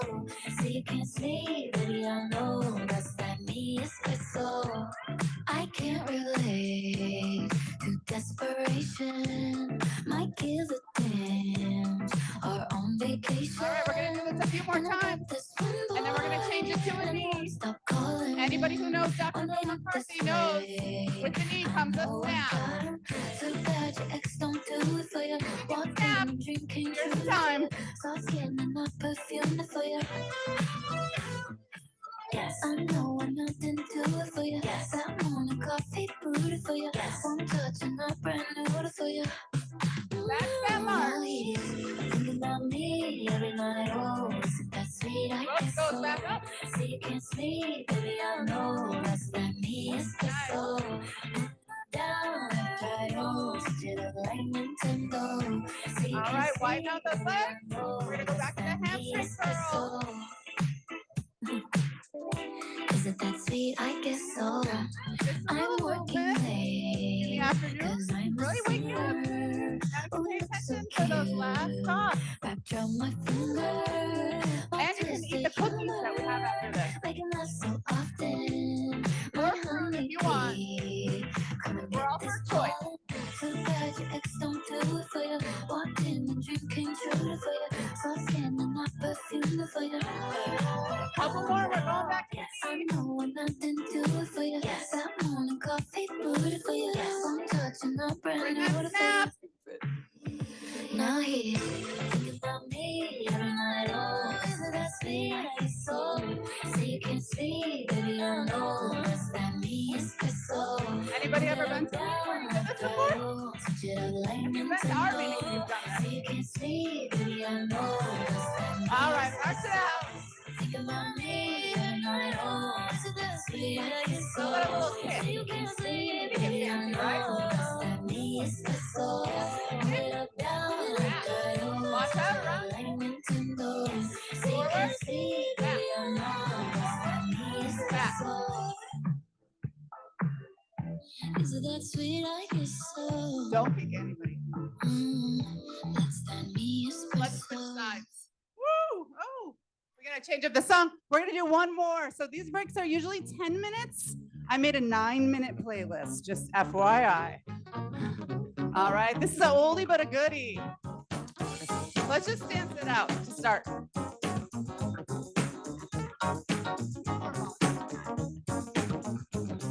We need more volume, right?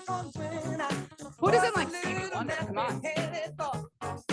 Dance it out.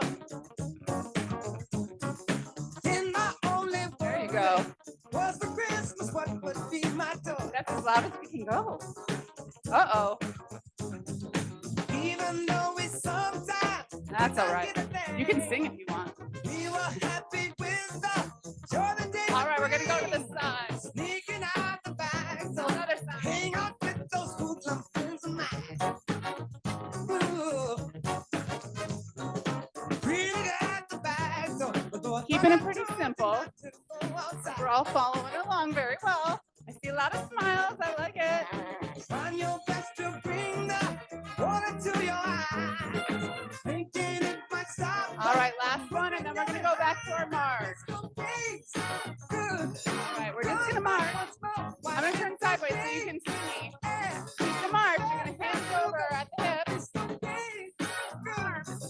Close together. And then close. Try and squeeze your shoulder blades together behind you.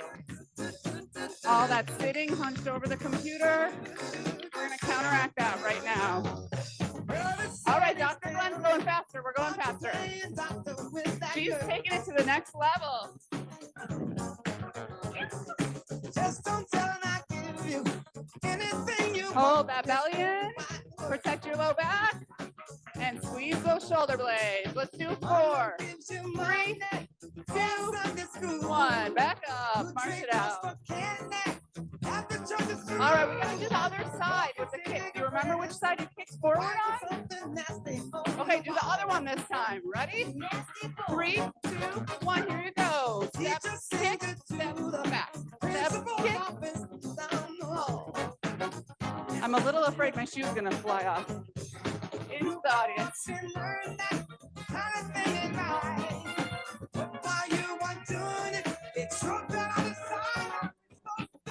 Four more. 3, 2, 1. All right, do it now, however you want. I see a little attitude. I see some like good stanky faces going. That always helps with the dance. You can find a partner if you want. Go, Melissa. Woo! She's bringing the party. We got old moves. Anybody have old moves? Remember?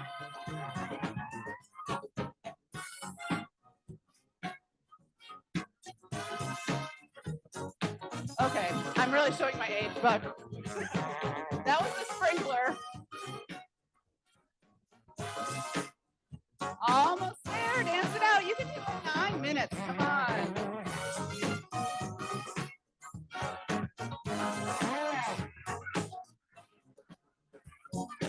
All right, and then I think after this, we're gonna take a short break. You can hydrate, get some water. Tell everyone your best dance move. And then we'll come back together. Go back. I like it.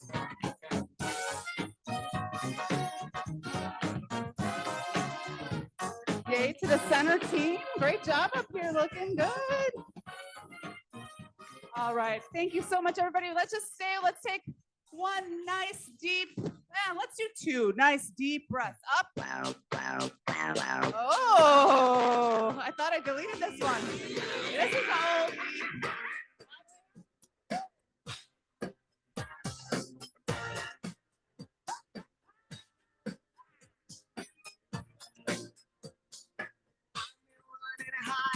Screaming my name, all right. You know, I used to do that in my former life. Okay. Yeah. All right.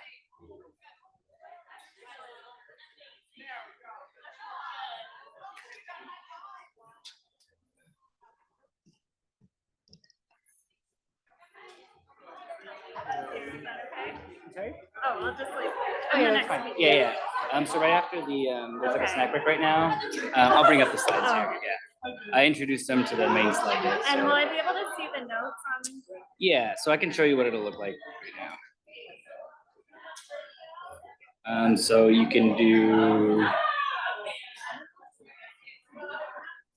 this format, or Yeah, can you make it as big as possible? Okay. Okay, perfect. Yeah. Is that good? But actually, you could just do them. Yeah. Oh, okay, great. Yeah. Okay. Okay. And then I click forward. on Yeah. this. So that way, yeah. Okay. So we'll start here just for the introduction, and then Yeah, and I think I'll use the handheld one. So okay.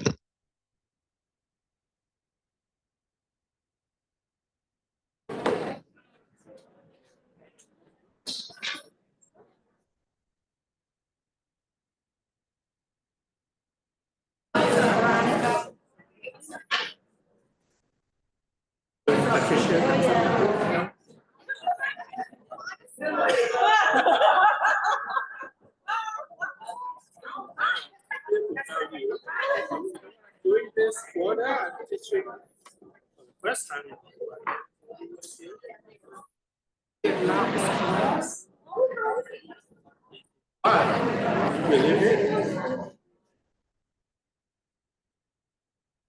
Martial arts. You know anything? I don't know anything about that. But I got acquainted with it. There was KK. Yeah. So she's been doing this for 6-7 quarters. I don't think this is South Campus, you know. Said, we just follow this really has a family presentation as well. Does she have a contact information and email? May I have that? Mother who lives in Singapore. They are all she's been creating Tai Chi in Singapore. It's very different.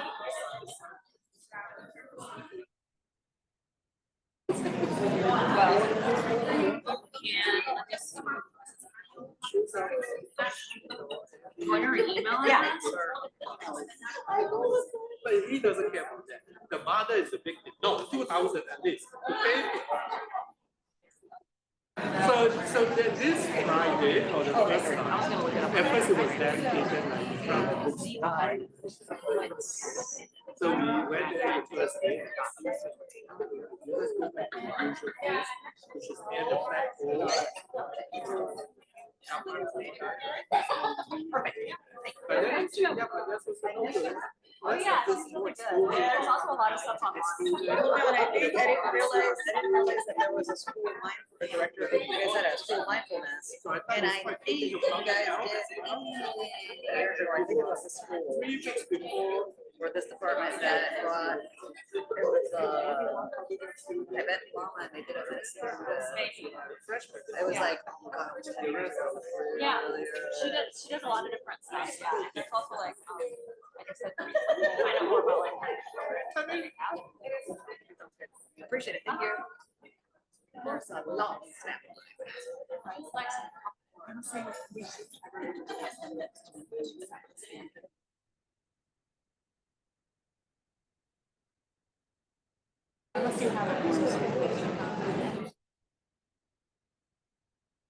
My job actually is, if it's raining. What do they do for their? Then they come to class. And I'm supposed to, because there's a reading list. Supposed to do reading list and see, this is good for you. Either wake up early and work out earlier or wait till about 10 p.m. Because it hasn't rained yet. No, I know that. I haven't done any of this stuff. That's why I decided to do something different. But it's so, you know, like, so he teach actually the same thing over and over again. Fundamentals of Tai Chi. So this is week number 5. So week, it is 1 week. Yeah. The students. Yeah,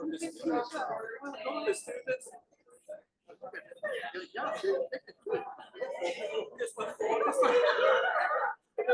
Right or left hand. Do you do that? You can just come and actually join it.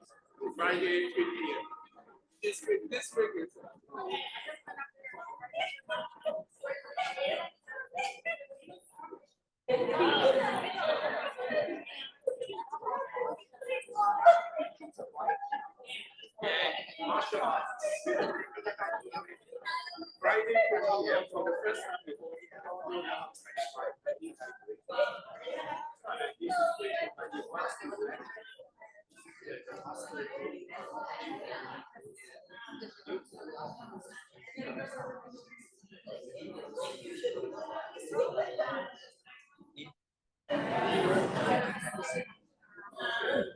So if you want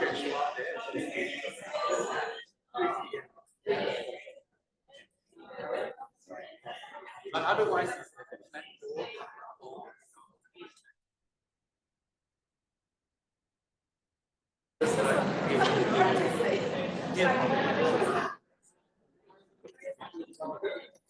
now because I guess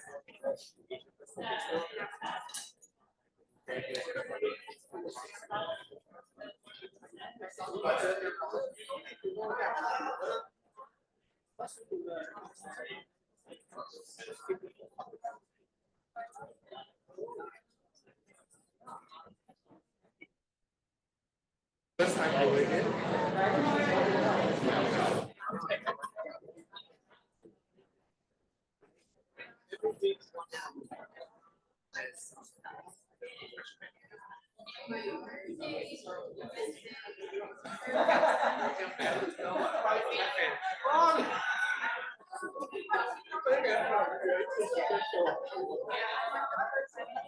Do you do any of this? No, but I get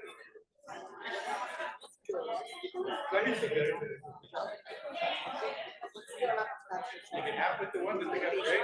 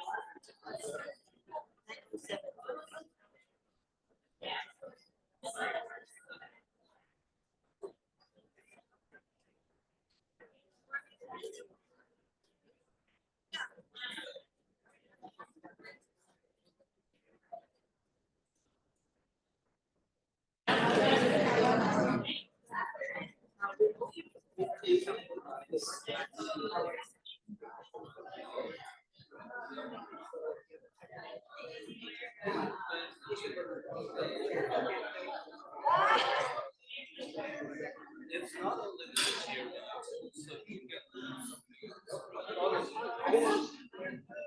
yeah, good. They look good.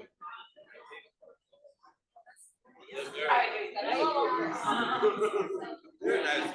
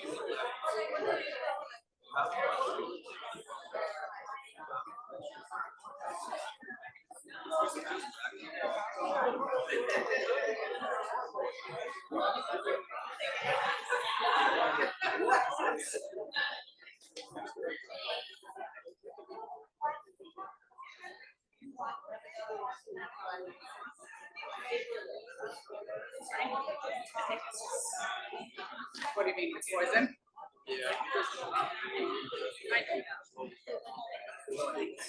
It's Bill, it is not. I just know each time. And has he met her?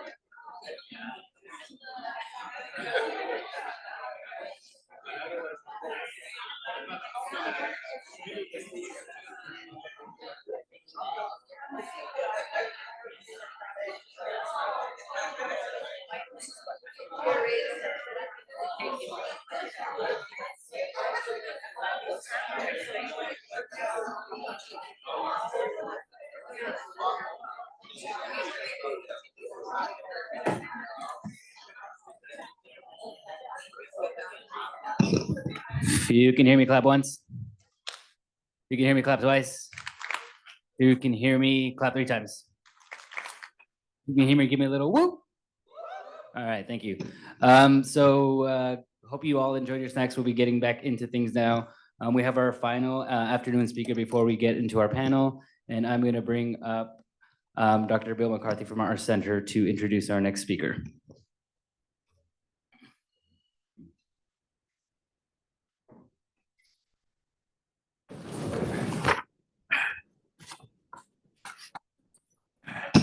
I'm pleased to introduce Elizabeth Rhodes. She's the Climate Change Local Assistance Manager in the Climate Change and Health Equity Branch of the California Department of Public Health.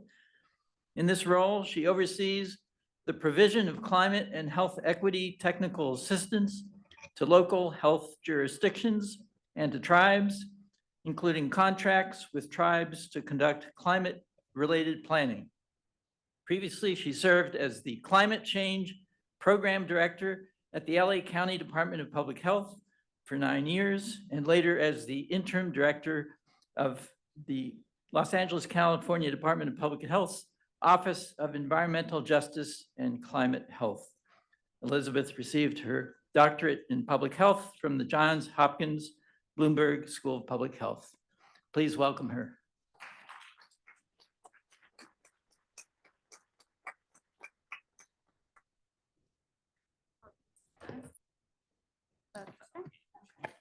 Great, thank you.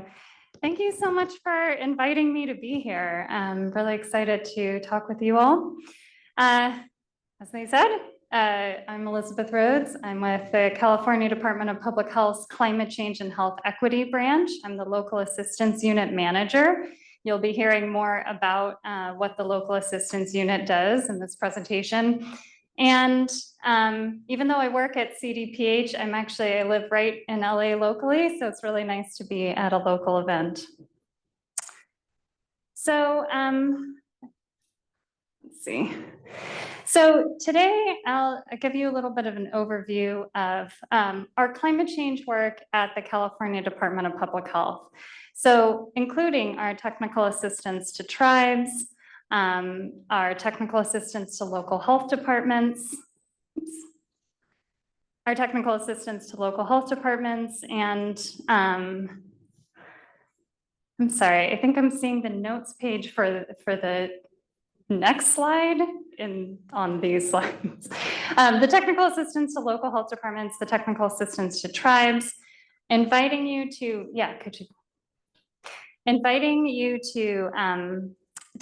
join in our shared vision and action planning process for climate change and health equity. And how you can get more involved in our work. So you've heard a little bit from previous and there's my notes. So there we go. From previous presenters about the health impacts of climate change in California. And I'll be talking about what we are doing at CDPH to help local health jurisdictions and tribes actually address those climate impacts. And I think,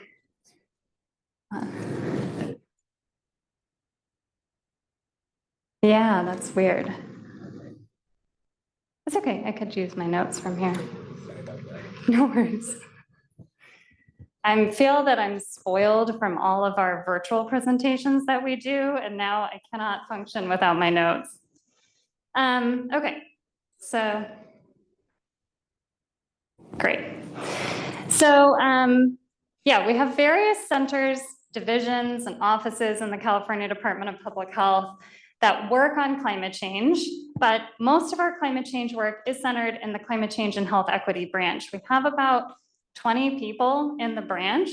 And here are most of us earlier this year, actually in Marina del Rey, along with our climate surveillance science section and our research evaluation branch that we work very closely with. Our vision is a state where all Californians thrive in healthy, equitable, and resilient communities. And our mission is to build health equity, advance climate action, and improve living conditions through policies, systems, and environmental changes. And unfortunately, with the recent closure of the Federal Office of Climate Change and Health Equity, and the shuttering of CDC's climate and health program recently, we are now the largest climate change and health program in a government in the country.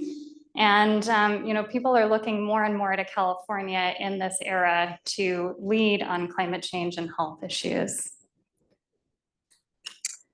So you heard that climate change is widely considered to be the greatest health threat of the 21st century. You heard from Dr. Jarrett that it covers many areas of health, impacts many areas of health, touches all aspects really of our health and well-being, affecting our basic needs of clean air, food, water, shelter, and safety.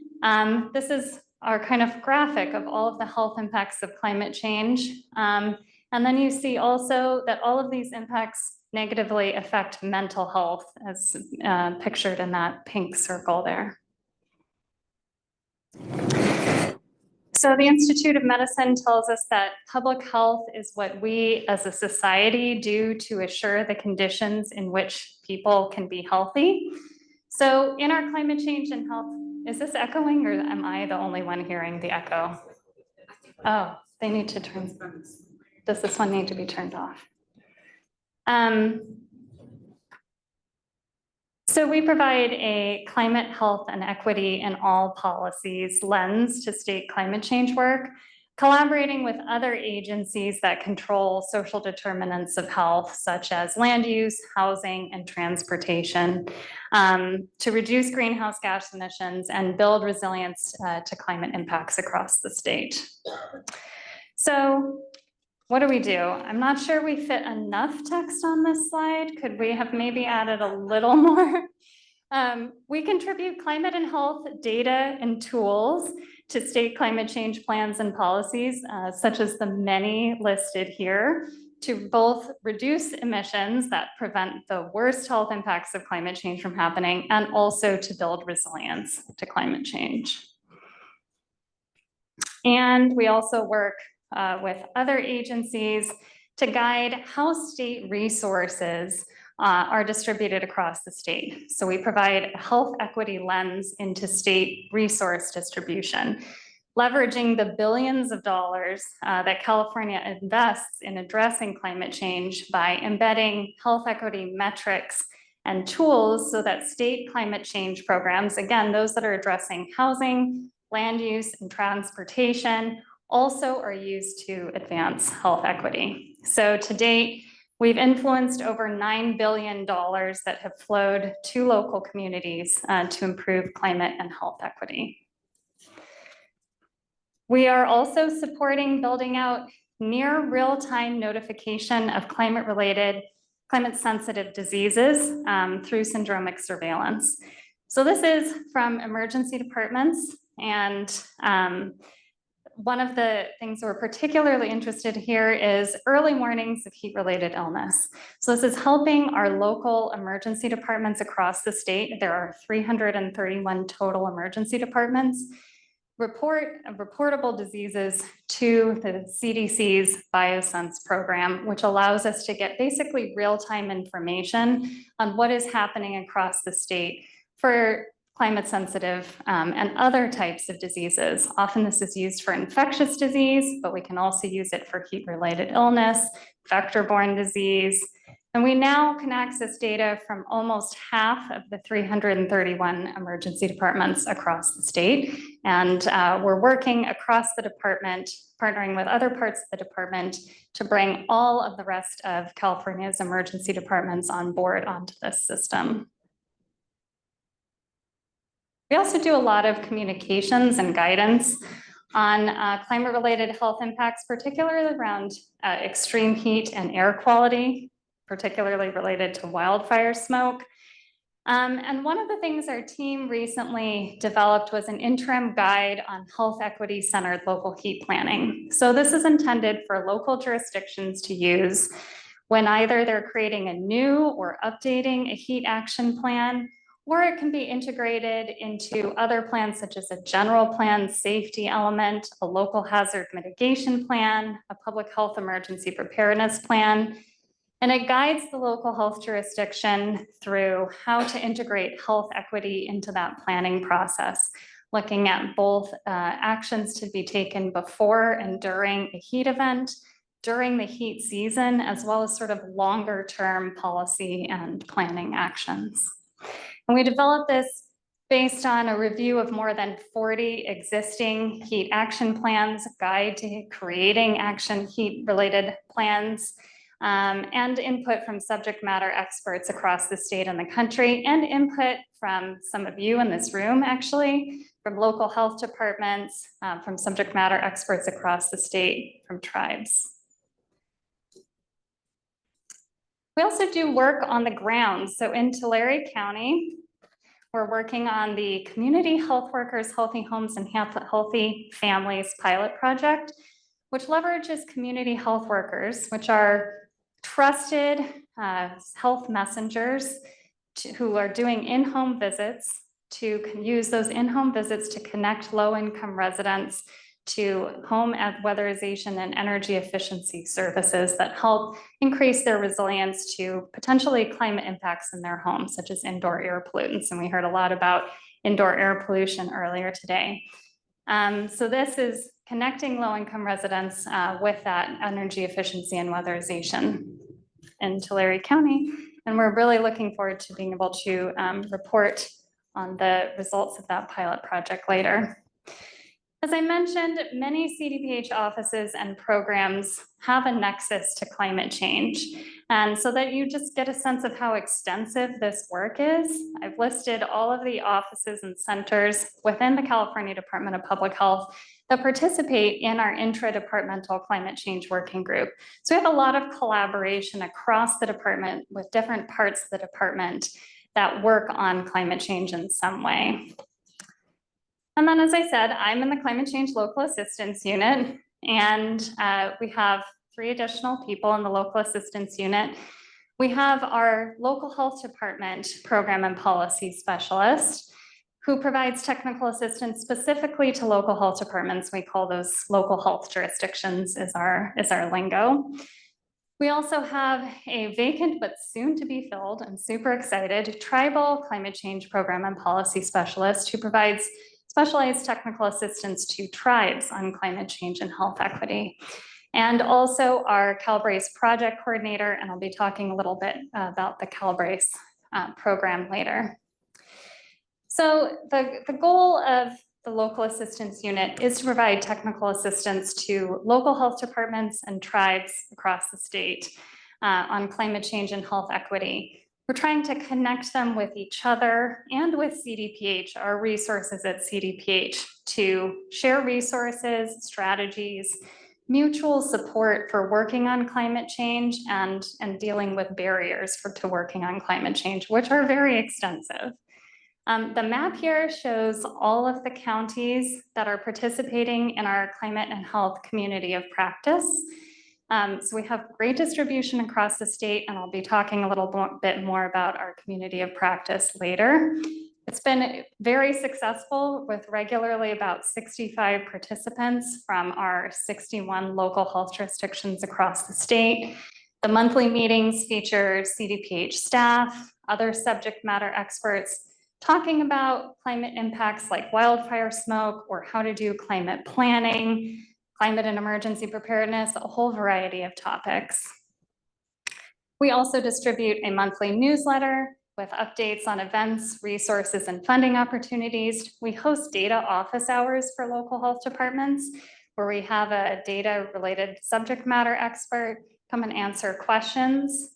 And we have one-on-one TA that we offer to both local health departments and tribes. So we connect them with data sources, provide technical assistance on how to use data resources and tools. We also help them do a whole variety of other things. How do they do climate and health planning, find funding, conduct vulnerability assessments, do staff training, and conduct vulnerability assessments. So this is also a list of some resources that we have online. We have a specific technical assistance webpage. We also have a climate change toolkit, which I'll talk about in a little bit.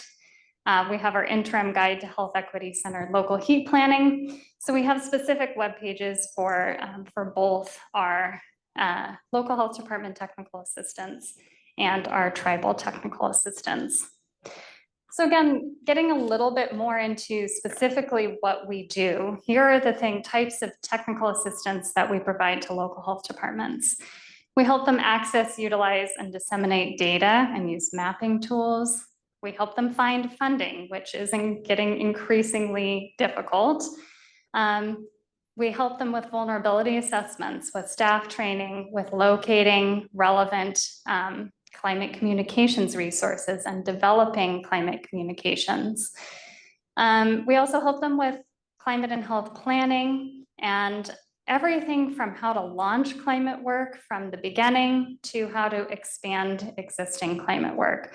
So local health departments, for example, are at all different stages across the state of how involved they are in climate change. Some have not had even the opportunity, the funding to really even think about how to start working on climate, all the way to some have well-established climate programs. But regardless of where they are in that process, all of them need more support. All of them are underfunded. All of them need to expand their work.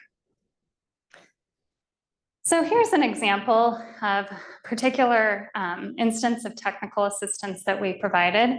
So we had a county in the rural north that was having issues with data suppression. So they were trying to track, for example, heat-related illness, but because their county is so small and there are not that many instances of heat-related illness, data suppression due to small numbers was an issue. So they reached out during a meet and greet. We regularly have meet and greets with our local health departments around the state. They expressed that this was a concern for them. We worked with within our team and within another part of the department to get data on not just heat-related illness, but also respiratory illness and mental health data, aggregated across a few counties in the rural north so that data suppression would no longer be an issue.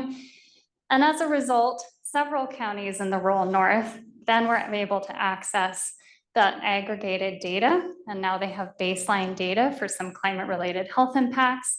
And then we offered that resource to other smaller counties in case they might need that resource as well. So that's just an example to illustrate the kinds of work that we do in the local assistance unit. So then I mentioned the local health jurisdiction, climate and health community of practice.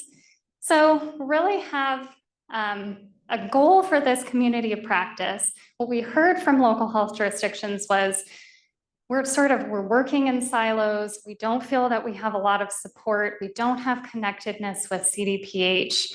We want to know, like, what is CDPH doing and what can you offer us? And what are sort of best practices and strategies for working on climate? And so the goal is really to be able to connect those local health departments with us and with each other so that they can share lessons learned and resources and also just support. And it's open to any local health department staff member who's working on climate change or even who is interested in working on climate change. And we have participation from every level up to health officer and health director, health educators, emergency preparedness folks, health equity folks, just all different parts of this departments are involved. We have monthly meetings, and as I mentioned, we have topic-specific office hours. So here you can see a little bit about what we've talked about recently. Just in our 2025 meetings, we covered things like wildfire smoke, climate and emergency preparedness, resilience hubs.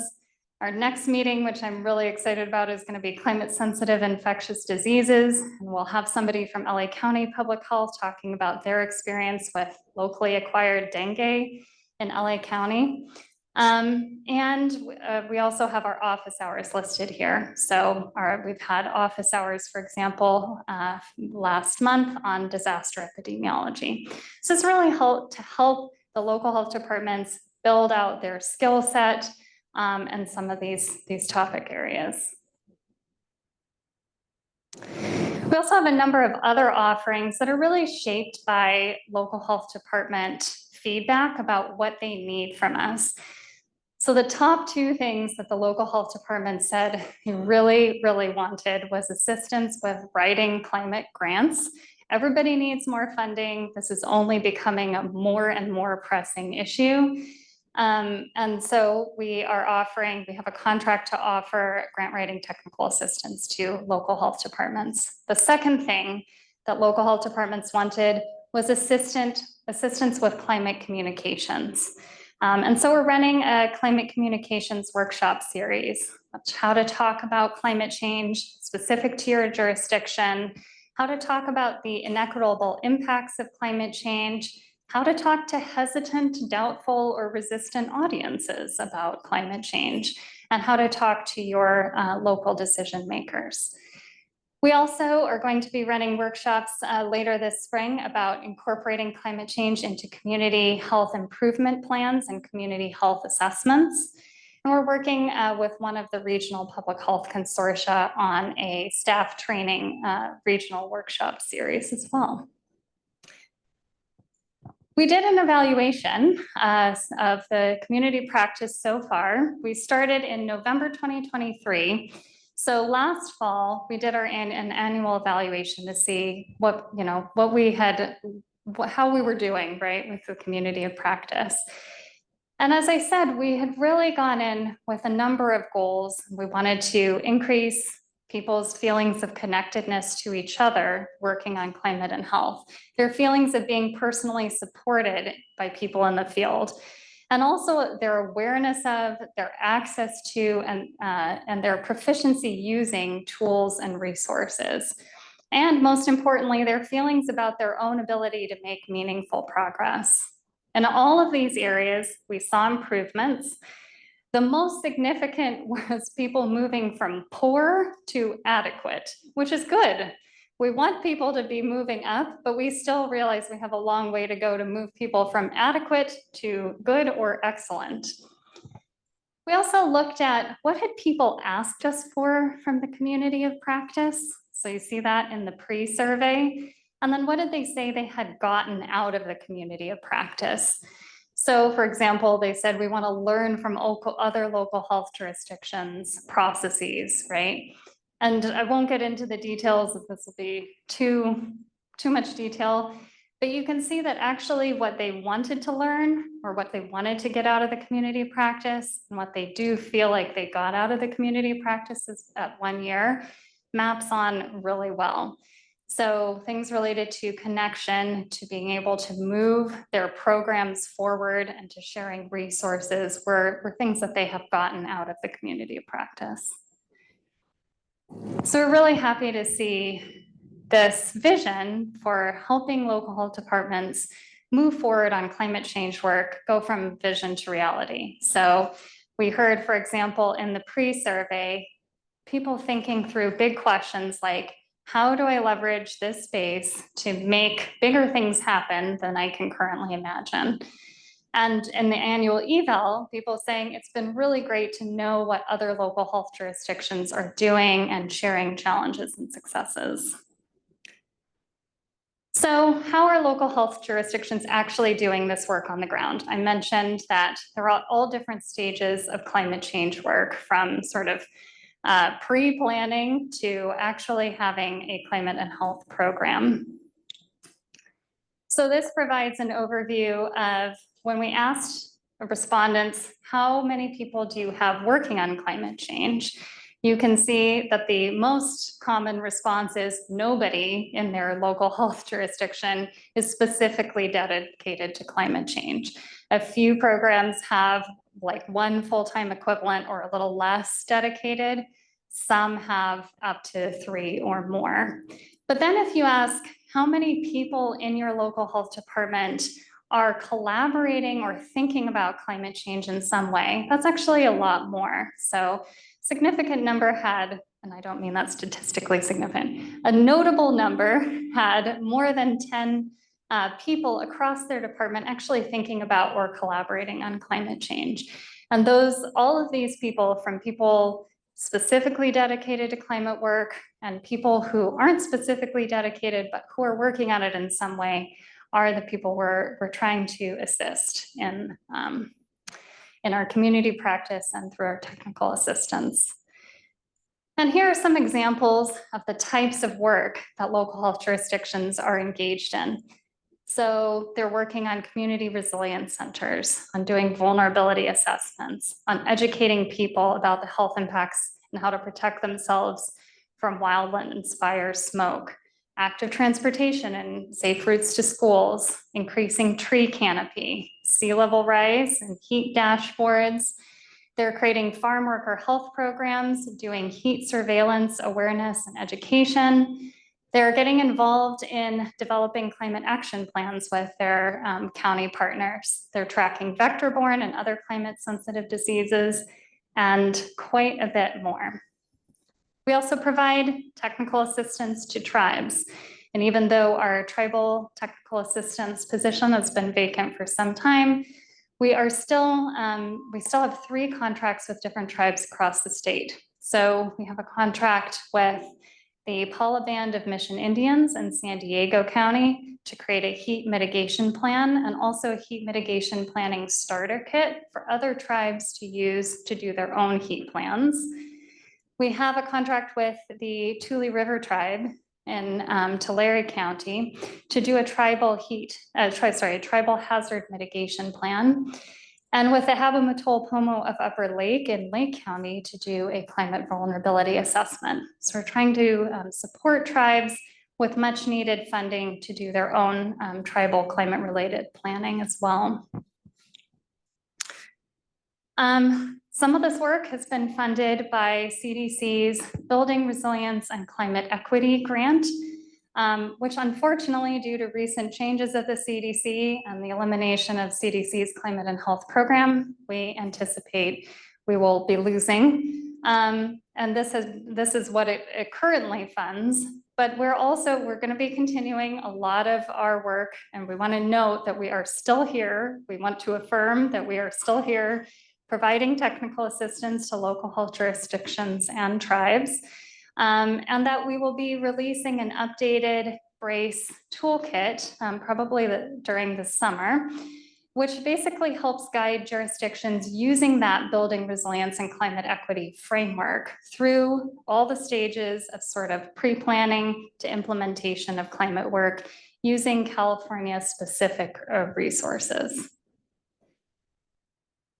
And finally, as I wind down, I want to invite you all to let you know how you can give input on CDPH activities. So we're really excited to kick off an important process, which we hope you will all be partners in, that we're calling Shared Vision and Action Planning for Climate and Health. And I do want to acknowledge, and I've sort of alluded to this throughout the conversation, this is a really difficult time, sort of funding environment, politically. It's a strange time to be embarking on an ambitious visioning process around climate and health. But also it's a really important time to be doing that as well, because people are really looking to California for leadership.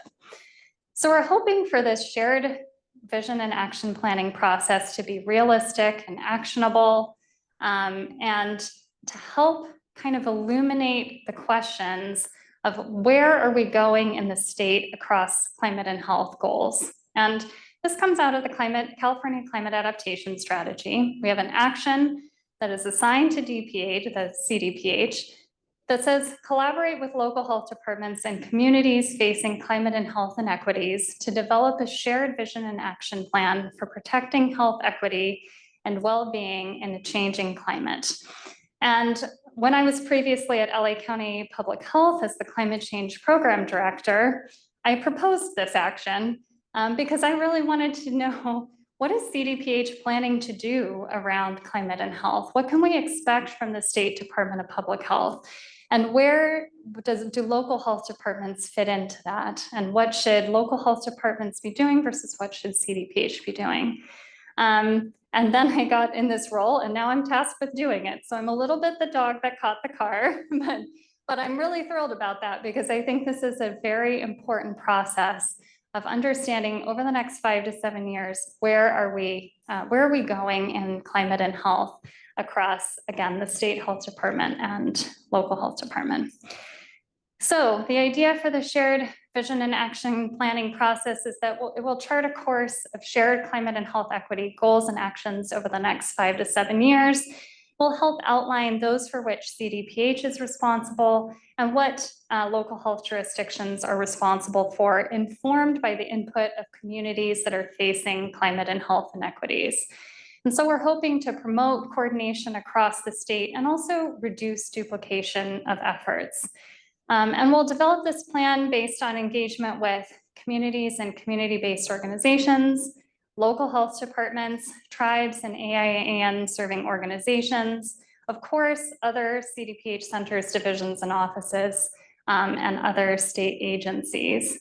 And I'm really pleased that we also have our intern working on this planning process, Paulina Nava, the wonderful Paulina, who's in doing her Doctor of Public Health degree at Berkeley, and previously was the climate lead at Ventura County Public Health, which is where we crossed paths with her, who's helping us kind of soft launch this process, talking to community-based organizations, and talking to local health jurisdictions, and talking with our newly created Community Health Equity Climate Change and Health Equity Advisory Group at CDPH. So if you have input and things that you think CDPH should be doing or that local health jurisdictions should be doing on climate change and health, feel free to find Paulina or me throughout the rest of the day and let us know. We also hope you will stay in touch. So you can subscribe to our newsletter if you at the QR code. You can email us at that email address, or you can visit our website. And we hope you'll partner with us in this effort. So happy to take questions.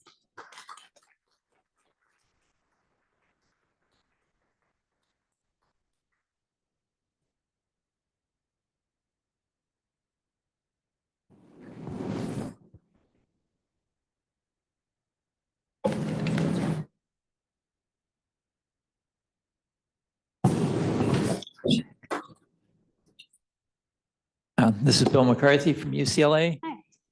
Thank you for your presentation. This is very valuable work, and now that we can't depend on the feds, you're it. You're the leader.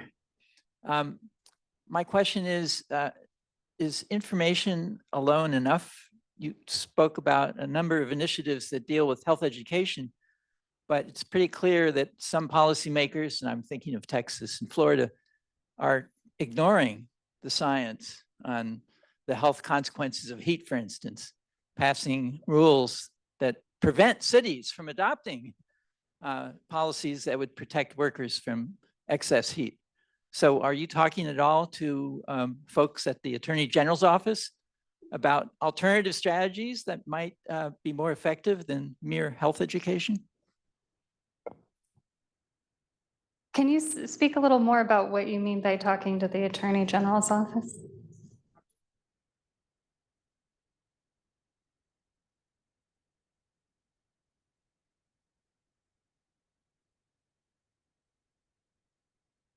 And hello, oh, here. So if there are deaths associated with policies that ignore climate science, it seems to me that that's something that could be adjudicated. People should pay the consequences of ignoring the data. And it's wonderful that you're sharing valuable data, and the data keep accumulating, thanks to Dr. Jarrett and many others. But if health education is not influencing some of the policymakers, then we need to go the next step.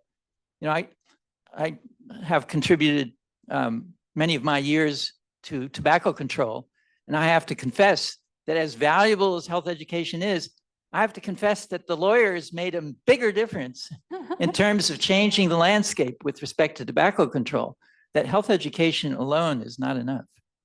I love that comment, because I think there's a lot of thought happening in the climate space about how to use lessons learned and the successes of tobacco control efforts. Specifically, I mean, there's a number of things, but specifically around the idea of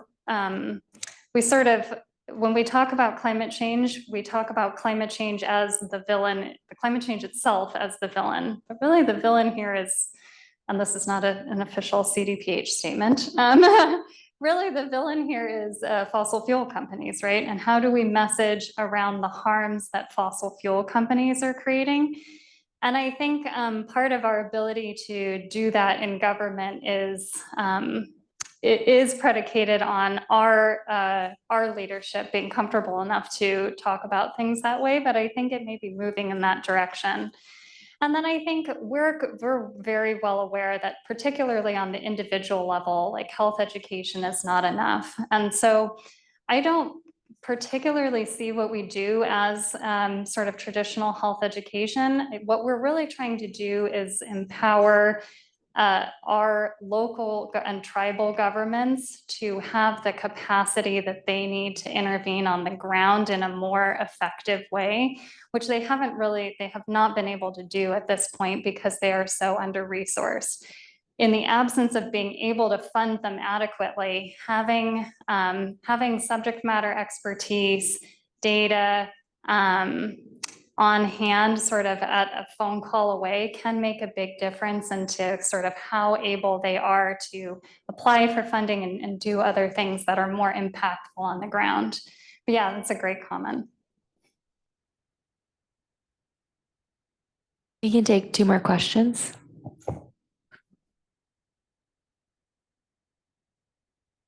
Any questions? Well, we want to thank Dr. Rhodes for coming here to our conference. Thank you, and sharing what the state is doing and ways in which we can all get involved in the work they do to expand that work and extend the work. Well, thank you.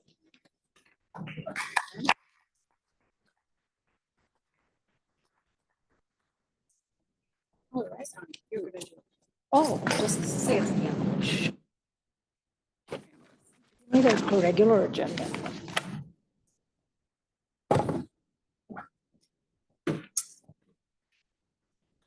Yeah, come on up. So next we have a panel.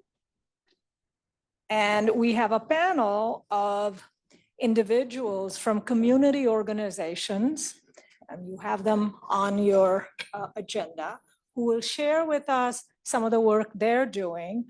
Because in the end, you know, people at UCLA and people at the state and so on can come up with plans, come up with research and so on. But in the end, it really happens on the ground in communities. And so it is important to share what they're doing, learn what they're doing. Perhaps we can do those things in our own communities. And to moderate the panel, we have Dr. Jones, who we heard as our opening speaker. And so we now invite our panelists to join us on the stage. We have Cal Soto from the National Day Laborer Organizing Network, Katie Mills from Tree People, and Vanessa Barriga from Visión y Compromiso. Veronica. Said Vanessa. Sorry. Yeah.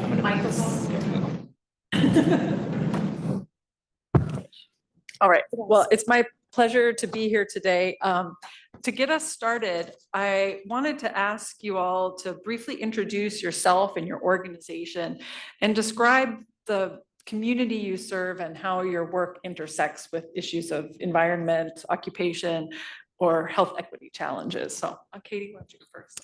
Hi, everybody. I'm Katie Mills. I'm with Tree People. I'm the Director of Environmental Education, Strategy, and Partnerships. Tree People has been a community-based organization doing forestry and education for 52 years.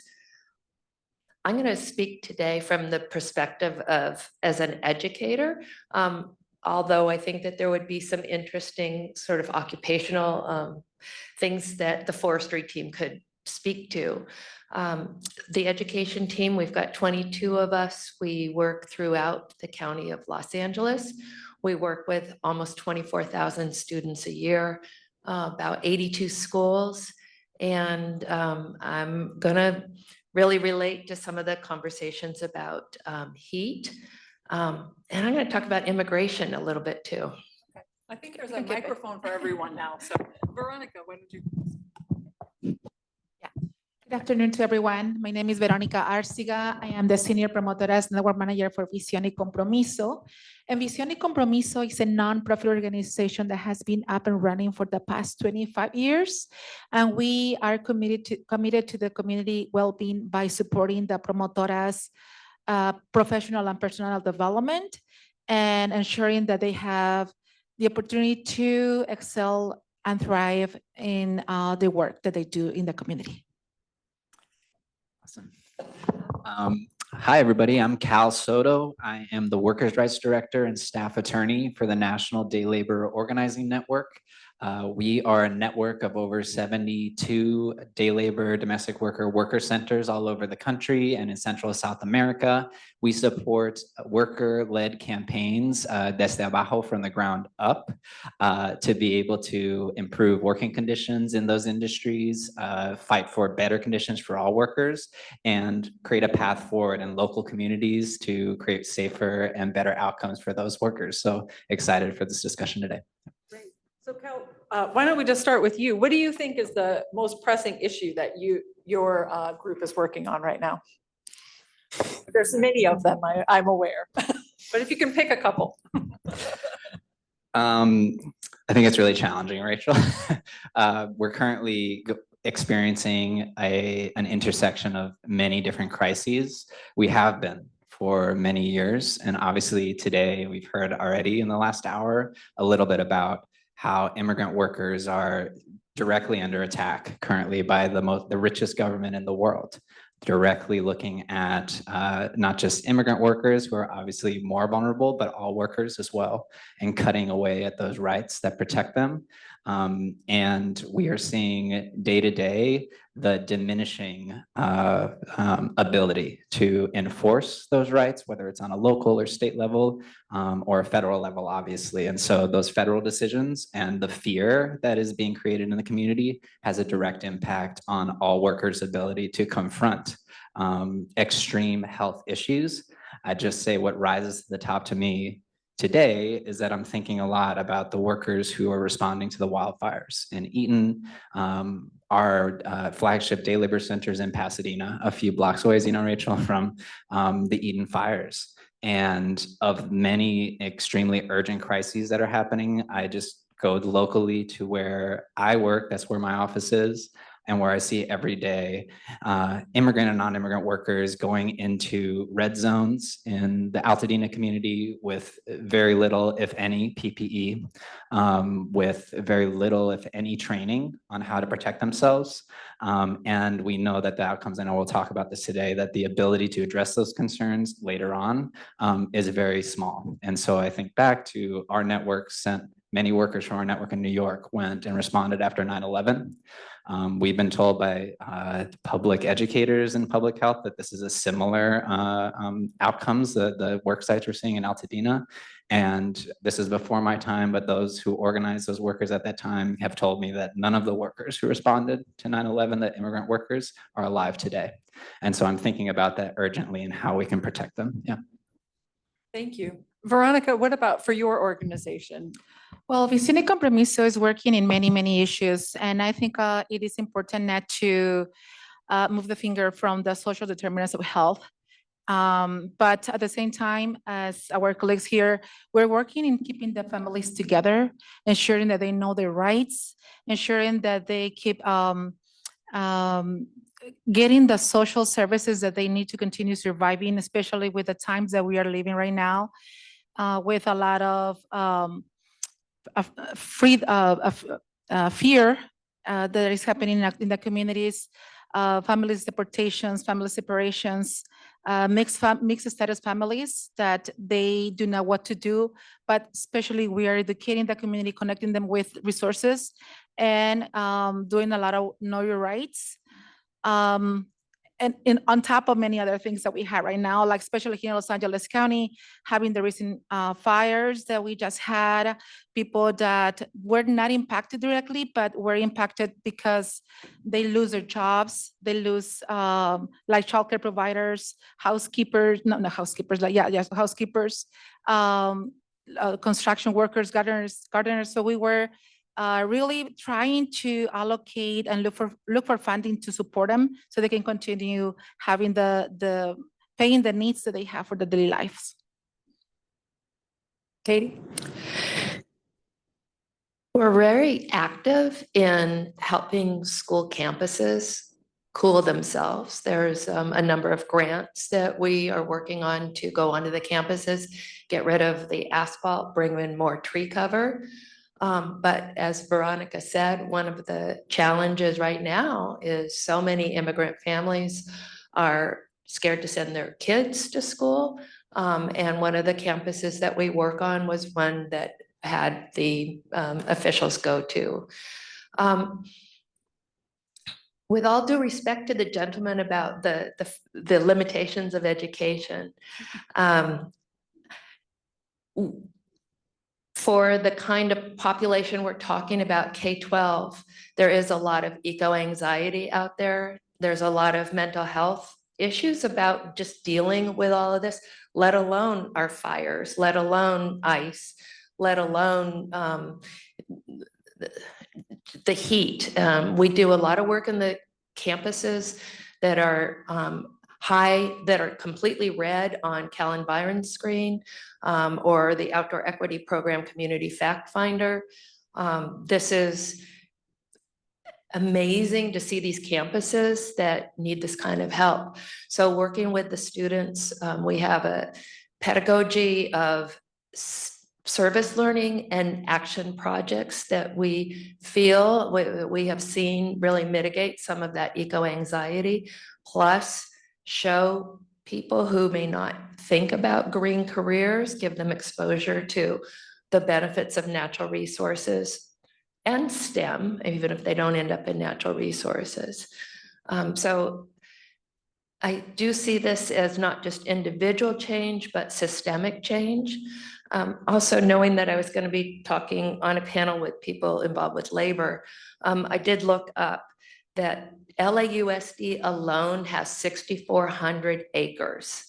That's bigger than Santa Monica. So when you think about the heat island effect on all of those blacktop surfaces, and the state of California has 150,000 acres of campuses. LA County hires 200,000 educators and has 1.3 million students. So this really is, these heat island problems really are affecting a big labor pool that we don't normally think of. Yeah, that's interesting. So all of you talked about really pressing issues, which are so significant and also so daunting, right? And so to think about that as an individual, it seems overwhelming. So what are some of the ways that your organization helps? What kind of effective strategies does your organization use to try to keep moving your agenda forward to make change, given these kind of what feels like setbacks or overwhelming challenges? Katie, you want to start? If it weren't for the statewide or federal opportunities to learn from other environmental educators, so we're very active in the California Environmental Literacy Initiative. If it weren't for a lot of the regional parks funding or state funding, Dr. Rhodes had a slide that said CNRA, California Natural Resources Agency. I've really seen a change since I've been at Tree People in our equity work, thanks to these types of funds coming down from the state level. Also, CAL FIRE is the one that's funding so much of this school greening change. So yeah, policy and funding are the ones that create the opportunities for us to work on the local level. Yeah, with Visión y Compromiso, we absolutely do a lot of advocacy work with the promotoras, and the promotoras are the bridge to the community. So the policies that we are moving forward are informed by the community. So right now we are conducting some surveys and some listening sessions in Ventura County, where we are trying to learn from them what really is impacting their community well-being, their emotional well-being. Knowing that many of the field workers, many of the construction workers, many of the promotoras themselves, many of the childcare providers are facing this crisis in their own skin. So we don't want to assume what we already know and we already see, but we want to hear from them what is really happening, what they feel, how they want to see that change. So with this listening sessions and the surveys that we're conducting, we hope that we can create more policy, or at least not, if not create, but at least to recommend policy to the local legislators and the Senator Monique Limon, who is a very quiet advocate for climate change. So we hope that we can bring at the end of the year some recommendations that not only benefit a group, but a whole community by itself. Yeah, this is a great question, and I'm happy to be here with someone who works with promotores. There's something else on when we were prepping that was about innovative ideas, and I was kind of thinking, oh, well, I don't know about there's no silver bullet, but the thing that for us has been so effective for many, many years has been training and equipping workers themselves, or the people who are on the front lines experiencing these environmental hazards and extreme environmental environments, to be able to equip them with really good knowledge, the ability to train others, and then the tools that they need to sort of go out in the community and share that knowledge. So in 2012, whenever Hurricane Sandy hit in New York, there was one, and within our network, it was a pretty big moment because we had a lot of our own members, day laborers, domestic workers, be some of the first people to actually respond to Brighton Beach, to elderly people stuck in their homes. And that got into the news, and we realized this is something that just happened naturally with day laborers. They were always in the community and immediately responded to the need. We decided that, well, we need some Spanish language trainings, and learned that there were no, at that time, available to us, Spanish language OSHA 10 authorized trainers. And sort of started this project of how do we build an infrastructure there by equipping workers. Today, we have over 70 across the country, and the ability to really quickly train a lot of people in OSHA 10 after these fires. We worked together with community organizations to train 200 day laborers within a week in OSHA disaster site training, right? Where 10 years ago, that wouldn't have existed at all. So one, I would say that's hopeful, because there is a growing trend, a change, and a recognition that there are rights. And the people who are going to actually fight for it because they have a lot of skin in the game. I'm gonna join the pile on. I'm gonna push back. I don't know who is talking, so I don't mean to pile on. But I'm an attorney. I work with in labor. I bring mostly wage theft cases. And from our perspective, these changes that we want to see in our society will never happen. Well, I'll just say from my perspective as an attorney, it won't happen if you get a group of lawyers in a room to try to make a big change, because we are so risk averse. We're not gonna do it. We're gonna be like, oh, you can't because of X, Y, and Z issue with the court. But what I do know happens is if we pack a courtroom with workers, when the judge has to see a worker come in front of them for an anti-solicitation ordinance, they're going to see, oh wait, this is actually intense issue for these people who are experiencing it, and I can see whether or not any of those workers get to speak in that courtroom. I've seen judges change their opinion based off of the court of public opinion. So I guess I would say that it doesn't start with the litigation at all. Period, from my perspective, and I think that bears out. I think it probably bears out for smoking. That's before my time, but I think public opinion had a big role in changing how the courts and the law changed. So I think that to me is the biggest place to start. The hope I see is that there are a lot of worker centers and other groups of workers organizing and seeing the need to change heat standards in Florida and the South, here in California, and it's changing because of that. But the other side is we need more. We need more people. We need more young people, old people, any place, but who are actually affected by these issues, to be able to be galvanized and come out in the street and be trained to do it too. Yeah, that segues, Veronica. I wanted to ask you a little bit more about your promotores and how you've worked to, how their expertise or ability to support communities on climate, or environmental, or worker health issues has developed over time. Because I know that promotores historically have worked on a variety of general health and health education issues. But how did that group get involved in these topics? Well, I think promotores are where the needs are. So climate change is a huge need, and we had to change it. And we usually see that many of the changes that we want to bring to the community are from the top to the bottom. So we need to include the promotores who are part of the community, who have lived experiences, who actually are trusted messengers with the rest of the community, to talk to them about what is happening, how they feel it. As I said, I just recently went to Ventura. They open their hearts saying how they are not paid, how the employers do not support with appropriate PPE to continue doing the work that they have to do, that they are laid off and they are not paid. They don't talk to that like that with other people, but they have that trusted relationship with the promotores. So if we really want to see a change, we had to engage promotores to talk to the community and then bring that information to other people to create the policies, recommendations, trainings, curriculums that are needed to really make the change in the community. So I want to ask you, I know you all have visions for the world that are different than what we have now. And before I just maybe necessarily ask you what your vision of the world would be, what do you think are some barriers that we could overcome to help move towards your goals? Maybe social, institutional barriers, legal barriers. I'm not sure, but what do you see as a kind of primary barrier that your organization or your membership, the people that you serve, are struggling with, that you think is kind of a first strategy to help address? Veronica, you look like you're ready, so I'll go to you. Well, I think we know that we have a historic racism. So I think that's one of the key barriers. Our low-income immigrant community always is behind receiving the things that they need or they deserve because they work for them. They are not asking for them for free. They are workers, they are people, they work and live in the communities. So they deserve to have those, but there are very many systemic racisms that do not allow that.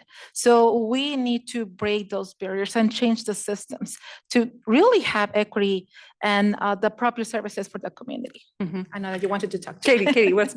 I agree with you completely. Systemic racism, fossil fuels, this administration, the lack of funding, but I think we all probably agree on that.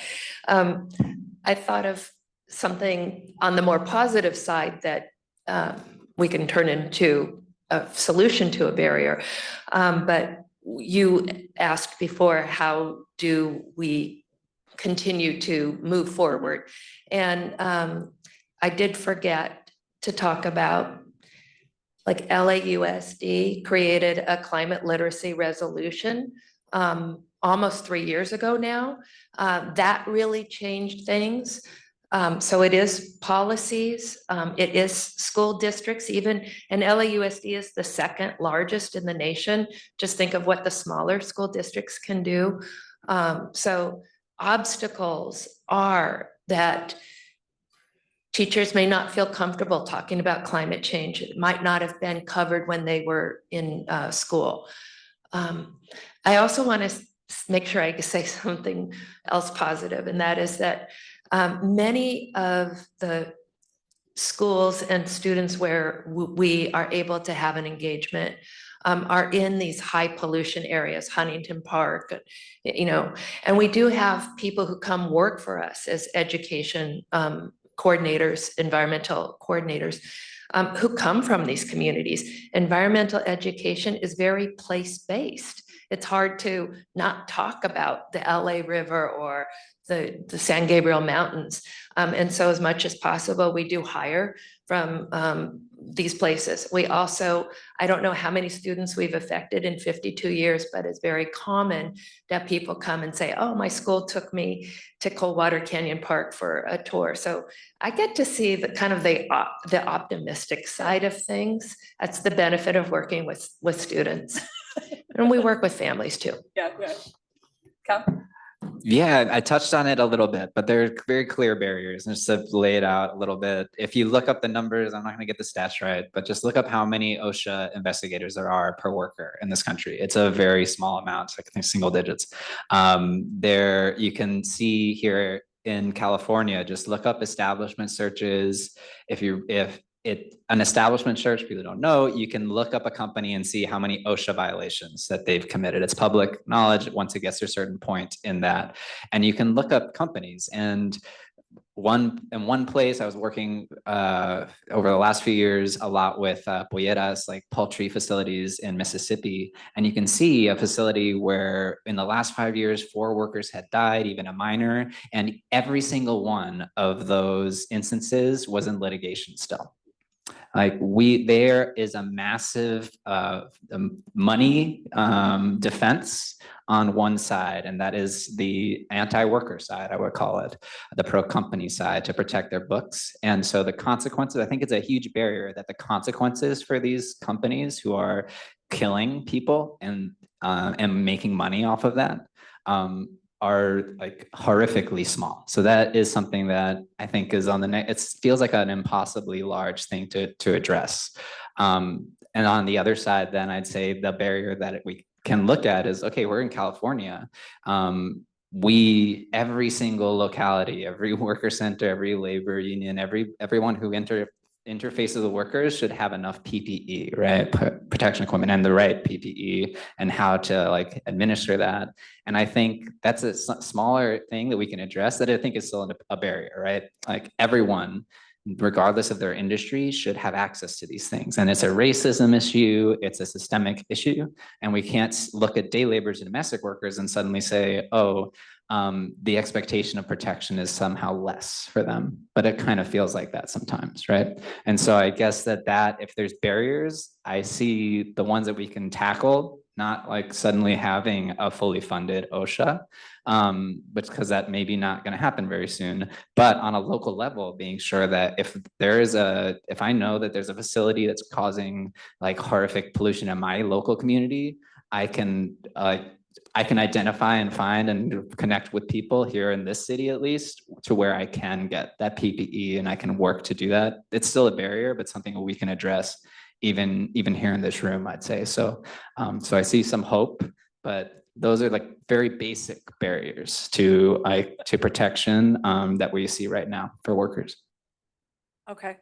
I'm kind of struggling to think about what my next question is and how to frame it. Because one of the things you all have talked about and has been a big theme of this meeting today is the idea of community and collaboration and cooperation in solidarity to work towards our goals. And I feel sometimes in my day-to-day life, I don't feel that. You know, I kind of work alone in my office at a university and sit by myself all the time. And so it's really been exciting to hear more about and see how your groups work. So maybe you could talk a little bit more about what that community solidarity or relationship building, how that really fuels your work or feeds you and your organizations to kind of keep going. I don't know if I'm asking the right question, but I think I'm trying to get to the point of, for those of us who don't have that on our day-to-day basis, what is it like? So I can start. I think promotores are very effective because they really see that community with as egalitarian relationship. So they really fight for the needs of the others because they have a heart of service, and they really want to see others thriving as they would like to thrive as well. I think in another hand, we are facing a crisis, not only climate change, but in funding. We just heard it. LA City County is going to be cutting a lot of funding. A lot of the programs that were supposed to help to reduce these barriers that we're talking right now are going to be pushed back again. Mm-hmm. So the only thing that we are left is the unity that we might have as sister organizations with the same vision and mission in life. Our ED, Maria Lemus, always says, with dinero sin dinero, with money without money, we had to do what is right for our community. Even though we had to cut the torta in two, we had to do it because this is the only way that we are going to survive through these years. Mm-hmm. If we see that things are very hard right now and we separate instead of getting together, union forces, union resources, we're going to be down. So this is a time to get together and really fight for the vision that we have for our community. Thank you. It's very compelling. Anyone else want to add? Yeah, I mean, I think that, so today I should have started this. I missed most of the day, but today's Worker Memorial Day, maybe you mentioned it already, Día del Trabajador Caído. And so it's a day, April 28th every year, that we take to memorialize the workers who died on the job or have had severe injuries on the job. And later today, I'll be in Pasadena Vigil. There's a lot of things going on today. And it's a somber day because you look back and you realize how vulnerable workers are, especially in certain communities. Immigrant communities always have much higher instances of deaths and injuries on the job. But it's also a day when a lot of different groups come together, I think. And I've seen it already earlier today and later, where we will see, SoCal, UCLA, many organizations gather around to both have the vigils, like commemorate the day, but then start to very seriously think about this ongoing every year, like growing issue that we sacrifice workers from, especially the low wage, most vulnerable workers, here on this altar to capitalism every single year. And it's one of the days that I see a lot of groups, whether it's researchers, health, labor, us with immigrant rights, be able to meet in the same place and sort of start to at least take seriously, that issue. And not the only time, but it's one of those times. And I think that where I see a movement is where there's actually cross-section collaborations there. I mean, obviously I have a very strong belief that it starts from the bottom. It starts from, solo el pueblo salva al pueblo has been our motto for a long time. Only the people will save the people. So I really believe you're not going to do this from a top down. You're not going to create the solutions. But if we do it hand in hand, like I think we're working on different projects together with research, I see ways that we can work with many other groups here. That's where we start to change public opinion and actually grow, I think, that cadre of like actual people fighting for justice and for realistic solutions on the ground, not something we created in a room separated from those ideas. Yeah. Katie, how does community and solidarity affect your work? I'm so lucky because everything is community. And a few comments. Cal, just as you believe it starts from the bottom, I agree, but I also think it starts with this next generation. That's an investment. There are the seeds that we're growing, to use a metaphor. And yeah, to know the community and to understand their needs. I spent the morning doing something much more uplifting than you did. I was at Anawakala Mekak School for their Earth Day celebration.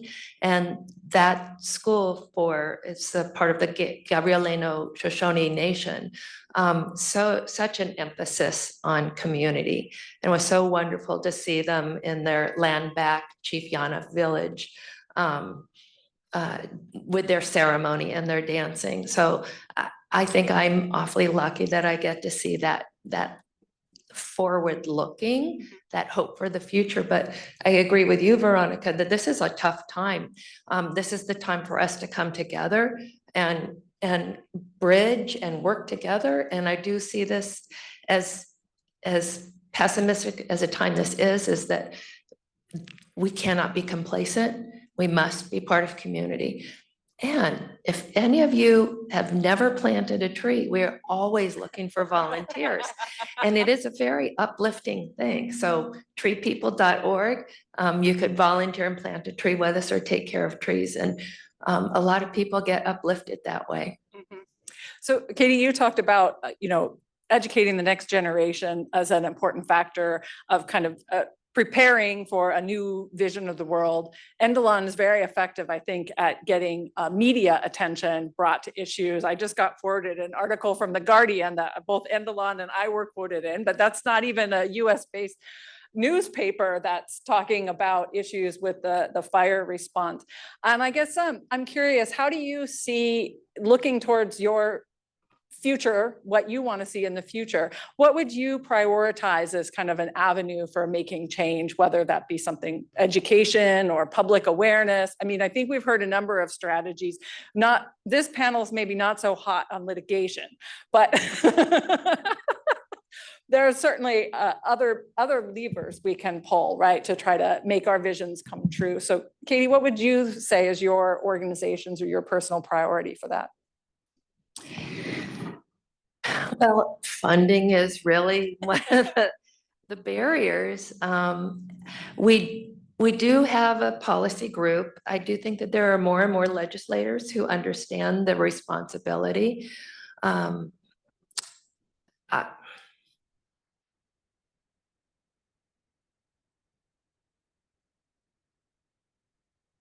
Get more people out into nature and doing something for nature, I think is going to help. I think that COVID made maybe that a little bit more people more aware of that. But then we also do so many things on Zoom. When I'm out with students planting trees on Saturday, I say, why are you here on a Saturday? They say, well, I know I look at my phone too much. But I don't know. I'm going to pass it on. Okay. Yeah, I think definitely education, but more than education is awareness. We have to create awareness and really see that there is no other world. This is the only world that we have. And this is a world that we will not be living for our youth, our future generations. I think also the example. We need to go back to the roots of where we were born, not recycling, not having so much waste. I think earlier one of the presenters said, we really have to see the ways that we build things. Now we have a cell phone that is only workable for 1 year. Next year, you had to buy a new one. And what's happening with that cell phone, with that computer, with those shoes, with those clothes? That where is that trash going? And we saw some pictures of people in other countries receiving that and being impacted of all the bad decisions that we are doing as a human beings. So we had to go back to recycling. We had to back to do less waste, to plan more. I really, I'm gonna say like, I feel like I hate to see when people has fake grass on their houses. And I know that they do it because it looks nice. You don't have to worry about trash. But if you really think about what that fake grass means, what that artificial grass means on our planet, you're killing the earth, the soil beneath. Mhm. You're killing it. When it's raining, you are gonna create more floods because the earth is dead. So then we are complaining, oh, why we are having these heat waves, why we are having these floods, but we all are part of this, regardless if we have the education or not. We continue being part of the same problem. We had to reuse water bottles. We have our promotoras network here in Los Angeles. In our regional conference, we asked the promotoras to bring their own water bottle, their coffee mug, even their plate, the fork, and the spoon. We bring some just in case people forgot them. But we want to promote that we are eco-friendly, but we had to be the models. If we are talking about doing changes, but we're not doing changes, this is not gonna work. So let's go back to that. Yeah. I agree with both. I also feel extremely grateful, I would say, to be able to work where I work because I'm constantly learning and being taught how to do so many things. But one of the things I'm like often like, especially when I first started 10 years ago with Endelon, that I felt very inadequate at being able to how do I go into the community? How do I speak to people? How do I connect with people? I'm very different and they're not going to trust me. All these different things that were barriers to me personally. That's to set up where, I feel a lot more, comfortable now because I'm lucky to work in these situations. I'm lucky to be forced and challenged daily. And I think maybe that's one of the places that, and I love to hear from both of you that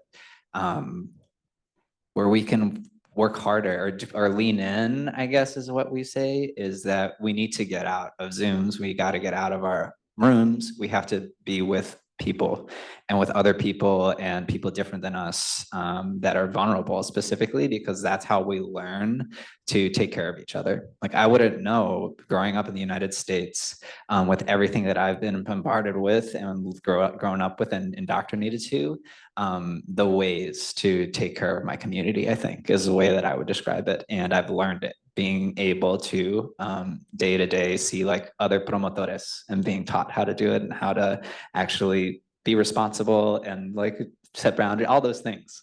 And so to me, I'm grateful I have that opportunity. And I think that's the biggest challenge, if anything, is how do we all in this room challenge others to like get out of their rooms and learn and open themselves up and become more responsible to one another in some way, I guess, in that. And I see how to do that through my org and through many other people too. So that's a positive, but challenge to everyone. Yeah, I certainly have learned a lot working with your group. And I've learned my communication style is not always amenable to other settings. So I continue to work on that. And we appreciate you. And you come to the center. I think that's a great example though, of like, you get out from Westwood to Pasadena. I mean, that's pretty far. And it's scary, I think, to a lot of people. I'm talking to like one side of the room. I hope I talk to everybody. And I feel like we're in a room with people who challenge themselves in that way.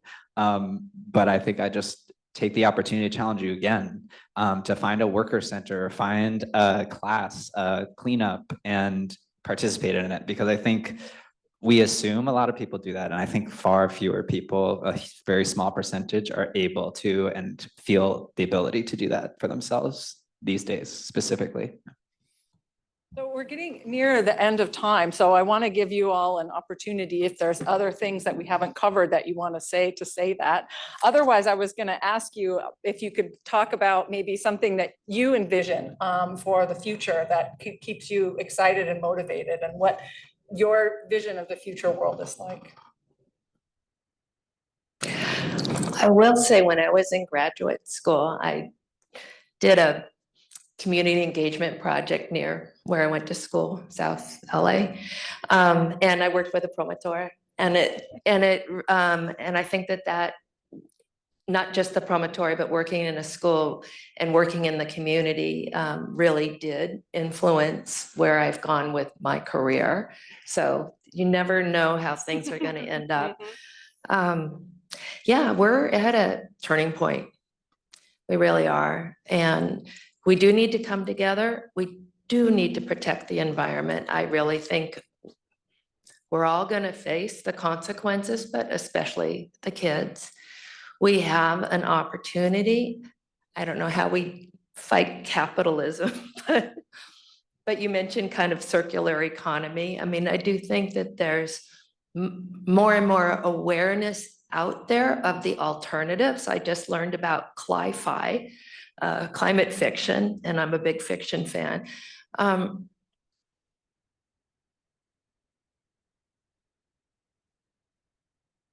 Yeah, I don't have specific things, but as you can tell, I'm pretty optimistic about the kind of interventions that we can make in the face of existential threat. So let's do it. I think healing the land will be healing the people.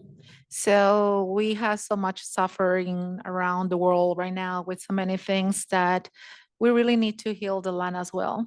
I think earlier we had another presenter who said meditation changes people's minds, attitudes. I think feeling love for the land, for the earth will change as well our perspectives of how to take care of it, and take care of it as like a little baby, right? This is our little baby. We had to take care of it as a baby and really see the benefits that has to have a better weather, a better climate for future, for this generation, but maybe for future generations. Yeah, I mean, again, I agree. And I feel so many different urgent needs. I'm just going to return to where I started because it's also not too late for these fires. And we're just very close to it. And I've seen it in other places after Hurricane Harvey. We respond often to these natural disasters because we support what we call them second responders, the construction workers who come clean and rebuild, who are essential to the resiliency of this whole country.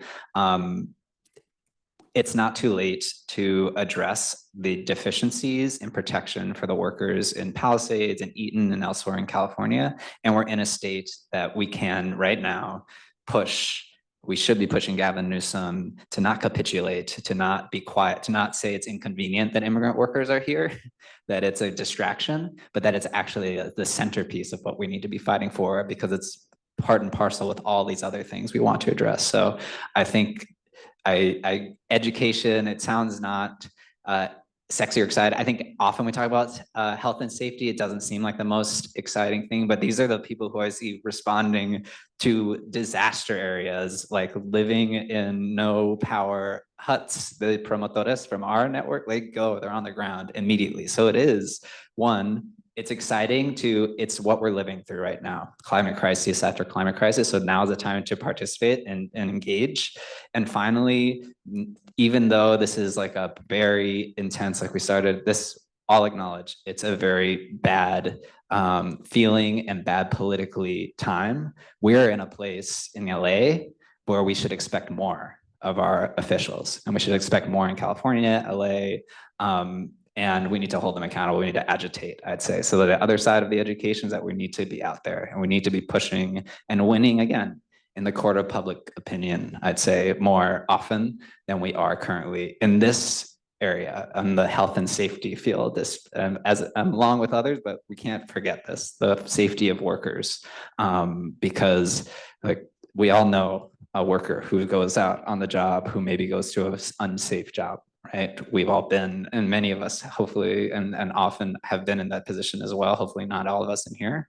But I will say that it's a day-to-day urgent need. And it's something that if you get involved now, you can have, I think, massive impacts. And it's like one of the areas that we're most going to need to see that support as climate disasters happen more often, as we have a more unequal economy. There's going to be a lot more like pressure put on vulnerable communities unless we like sort of divert course. So yeah.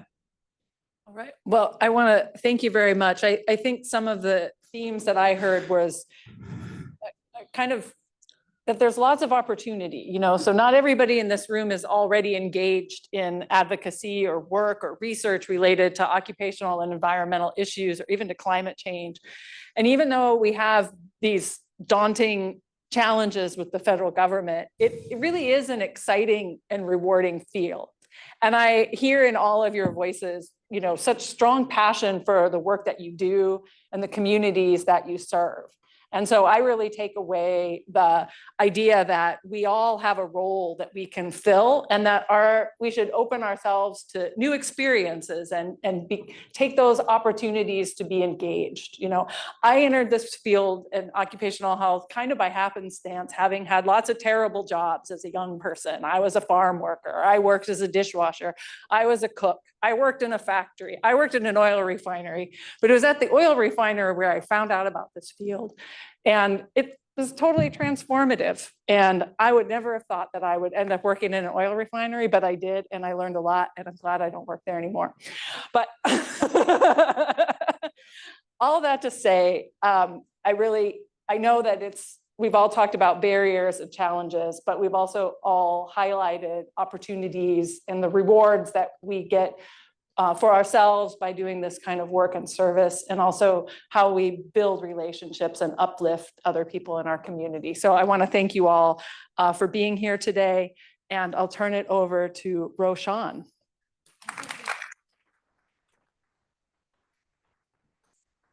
Hi. Okay, I'm Allison, but Roshan's here. Thank you all so much. So fabulous discussion. Thank you for moderating that wonderful discussion. And thanks to all of you for being here all day long and staying through the afternoon so you didn't miss out on this wonderful panel. Let's give yourselves a round of applause. So thank you so much. We will share slides back out to you and some of the information and resources that our presenters provided today. So those will be forthcoming and we'll post them on our website as well. But we'll share them out to everyone who registered for the event. So I invite you to, spend some more time networking, maybe verbalize your next action plan or what you're going to do next, spurred by some of what you heard today, and then get home safe. Thank you all for being here.